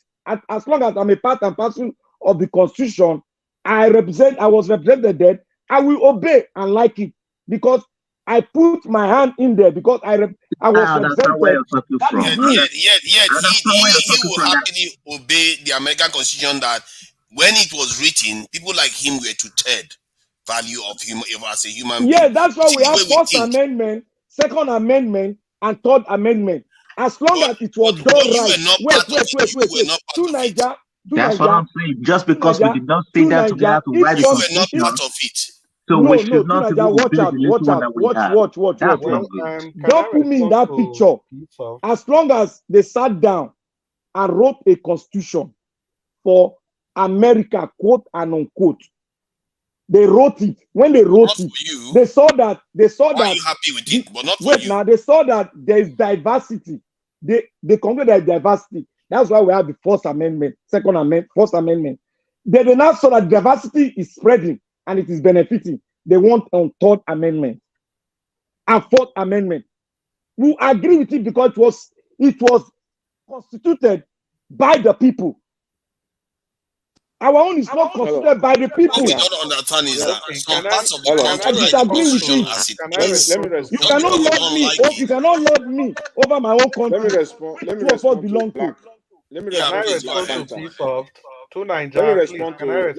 to Black Panther. Who wants to respond first? Okay, let AJ go. AJ hasn't said something for a while.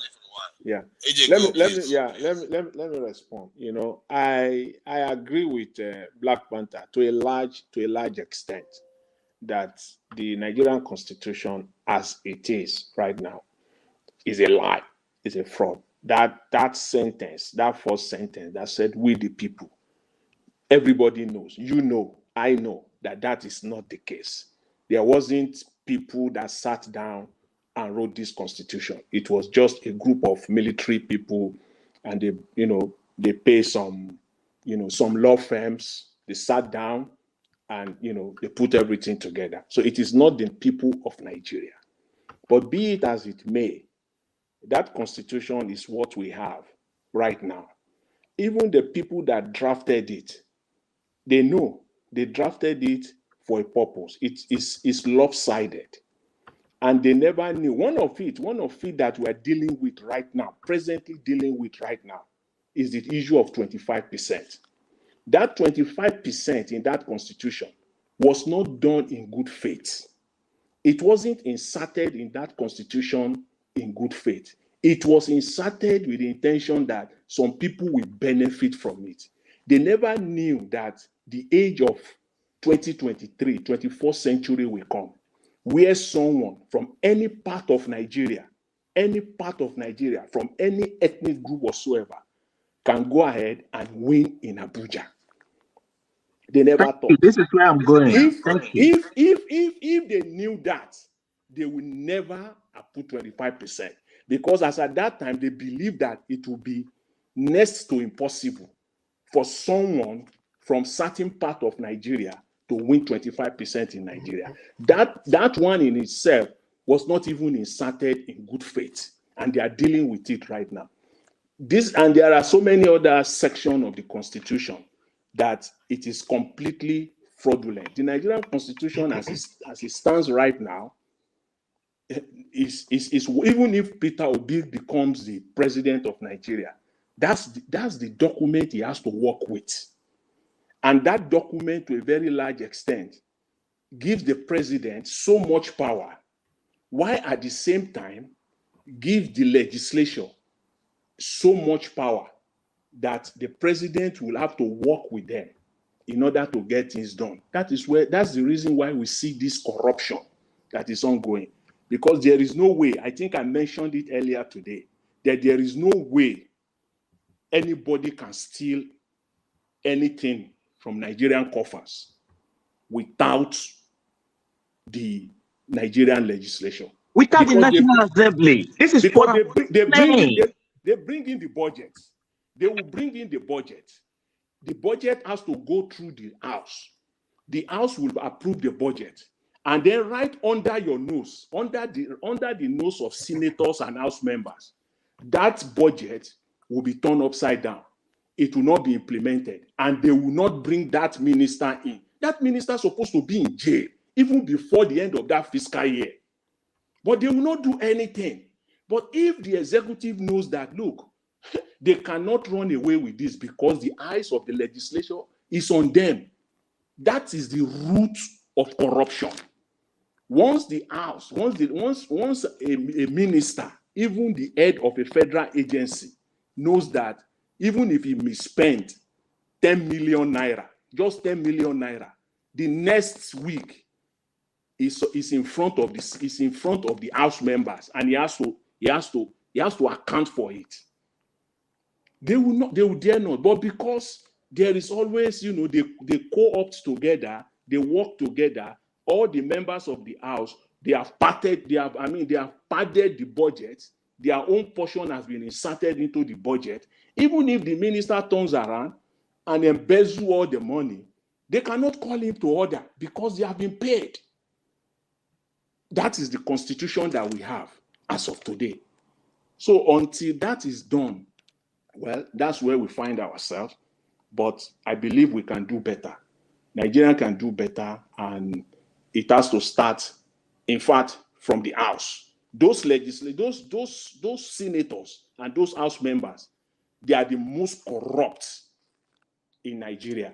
All of them. That's why they want to return on every election. They want to return because that is that. And see, every ministry must pay. You cannot bring your budget to the House, to the Senate, and you have not padded it. You have not taken them into consideration. They are not going to approve it. And can you now imagine all the ministries? Can you see all the federal agencies that all these people will have to get their cut from? That is the center of Nigerian corruption. And until that is dealt with, I think we have a long way to go. Thanks. Naija, can I respond now? Yeah. Go ahead. Okay. It's good to be here again. Piso, I completely agree with what you said. Yeah, I completely agree. Even as Hey, tattered Jill, as can you please mute your mic, please? It's echoing. Thanks. is it echoing? Yeah. What could be the cause? Hello, You're what good about now. You're good now. Thanks. okay? I completely agree with you. Completely, like you said, you've made a very humble submission that if we implement the constitution, even as tattered as it is, we'll go very far. I agreed completely with that. Completely with that. You can see if it comes to your position, the way I respond to you is quite different from the way I respond to Naija, because I don't really understand what Naija is up to. I've said it several times. Well, having said that, you see, the issue of federal character, it's not only unique to Nigeria. Every country in the world, even in the West, where they have diversity, they have a way of carrying everybody along, such that one region is meant not to dominate the other. Take, for example, in Europe, there's a country called Switzerland. You see, that country is bordered by France, Germany, and Italy. So it means they speak three major languages. So those three languages are their official languages. And also, if it comes to governance, they don't just have one single person as the president or whatever they call the person there. They have a system where you have a group of the so-called wise men. Everybody from every part of the region is represented, and they make that decision for the country. Why did they? We are talking about Switzerland, a first-class Western nation. They didn't say, "Oh, let's just do it. So everybody, we are all Swiss. Let's just put one person there." No, they have to take account of every region. Because if you look at Switzerland, it's about the only European country where you have almost the same number of people from different parts of the world making up that country. So because of that, they have a unique style of governance. They have everybody represented. They could have just said, no, we are, we are white, we are developed, we can pick one person. No, they didn't do that. They have to make sure that power does not rest in one region of that country. And that's why you've not heard anything like friction or whatever it is in that country. People are just moving smoothly because there is respect. There's mutual respect. We respect each other. If we come back to the UK, despite the fact that UK, they have their own parliament, the Scottish people, they still have their parliament and they still make laws for themselves. This is also taking into account the principle of diversity. People must be represented equally, or if not equally, at least fairly equally. So that's just all I'm trying to say. But like I said, for Tunaija, I don't really know the angle he speaks from. Sometimes he speaks so well, it seems to be in tune. But sometimes he makes some arguments that it's just so difficult to situate what his arguments are about. So having said that, the constitution we have today is not the best, but if we implement it the way it is, it can take us far, very, very far. But I think we still need to do a lot to rectify all the ills in the constitution. The way it stands now, the people don't have much. They don't have much power. The constitution has not given the people much power to be able to do what they feel is not right. We can't implement much. That is why the president is almost like a god. The governor is almost like a god. The people in the Senate, they're almost like a god. How can you imagine which kind of power is that? 2 weeks to the end of an administration. The people in the House of Assembly, they've given the president 800 million, another 400 billion, another dollars. Yes. Then another 22 trillion, 2 weeks to the end of an administration, and nobody seems to be able to do anything about it. I think that's enough food for thought. Thank you very much. Yeah. Regarding the federal capital, federal character thing, I think that one is technically a non-issue because the Nigerian government, if they don't meet it, they get a lot of headache in Nigeria. It's a they will be violating the constitution. So, in terms of ministry, they have to do it, which they do. And I don't know of any government that has broken that rule till date. Tunaija, to be truthful, yes. Sorry to interrupt, to be truthful, if the federal character laws were to be followed without no interjection or whatever, and it's followed to the latter, you wouldn't have any sort of uprising per se. That is, let me tell you, if you have that follow to the latter, okay. During Obasanjo time, we had it. Nobody complained. During GJ time, he did it. Nobody complained. Why is it that Nigerians are complaining now? You see, but your problem is that, oh my God, hold on now. You see, the thing is, you are forgetting that these people you mentioned, they were generally either southern leaders. You mentioned Jonathan and Obasanjo. When they are southern leaders, you don't feel it as much. You don't know what the northerners were saying. No, the North didn't complain now. How do you know? It was the North, it was the North Central. That the North Central, they were complaining that they've not been given opportunity to head because the they will be much. See, that is what happens in presidential systems of power. When somebody gets into office, they put people in their image in office. That is what Biden did. That's what Trump did. Whenever they get into office, when Obama was in office, he put quite a lot of black people around him. Biden is doing the same thing too. President Trump's kids were his advisor. Are you aware of that? He literally put his children in charge of his advisor. Tunaija, go ahead. What do you think made it possible for people that did not go to law school to be judges in some part of Nigeria? It is federal character. No, not necessarily. Not It necessarily. is. There is no. No, it is. So It why? is. It is now. It is federal character. That is why. Can that happen? Can that happen in any See, southern part everything. of Why Nigeria? do we look for scapegoats? It's It's federal because. character. Now go and read the book Oh You now. my have to look for God. the. You have to look for the source of the problem for you to deal with the Chris, problem. okay, Chris, you have been saying this our stuff, and I think it is beginning to stunt conversation. Now, I'll No, ask you no, one straight federal question. Hold character is on, not a bad thing. It's not a bad hold thing. on. Tonight, Who it's not just a said bad that thing. just now? Who just said something about this thing? It's AJ. The AJ. judge. Okay, the judges. AJ. Yeah. So now, AJ. give me one clear physical documentary evidence or the constitutional evidence that says that federal character has to allow people without certificate to be able to become judges. Yeah, that's a very good question. The reason is because if you are from the southern part of Nigeria. No. I asked you a straight No, question. I want. Where does it say that you're allowed to be a judge without a certificate?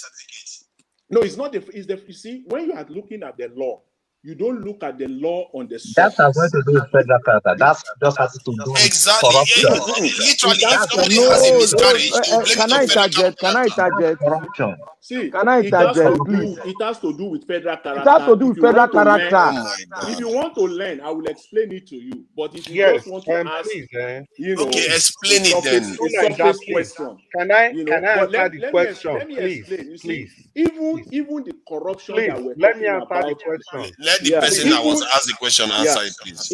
Even the corruption that we're talking about in Nigeria. See, corruption is a sophisticated endeavor. People don't just corrupt; they plan it and they execute it. It is well structured. If you corrupt in any shady way, you will go to prison. Even Nigeria, as Nigeria is today, if you go and steal money anyhow, you will end up in prison. But it is structured in such a way that it is very difficult to find them out. Please, What I mentioned to you, it is the cover of it. They are using the federal character to achieve this objective. In the northern part of Nigeria, for you to go to law school, listen, to go to law school in certain part of Nigeria, you don't even need the JAMB. When you are passing JAMB, you don't even need to have 200 in JAMB for you to be admitted to law programs in certain part of Nigeria. And you can go in certain part of Nigeria, you can study what they call legal studies. They do what they call legal studies at Ahmadu Bello University of Zaria. That's what they do. They study they do a program, it's a degree program, legal studies. And once they finish that program, they enter into federal service, to the Federal Ministry of Justice, and then they enter into level 8, and then they start promoting them. That's the process. That's the process. The underneath part of it is that when they are the starting point of it, when they are getting into the university, the process is much lighter for them.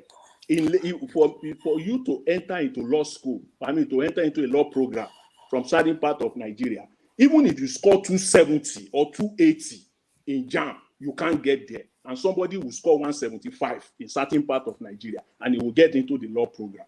And you are telling me that is not federal character that started it. It's federal character. That's the reason. And those are the ones that even ended up having law degrees, or even most of them, they study general studies and legal studies, and they ended up in the federal service, Federal Ministry of Justice, or even state Ministry of Justice. That's the process, and that's how they ended up being appointed as justices in those parts of Nigeria. So now, the underlying factor is federal character. Okay, Kes sent a list of this thing. When I counted it, as long as Kwara is counted as part of Southwest, then you have about 23 ministers out of 44. No, Kwara is not Southwest. Kwara is North Central. Please. Because Kwara is now not. Yoruba is not. Not Central. Please. So Yoruba is also in the north. I didn't know that. Kwara is not central. Yeah, it's not Central. Please. Okay, let me find out what are the Southwest state now, since you are calling Kwara not central. Tunaija, can I come in, please? Before we continue with this ministerial list, Yeah, please. Chris, you can go ahead. Okay, two things. Because the reason we have to make this clarification, Tunaija, and please, everybody in the panel, we are all educated and we shouldn't be deceiving the audience. Now, the ministerial list that was shared, I looked at that list and I just shook my head. We can't deceive ourselves. Now, there's a definite provision for the ministerial list in the Constitution, which has nothing to do with the federal character. There's a provision for the federal character. Now, there's a provision in the Constitution which clearly states that every state, there must be a minister nominated from every state. That is a clear-cut provision from the Constitution, at least one minister from every state of the Federation. That law is on its own. That's the law you people are talking about, this ministerial list. Then there is another law completely for federal character, which says that appointments should be made in such a way that it reflects the principle of federal character. So let's not muddle these things together. Let's not use the ministerial list to justify federal character. No, there is a separate law for that ministerial list, which dictates that every state must produce a minister, a federal minister. Having said that, it was because the number of positions for ministers was not enough. That's why they had to create minister of states. So that for some states that cannot get, because we are 36 states, so for states that cannot get minister, they will get minister of states. So having said that, you asked a question, if the issue of the judges that didn't go to law school, if it is the Constitution that made it so, yes, it is the Constitution. The next question is that, ask me how. How did the Constitution make it? Because in our Constitution, it is clear Sharia law is recognized in our Constitution. We all know that. In short, Sharia law is mentioned like 100 and something times in the Constitution without reference to any other law. I mean, Christian law now. There's Sharia law in our Constitution. We all agree about that. Now, Sharia law, to become a Sharia judge, you don't need to go to law school. That is also clear. To become a Sharia judge, you don't need to go to law school. But if you are a Sharia judge, you can proceed, you can climb up the ladder and become a judge in your state and even get federal appointment. That is why our last Chief Justice of the Federation was a Sharia judge, and he rose up to become the Chief Justice of the Federation. So we have two systems, one system for everybody and one system from the guys in the north. So the Constitution made provision for that for them. Don't repeat That yourself is why now. You've already made the point. Yes, I need to re-emphasize it again. That is why you have people that didn't go to law school, they become lawyers under Sharia law, and they will progress and progress and progress till they get appointment to the federal system and continue like that. And the man that annulled the election of Alex Otti, the Kanu judge. Now you've just moved to another area. Now, can you just stop for a second? You've just you've just moved to another. Chris, give you an example. No. What he's doing, let me tell you what he's doing. He's just creating bias. That's what he's doing. What is bias? He doesn't want to stop. He doesn't want to stop. Can I speak? He's not the one that created it now. I'm sick of Nigerians spewing poison out. What are you saying? Can I finish? Can I finish? Can I finish? Can I finish? He's able to interrupt, and you are Black man. I need to stop it when I'm talking to someone. No. Don't tell me to stop. Because I don't have control. I will have to have control. Black man, you are out of control. You're out of control. You're not allowing me to You are the one that is out of control. No, you are not allowing me to moderate. I've been following you on the You are not allowing me to moderate. 10 people like you put together, you cannot defeat me. Okay, that's good. Then let me talk. Let me talk. Let me talk while you are talking. What you have are you federal government? He's trying to explain. Now let me explain. I finished. Let me question him. Chris, can you stop? I gave Chris, can you stop? You cannot call it deception. Chris, let me finish what I'm saying. Examples. See, I allowed you to talk, Chris. I allowed you to talk. I could have called Ify. you have to respect the rules. If you say you want your country to be better and you don't know how to respect rules too, then what are you talking about? So the point I'm trying to make here, I have to remind you. If I have to be reminding you, you should show that you are creating that problem that you keep saying that we are trying to solve. So when you are making it, let me address the point you made. When you say those who are educated, this in coming through Sharia, are they educated in Islamic law? What? Are they the judges that are coming through Sharia? Are they educated in Islamic law? Wait, now let me answer you. Yes. The question to Nigeria, I've told you 10 people like you cannot sway me away from what my God. Just answer the question. It's not about swaying anybody. In Nigeria, we are adults here. Don't dictate to him like a child now. We are trying to get somewhere. It's let him answer the question now. The viewers want to know the answer. Let him answer it so that he can educate the viewers. Black Panther, you need to stop this, I really see Nigeria Watch has to give me control of this because Black Panther, to Nigeria, if you want to drive me out of this, wait, over anybody here. You don't abuse your office. I'm not abusing. I asked a question and you keep making it about personality. Then you should stop. Let him answer. Yes. You keep butting in. To Nigeria, let him answer, please. Yes, see, everybody in the panel, he has asked a question. If they were educated in Islamic law, I will answer that. But before I go to that, I have to make to Nigeria realize that I cannot be easily swayed. The reason I came in was a question you asked that is it the constitution that caused it? And I've answered you yes. And I gave you example why it was the constitution that caused it. Now the question you have asked me, are they educated in Islamic? I will answer you. Yes, they are. So what is your next question? I have a question for you. The next question is that, yes, are you saying that when they move from there to become lawyers in the non-Islamic area, they are not educated? Those people, the ones that did it, are not educated in those non-Islamic laws, and they still went on to serve in positions like the Chief Justice, like you said, of Nigeria, that is operating in a non-Islamic law area. Is that what you are saying here?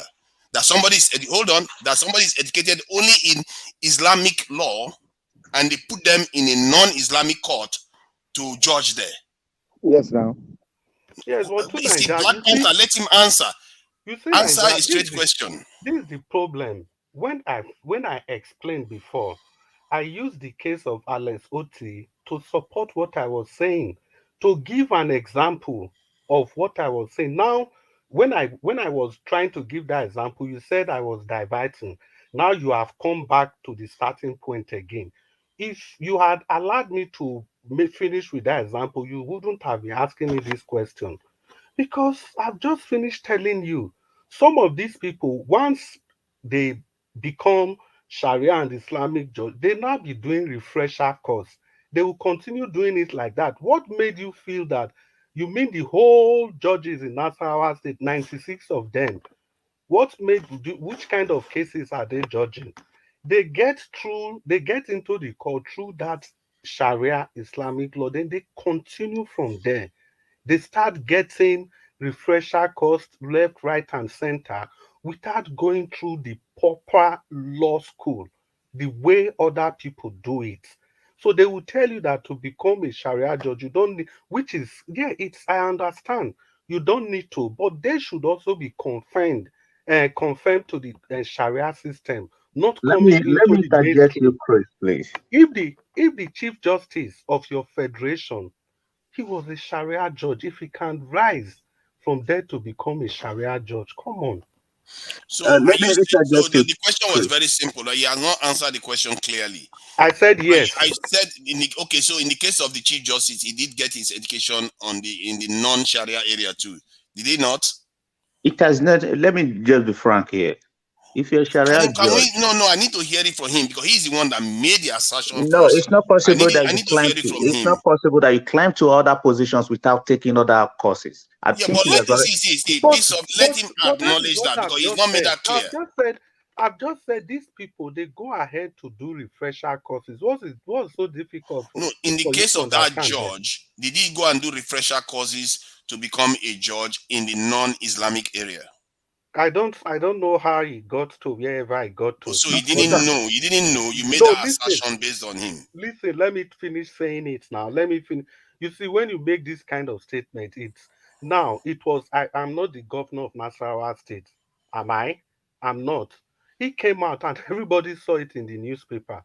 It's not just only in Nasarawa State. So why are you taking it on me?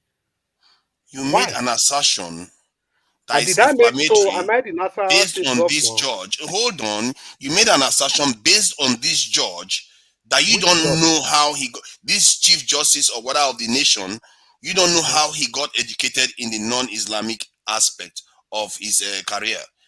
You don't know how, but you made an assertion based on him. Please. I do not think that he is not educated in other. The story, listen. But what I'm Not saying, like, what I not can like see it. here, You see, what I that's can what I see had here. against what he was doing. He Yeah, was that's what he was trying to portray. But I think he later corrected himself. You need to talk about refresher courses. You Yeah, understand? no, wait. You see, this is the problem. I know exactly what I'm saying. The question I answered before, the question was very simple. Is it the constitution that made it possible for those lawyers to be able to become judges without going to law school? I said yes, it was the constitution, because the constitution made a provision for Sharia law, and in Sharia law you don't need law school. So that was how those people became judges or lawyers in Not the that you first don't need place. law school. You don't need traditional, which is traditional law Exactly. school. When you say you don't need law school, It's No, when you mixing say it you up. don't need law but school, it's the same thing. Now listen, piece of I don't know what you The mean by same traditional. thing. We don't need no. to When have you say traditional. Just so We that, mix don't you and need what guys I'm call trying to the say, do same not thing. generalize it as if they didn't even go to school at all. No, This they kind of in stuff their they own do, they just setting, poison the atmosphere in the country in their that, own oh, people setting, are just allowed to do this and do remember, this and get away remember, with I'm it. also against. Excuse me, can I interject? I Hold on, want you everybody to hold understand that on. I'm also against them because I don't want even Sharia Hold to on, start everybody, on can you my hold place. on, please? No, Please. no, please, piece of nobody should gaslight me. What I've said, I don't know why you need to introduce traditional to it. Why do you? Yes, that's what I Yeah, wanted you to don't need to ask. introduce traditional. It's very clear. To become a Sharia judge, you are not expected to go to law school. Let's leave it like that. You know, Mr. Chris, please You hold are on. Please expected hold to on. be Please a hold on. Sharia judge. To You are Niger, expected to know about Sharia law. to Niger, you're not fostering very intelligent conversations here. You just, as in, let people land on their point, and people are not beholden to you, so you can't just be quizzing people like that. Let them make their points, and then you choose someone else to talk. Because you've just been all over the place asking a lot of questions. Of course I have to ask questions. Have you seen Nigeria lately? Have you seen how poisonous? Hold on, because people like you, I'm not in the mood for that. If I'm not here, I don't care. We are poisoning our atmosphere. Hold on, let me raising finish your my voice point. like that. You're not talking to See, babies. Nigeria, you I'm see very, what I very just said passionate about now. this Don't one. raise your voice No. on your people. Fine. Why? He Did just they came. offend you now? No, he just came and said I'm doing a very bad job. Yes, he's trying to correct you. Hold on now. You've been talking. Okay, fine. The atmosphere. Hold on. Talking a lot. My point is that you because that's what you could do. You care about the personality, not the point that they're making, not the question that I'm asking. You don't care about that because our discourse is full of this stuff that we do to poison the atmosphere against each other. That's what we do regularly. And I'm trying to control it here. And of course, you are going to be against it. Because that's what you enjoy. You're being a contrarian. Let me tell you why. You asked a question about whether whether the Sharia law, people who study Sharia, whether that means they study Islamic law. Who does not know that Sharia law is Islamic law? So, I mean, those kind of questions that you ask when the answer is very obvious. Don't mind him. It's okay. Why shouldn't I ask? Mr. Chris, I'm not saying because the reason why I said that not every viewer knows what he is saying. Some viewers will be hearing him saying Sharia people in Muslim become Sharia judges, because those ones don't know whether Sharia judges actually get qualification for being a Sharia judge. They just assume that every Muslim could be, they can just appoint somebody to become a Sharia judge. Sometimes you have to ask these questions. Every layman doesn't know. I didn't know. I had to ask him this question to understand it. Okay. I didn't know. If somebody told me that somebody gets qualification for Sharia judge. Why did the governor of Nasarawa State mandated those people to go back to school, or they risk losing their appointment? Why did he give them 10 years? Okay, Chris, can I just say something, please? I think we're just going around the circle. What you said about Sharia law being in the Nigerian constitution, you said, was it one, how many times? Did you say 100 times, or what did you say? What was the number you quoted? I think he said about 100 and something. Anyway. Yeah, I've just did a fact check on that. That's not correct. It's about 67 times that is listed in the constitution. I said about 100 times. 67 Okay, about 100. Okay, yeah. Okay, but I'll just because when we say these things, I think we should. I'm not saying this to cast any assertion on you. I was just making a point. But having said that, I think too that you have to like. When people are talking about the constitution, what we have right now, we can do much more with what we have right now. But no one is. The country is not functioning, and I don't think we've actually taken our different cultural behavior of diversity into consideration, and that's why people are saying that we need a new constitution whereby the people have to decide how do we want to be governed. Okay, so there's different people have different culture, different behavior, right? So the people have to decide that this is what I want, this is how I want to be governed, and these are the principles I want to abide with. Currently now, you can see what is going to happen today, where someone will be sworn in and clearly has not met the constitutional requirement of 25% in Abuja. And somebody said something earlier on that the people that wrote that inserted that part in the constitution never thought that a day will come where somebody that is from anywhere in Nigeria will come and get 25% in Abuja. They actually thought that would be almost impossible. So the Nigerian system, I'm sorry to say, is a failed state, but people will keep arguing about this thing because it was so different. Did you just hear what you just said just now? That this thing was based on somebody thinking that nobody will get 25% in Abuja. No, it was done in it was done in that faith. Some people thought that they never believed that a day will come whereby somebody that is not from that region will ever get 25% in that Abuja. That's why they inserted that thing there. It was not done in good faith. And in the 1999 constitution that the parties went on to say that they're going to do rotational system. In other words, you will not even get a choice to choose somebody from the north. Okay. Now you see that 1999 constitution that puts this Abuja stipulation, the parties went on to say they are going to do rotational presidency. So they zoned it to the south. The PDP. Which party? That's a party. Yeah, but that's what I'm saying now. So about the constitution. Hold on. See, oh Jesus Christ. See, the point I'm making is that if you say this is their intention to do this, why did they go on to institute a rotational system that would deny them that opportunity to actually use that instrument? Okay, let me answer you. You ask a question. That's my point. Is that 1999 constitution was written? I think AJ, please mute your mic. Okay. The 1999 constitution was written from what he said that they put the 25% stipulation in Abuja to prevent people from certain sections of the country from being able to win the presidency. But yet, I'm thinking that people in the south are not going to be able to get 25% in Abuja. But yet, immediately after that writing of the constitution, they went ahead and zoned the presidency to the south. Let me answer you. Let me answer you that. Okay. Let me just give you a short answer. Now you are conflicting the constitution with party rules and regulation. The idea of rotational presidency was a party thing. It was a PDP matter in 1999 that they decided that it would be rotational. It's not the constitution. And even at that, they did, that was an arrangement that suit the circumstances and the situation at that time, right? And if you even look at the same PDP, if you are talking about rotational presidency, they completely violated it now. So that is to tell you that they are not in it for the purpose of actually using it. It is only needed when it suits them. When it does not suit them, they will violate it blatantly. In the only people that have violated it is South. So it is not.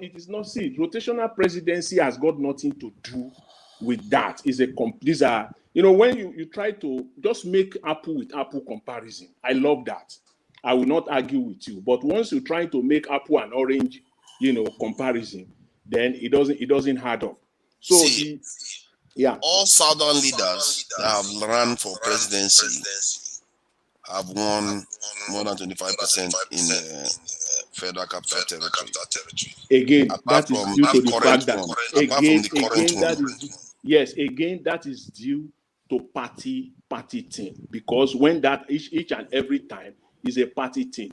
Buhari cannot win without the coalition with ACN when they came together and formed APC. He tried it for 3-4 What times. does that mean then? Does that mean that the people that wrote that constitution wrote it basically just to disadvantage Southern leaders?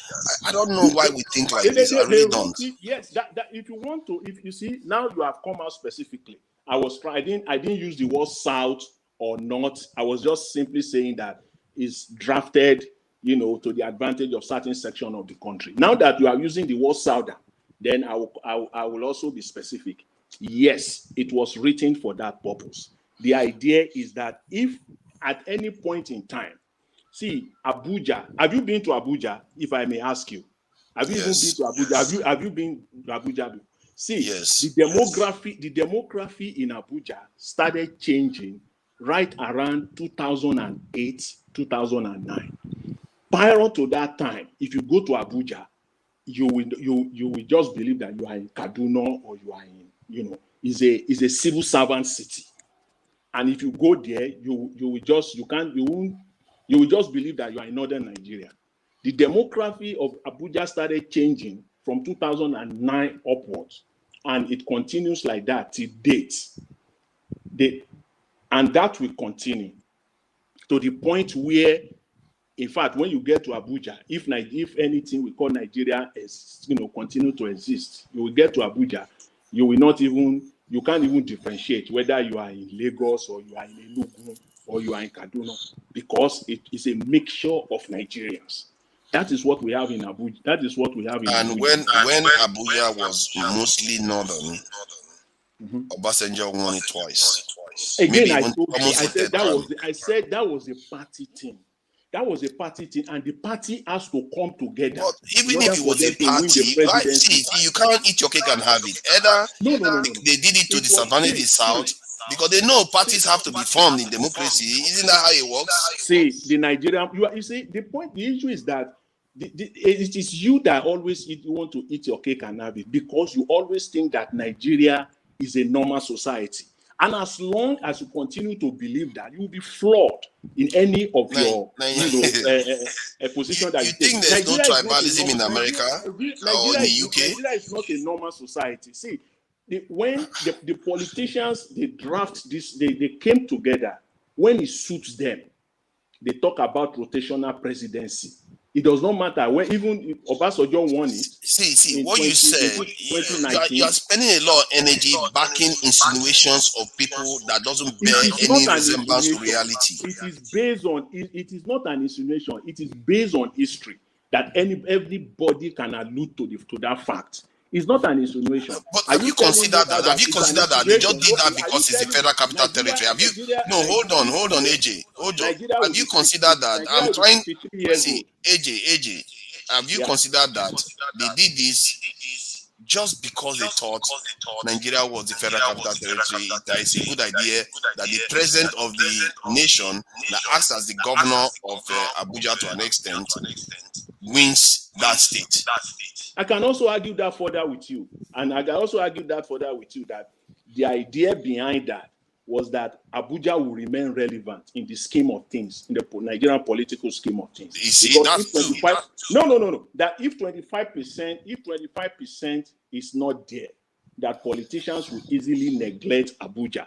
However, underneath the idea behind 25%, or the idea behind 25% of Abuja is the fact that it will be impossible, literally impossible, for somebody from certain part of Nigeria to come and win it without political coalition. And which party will win anything without political coalition? That is the whole point of Nigeria. You are not going to win. They even did it for 2/3 of the nations of the country. That coalition, that political coalition we're talking about, is at the expense of some part of Nigeria, because certain people will have to control. They will have to be in charge. The northern people have to be. The North doesn't have 2/3 of the states of the nation. You say what? The North doesn't have 2/3 of the states of the nation. So they need other regions. However, up to today, up to 2023, now that idea has been debunked now, that the North is more populated than the South, which has been a lie from the pit of hell. So that is what they I agree with AJ regards to this data. That is what it's not lie that the North is more populated. Yes, it's a lie. You see, if he was here, we didn't even let her talk. Now she's gone. Sorry, when we were busy going on, let me just. But you don't allow people to talk to Nigeria. Shut up. I allow people to talk. I just want people to answer questions. And I just want people to answer questions straight, because we don't have a lot of time. We get through stuff. We actually got through a lot of stuff today because I insisted that they answered questions. Please, can I say something now? This very topic, I mean, this debate is really okay. You know, you might not think that it's okay. Believe me. See, when you argue things round like this, you're able to, assess people's mind. You understand? It's really, really okay. But people might be thinking that it's really okay. All I'm asking for is for some sort of order and decorum when we do it. You could say, okay, you have 3 minutes or 5 minutes to answer this question, and then you interrogate the person while they've used their time, so that we can have some sort of structure to what we're doing here. Because as it sits now, people will just come and they get tired. That's why if he left. So to the point that was being made about the FCT, I think what AJ was trying to say, or what he was not trying to say, either ways, is that the FCT is seen as like a representation of that's our diversity as a country, right? So every ethnicity is represented in some ways in the FCT. So that's just our poor man's version of the Electoral College, right? Where you have to be able to say, okay, because every other state has a dominant ethnic group.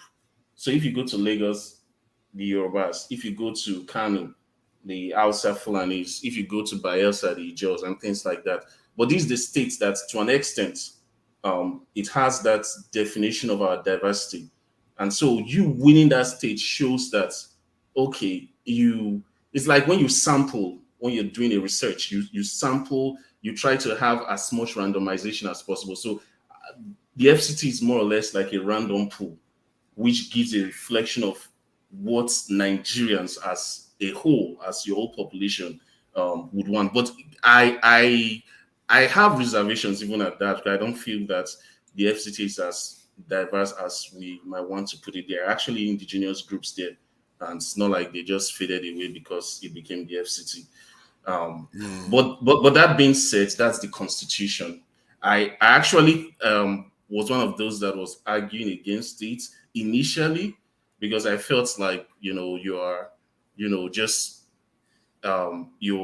raising the importance of one, should I say, it's not a state really, but one state in some sense, to the other 36. So like that one state is able to hold the other 36 to ransom. So why, if I'm a politician, why focus on winning the 36 states and not just focus on winning the FCT? But then again, it's the constitution, right? It is what it is. And especially the people that framed it did not know that it might come in this way, that maybe a neophyte, a so-called neophyte, who would become the popular choice, and it would win the places that have the most diverse population. So you see Peter Obi winning Lagos, winning the FCT, and all those other states that has some sort of cosmopolitan or like diverse population, as opposed to like the core like ethnic states. Like maybe you go to a state like Ekiti that's just Yoruba, they will vote in a way. You go to maybe Kaduna, or not, let me use Sokoto, they'll vote in a way. Whereas those places where you have a lot of people from everywhere, Peter Obi won it, which kind of tells a story that this man actually, his vote represents the diversity of Nigeria, right?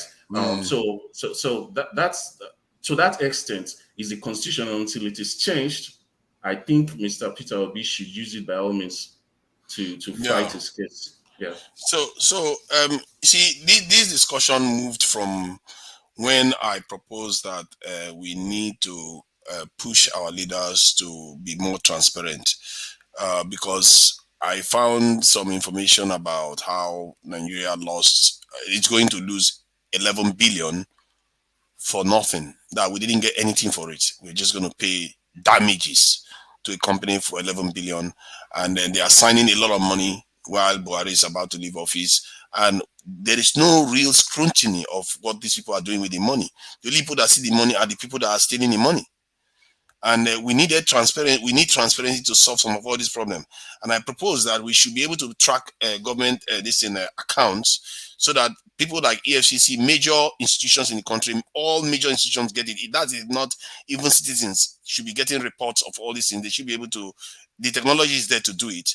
So okay, further, sorry, how would you do that? How would you do that? Because the Nigerian government, you see that your banks have mass mailing systems or texting system. You can text people, letting people know what they have in their states and nationally, what the departments are doing, and you can subscribe and unsubscribe to it as you see fit. Who's going to do that? Who's going to do that? You're just making an assumption. Who's going to do what you're saying? The people that can do it are either an independent body or done through the government. The point is that we have to push, and that is just one, because it's not only through the accounts that is. But for you keep saying that. I don't. Sometimes when you say things, I wonder the last time whether you even go to Nigeria or you follow Nigeria friends closely. I don't get you. Look at what a typical example of what just happened. You had an election. Your INEC chairman went everywhere in this world, telling everyone that the vote will be in real time, right? Something as simple as counting somebody 1, 2, 3, 4 to 10. Oh, you had the highest number. On the day of the election, the House of Rep and the Senate, they were being uploaded. Even those were still rigged. The vote for the presidency was turned off. And now it's thrown the whole country to chaos. And nobody is saying anything. Has anybody taken the INEC chairman to court for contempt, for breaking the law that he said, the electoral law that he said they were going to abide by? So Nigeria is a state of impunity. And that's why I said to you, any country that is wrong, this is where I want to come in place. Like what he was saying. By impunity. That's the fact for that. Nigerian people are very stubborn. They don't believe in anything until you show them action. They don't obey constitution. They like breaking constitution. How about that? Do you think they like breaking it? That's why I said even the little one we have, if we put it to practice, we'll go really far. Let me just land my point. Do you know how many times I've been thinking about what can I do about the Nigerian situation? The fact of the matter is that we as a people are very stubborn. We are not scared of anything. The only thing a Nigerian man is scared of is when you show him the action that you know that you mean business. Look at what look at what just happened. You say one thing and you do something else. Nobody can do anything. Look at Buhari. He's leaving office. He's borrowing money. Who's going to go and hold him accountable? If you go in the street and protest, they will send the military to come and shoot you. And we know our people, once they hear one gunshot, everybody will start scrapping for safety. Look at what is happening, what is going to happen to the inauguration. Do you know if 1 million people stormed that Abuja, all those foreign dignitaries or wherever they came to Nigeria, all of them will run away. They'll say that country is chaos. Do you think the military will go and keep people today when you have foreign medias everywhere? Let even 500,000 people storm that Abuja today. You see what will happen. See that stuff you are talking about. I've asked this question before. If I ask you now, in short, I don't want to go in that direction because I really want us to focus on this transparency aspect. Because you cannot have transparency if you are living in a country where there is impunity. There's no rule of law. It's a jungle. I hear what you said it already. Let me reply to that. That's why I'm trying to reply to what you said.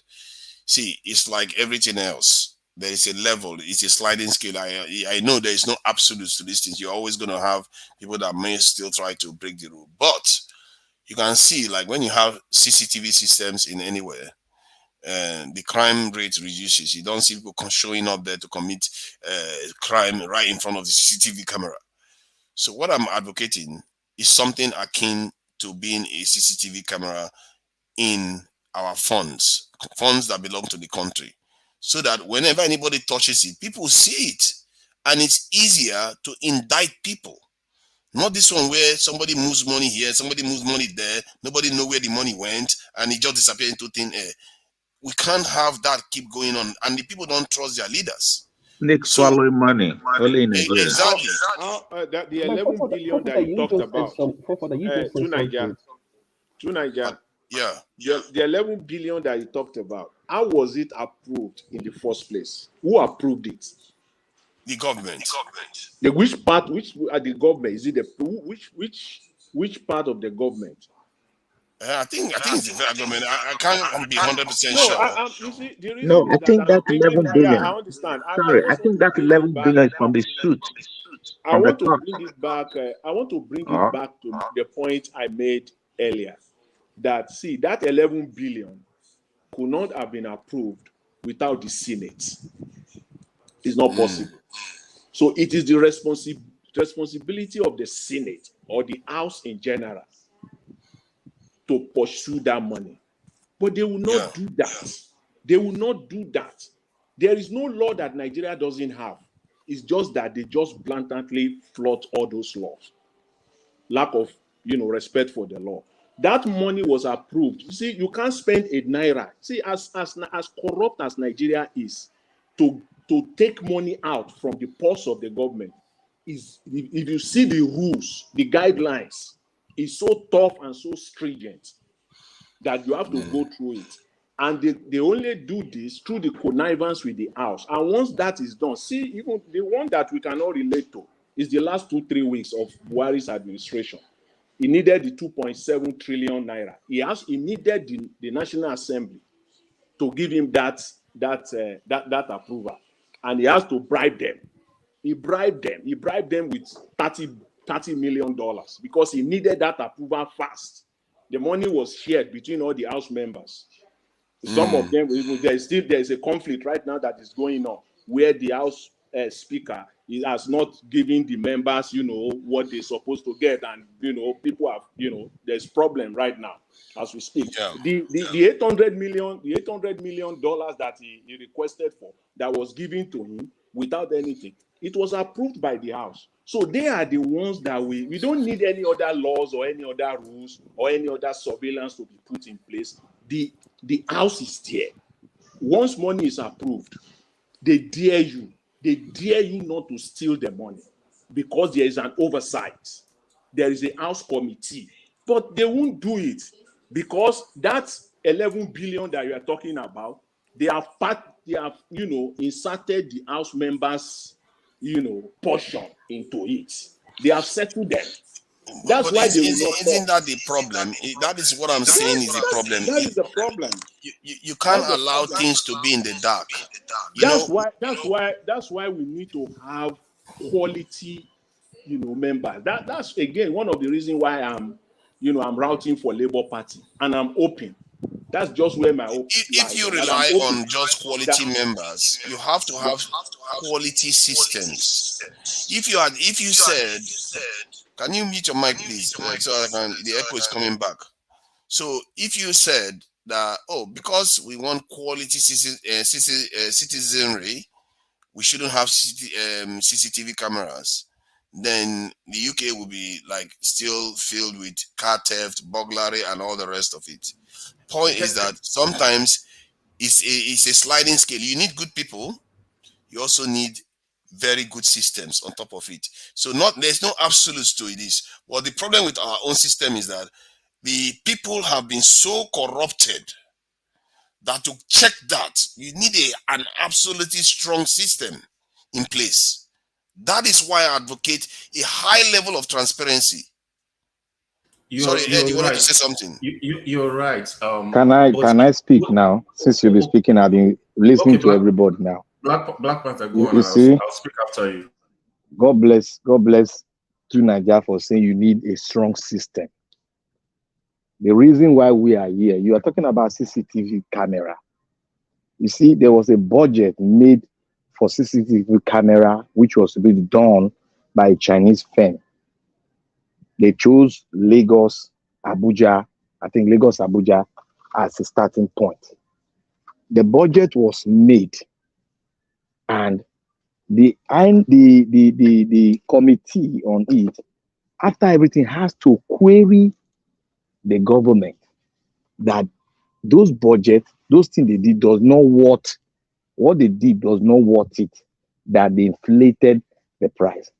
You see, when you look at Nigeria is not run the way other nations are supposed to be run, because everybody just come in, want to get their own share. That is the truth. I have political friends. I go to their meeting. When I was in Nigeria, I go to their meeting. Everybody, the mindset of an average Nigerian when it gets to political party in Nigeria presently is to go there, make money, build a house, influence himself. If he's more greedy, he will use the money to give his godfather so that he can come back into the limelight. Okay, now, do you know, let me just digress a little bit. Do you know what happened to the former governor before this governor? What happened to him? The governor decided not to go the way of the godfather. That this thing, if I go this way, there's no more resources for me to use to accomplish my goal, which we have already set for the people. You know what happened? The godfather started doing what to campaign against him, that he has embezzled the Lagos State Fund. And you know when the godfather started doing it, he has his tentacles spread around the whole state. That is why our PO said it's a corrupt system, corrupt network that is spread. So he said it. You know what? When I went to Etiosa, I was in Nigeria. I followed my friend. Do you know what the chairman said? He said, our leader has said that we should not follow this man. I don't want to mention his name. We should not follow him. And since we have said we should not follow him, nobody should object to it. We are not going to follow him. Then they now did what? They now had to have this vote, like what we have been saying, that they had a vote to agree on it. Then the man has said, everybody that want to follow the leader, line up here. The other one that want to follow the other leader, line up here. What happened? The entire people that came that day line up to support the godfather. Corruption established from the local government to the top. That is to tell you how corrupt the system has been. And this is not 20 years. This is not 30 years. This has been the foundation breaker, foundation dismantling of the sovereignty of Nigeria. And we, the people, we decided to give chance to democracy to continue to observe it. We observe it for more than, how many years we have a democracy now? We observe it and take our statistics all along. And we finally, before then, we made a statistical rough check, fact check on the system. And we found out that in the Constitution, when there is a closed door here, if you go to another page, there is an open door for the elite to go and never be caught. So what they now did was that everybody that is meant to curb the corruption state of the nation, the person is being appointed by the president in power. And the president in power has to direct him the modus operandi of his operation. Not him now, not the Lord that brought him in, but the modus operandi of the system which he finds himself in. Orders have to be taken from the president. That is why most of us said the Constitution make the president a god, the governor a god, House of Representatives a god, members of Senate a god, the local government chairman a god. So in that case, if you found yourself in that position, what do you do? Do we need to continue to, because we have gone through amendment, about 400 and something amendment have been done. Still, we still have corruption. Now it has been diversified. We call it padding, which it was 2-3 years ago that padding started. We call it before inflation. Now it's not padding. So you see, even in Obasanjo time, when Okonjo-Iweala was there,